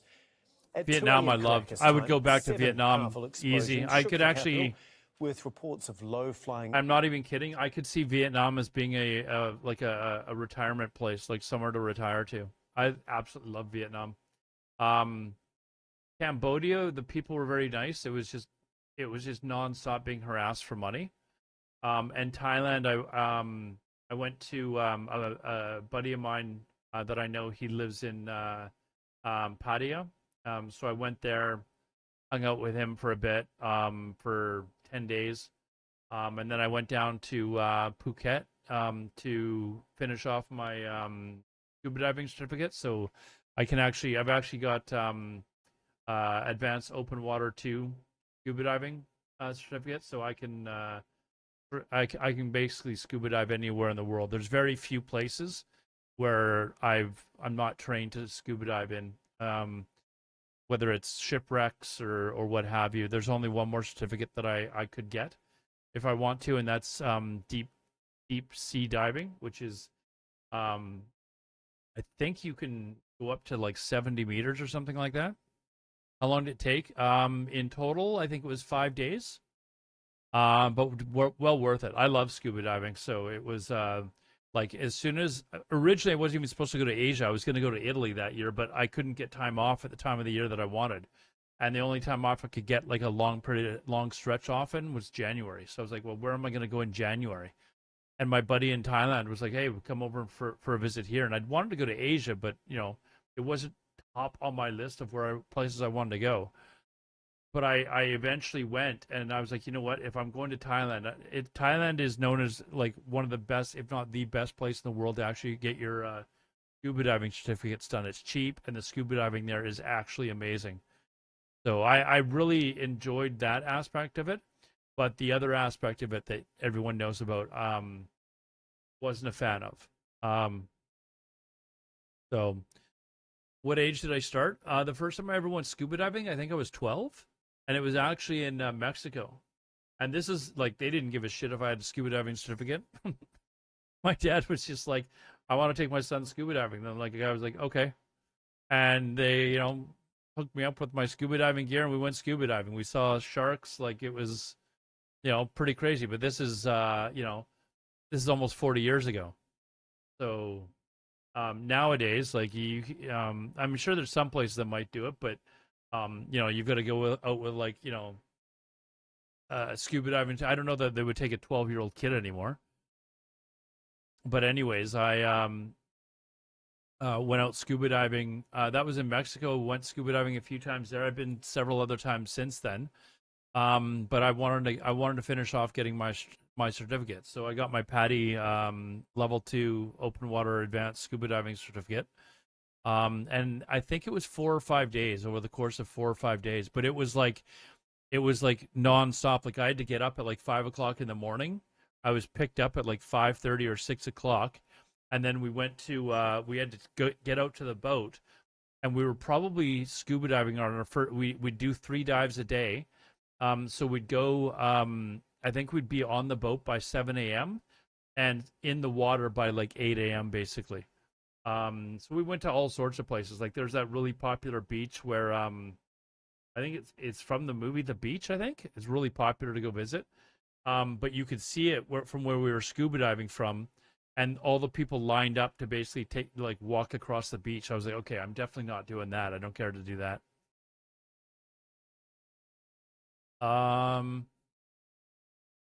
Always been interested. Oh, dude, I would suggest it. Minecraft. It is pretty cool. Age that can be considered as too old? No, I'm 50. I mean, there was people that were with us when we were scuba diving. They were 50, in their 50s. I haven't been to Bali. I'd like to go though. Yeah, the beach. That's.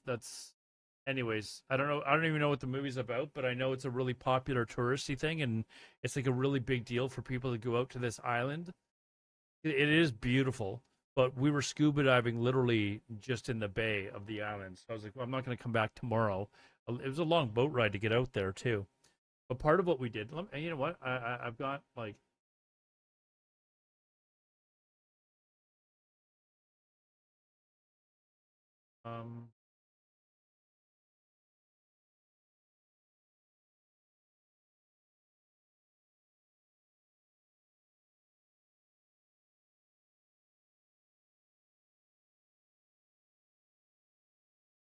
Log in, or is it going to want me to do? Anyways, let me play this while I. The same as the reserves of Saudi Arabia and the United States combined. Most of Venezuela's oil sits beneath the Orinoco Belt in the east, a 55,000 square kilometre region where extraction is complex and costly. But despite its vast reserves, production remains low. Sanctions, mismanagement and ageing facilities have left Venezuela ranking just 17th worldwide in oil output. Well, Andrew Lippo is president at Lippo Oil Associates. He says that until now, US presence in Venezuela's oil market has been very, very limited. It certainly seems the recent statements from the Trump administration indicate that it's all about the oil, and there certainly is a lot of debate about how much drugs or how many drugs are coming through There's Venezuela, no drugs. and really it was never about the drugs. Colombia or Mexico for the cocaine supply, or from China supplying chemicals for fentanyl. If we look at the Venezuelan oil industry, nearly 30 years ago, they were producing over 3 million barrels a day of oil. Today, it's less than 1 million barrels a day. And the oil production facilities, as well as the infrastructure, is in such a state of disrepair that it'll... Dagger, I did, actually. I went to Cuba and I filmed from there. You can believe it.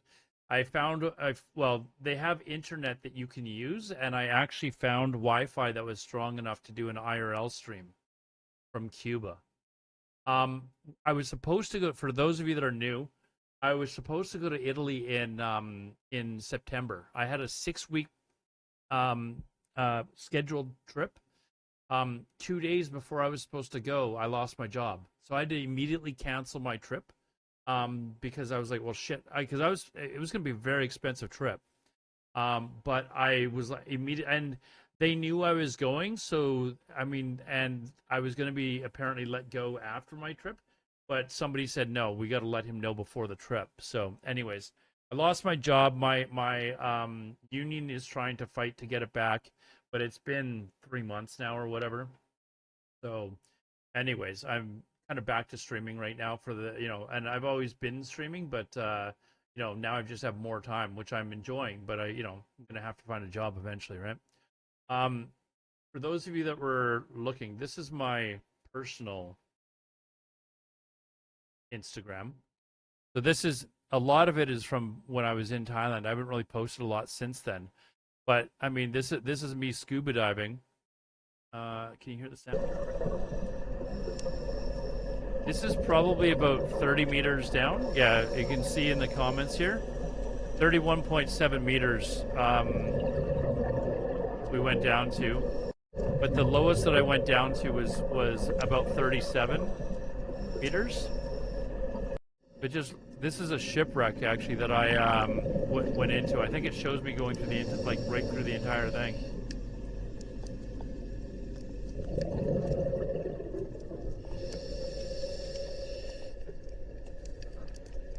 But it was one of those rock fishes or whatever. And we saw a little tiny shark here as well, but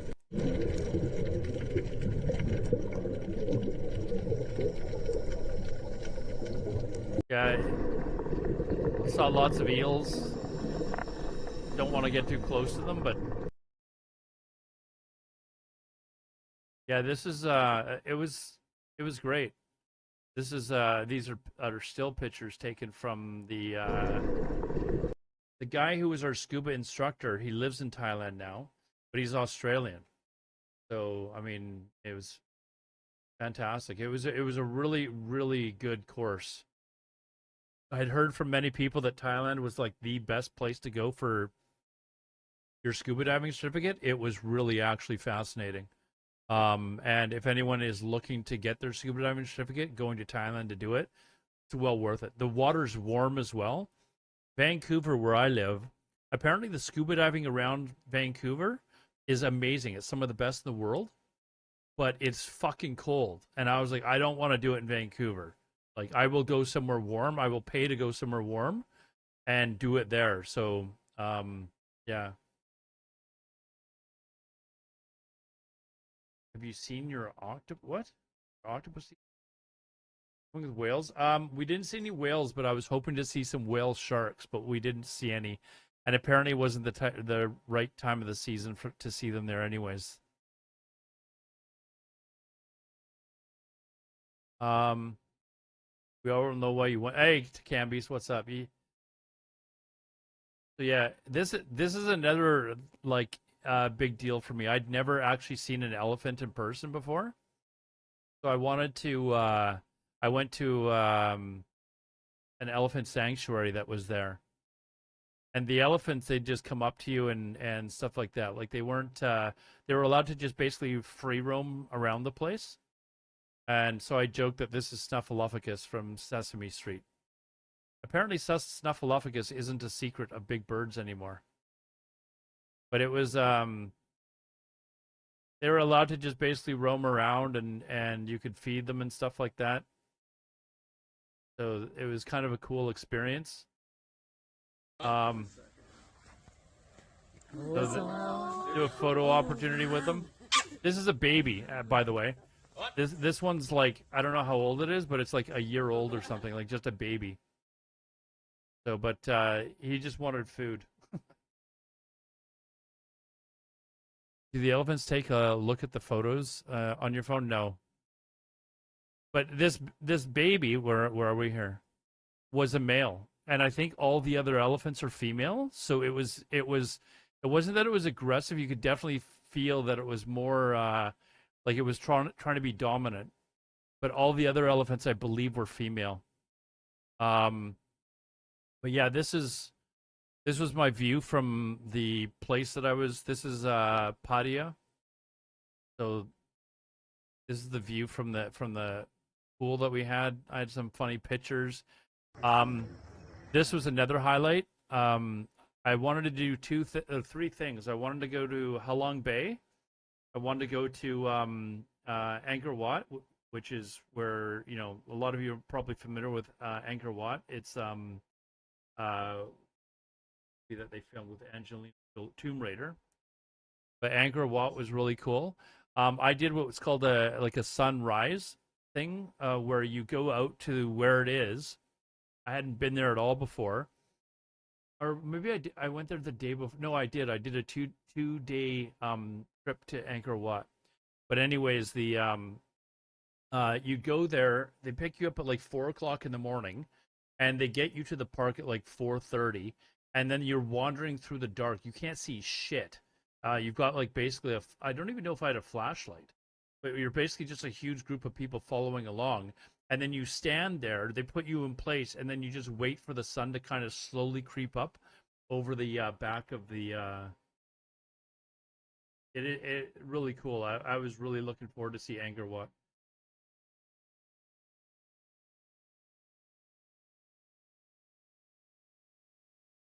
But it is, and it's a huge park to go to. So I wanted to see Halong Bay, Angkor Wat, and get my scuba diving certificate. So Halong Bay, again, I told you as I was speaking or communicating with a friend of mine. She's a friend of mine for, I don't know, 20 years or something like that. But she is here right now. She was going on a 3-day cruise through. I only took a day trip. I don't know that I could sit on a boat for 3 days, or I was like, I don't know if I can sit on a boat for 3 days. But as it turned out, I think I probably could have, because I had a lot of fun on the boat.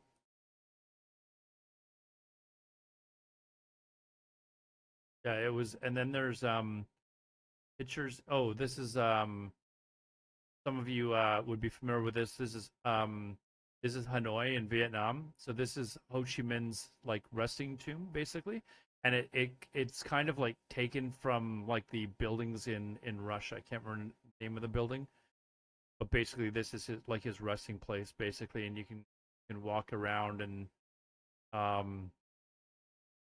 do a little tour. This here was what's it called? Hanoi Hotel, I think it's called. Hold on, Hanoi Hilton. And for those of you that are, this is the famous prison where John McCain, politician and war hero in America, this is where he was kept for several years. So I did a tour through there, and you can kind of see how the prisoners were kept and stuff like that.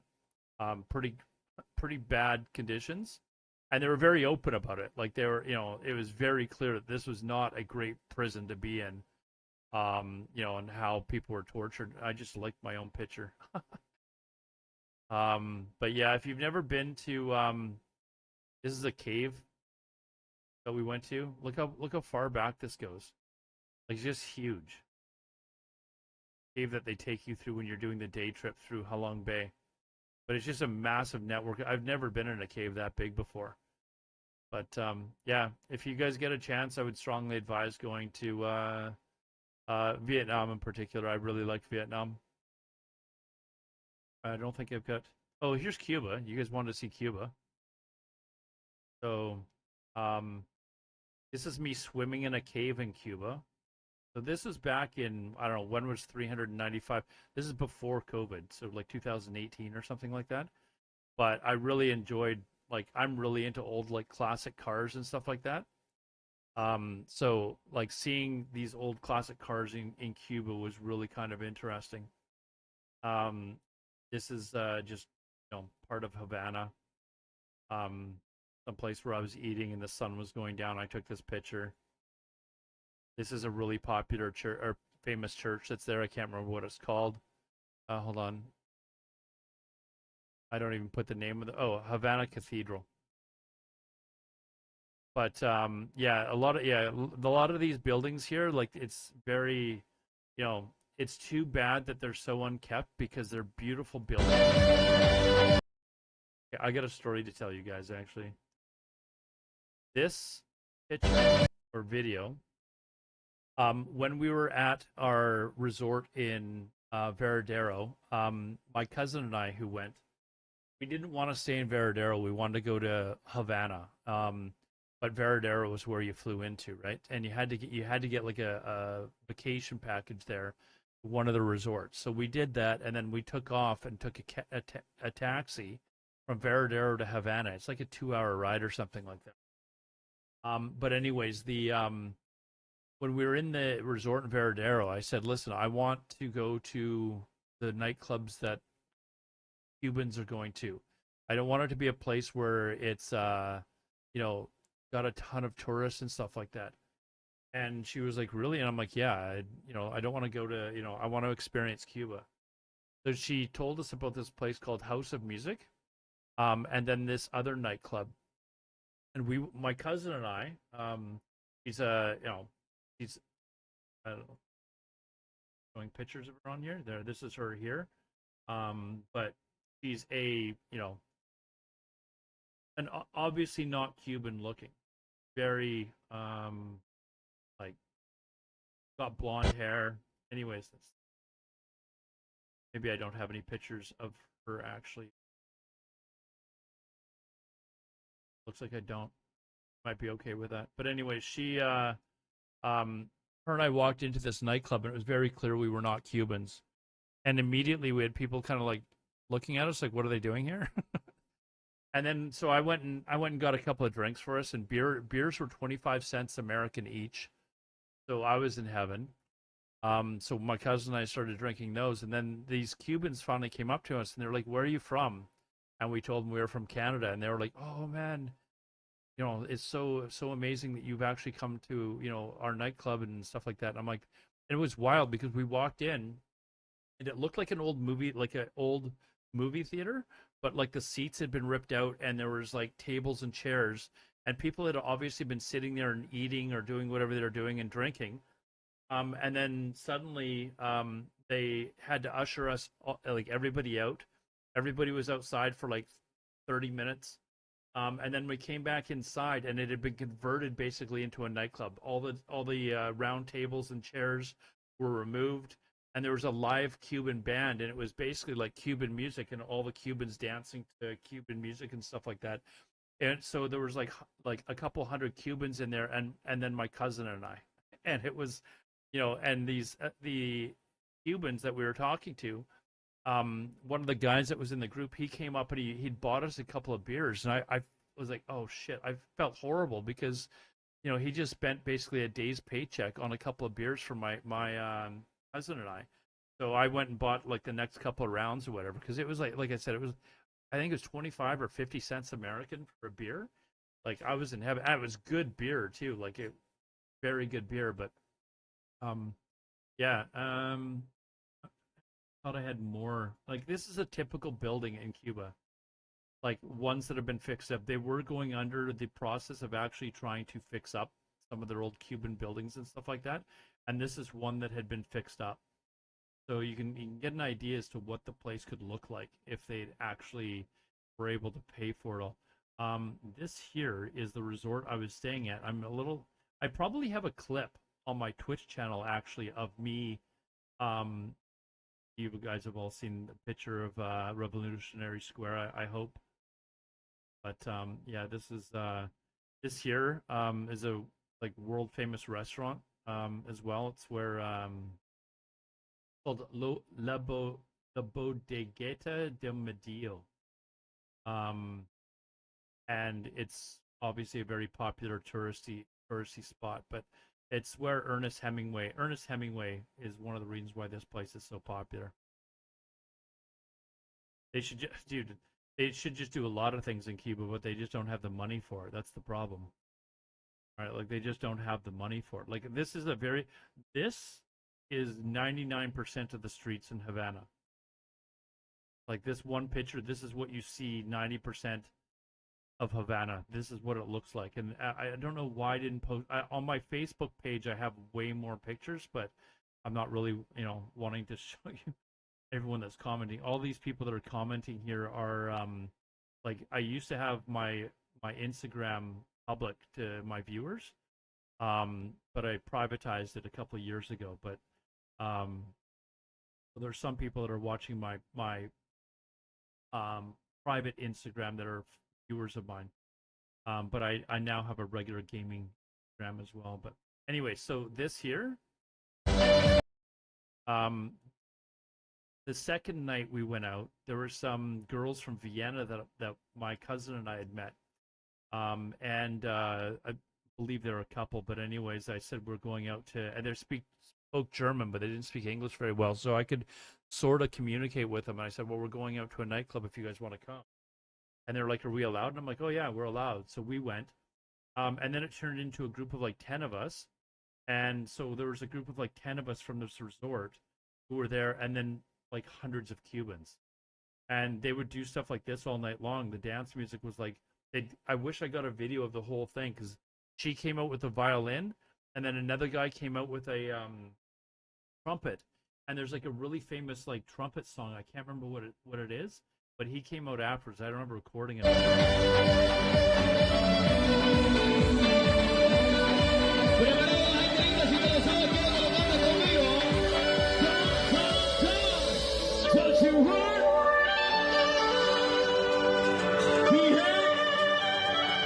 So this is me with my phone.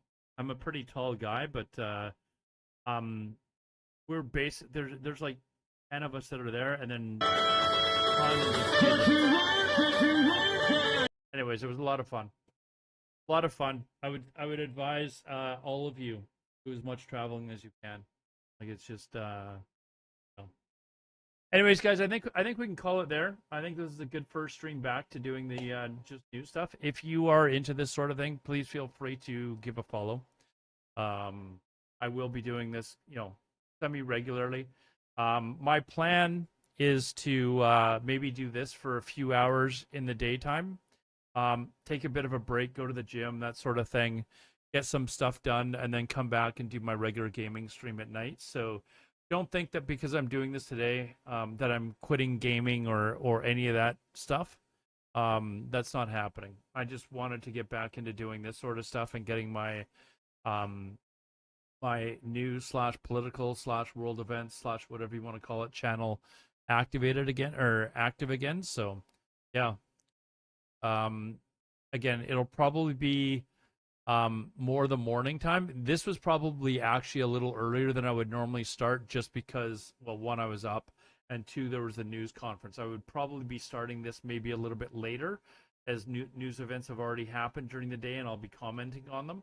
And then I'll go to the gym, come back, and then we'll do the gaming stuff. And you can see first EVE Online player.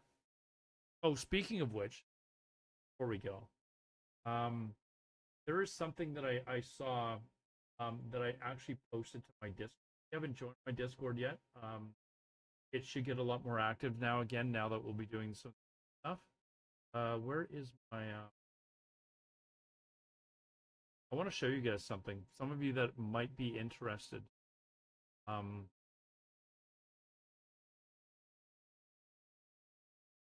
months.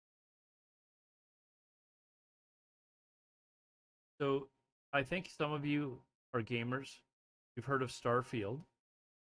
Somebody has modded Starfield to basically turn it into a Star Wars video game. Hold on. They've basically completely remodded all of Starfield, and it looks absolutely spectacular. So hold on, I'll play this. All the way at jokes like, hey. They've redone like literally everything to do with the game. It's not Starfield anymore. They've just remodded it. And it's like 60 gigs if I just big like go something. through, I don't. Oh, this guy's cool. You This can guy's cool. I'll like do make that. your own characters, choose which side you want to play on, but it's unfortunately it's a single player game. You get to experience something totally fresh. You see, Ben get to the point in where the they're last running around. Are going. Trying to get to a point where he's actually showing them run around here. See, this one's.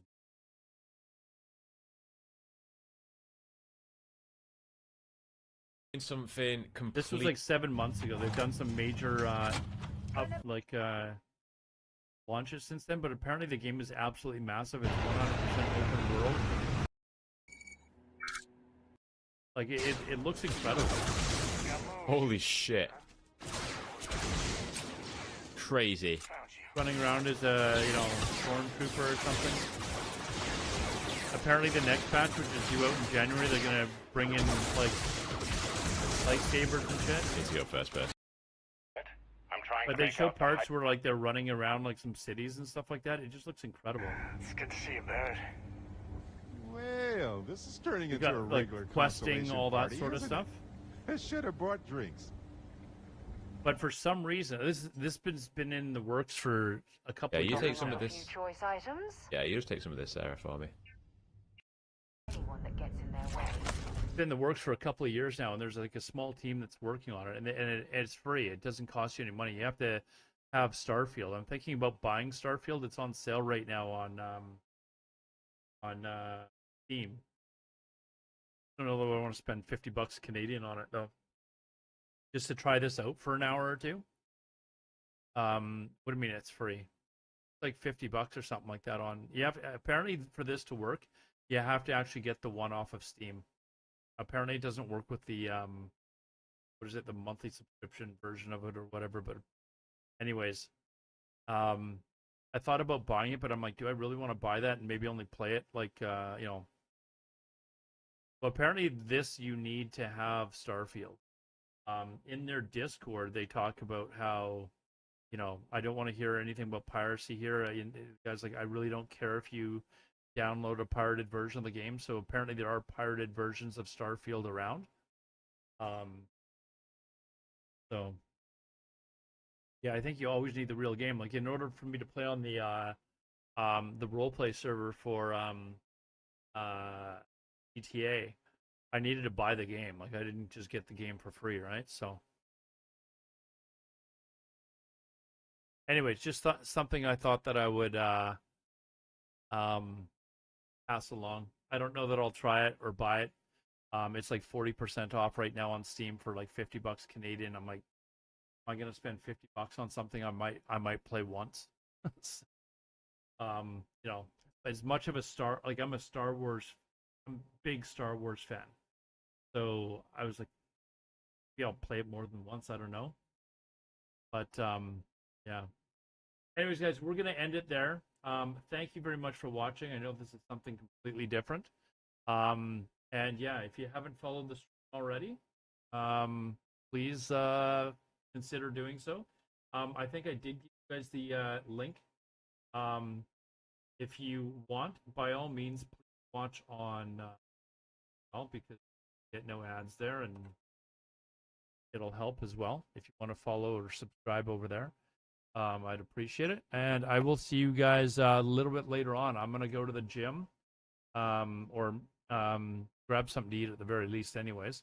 And we'll be back tonight for some EVE Online. For those of you that are my EVE viewers, I need to start learning how to do abyssals. Okay, I need to start learning how to do some abyssals. So, have a good one, guys. Take care and have a good day. See ya. Thanks for watching.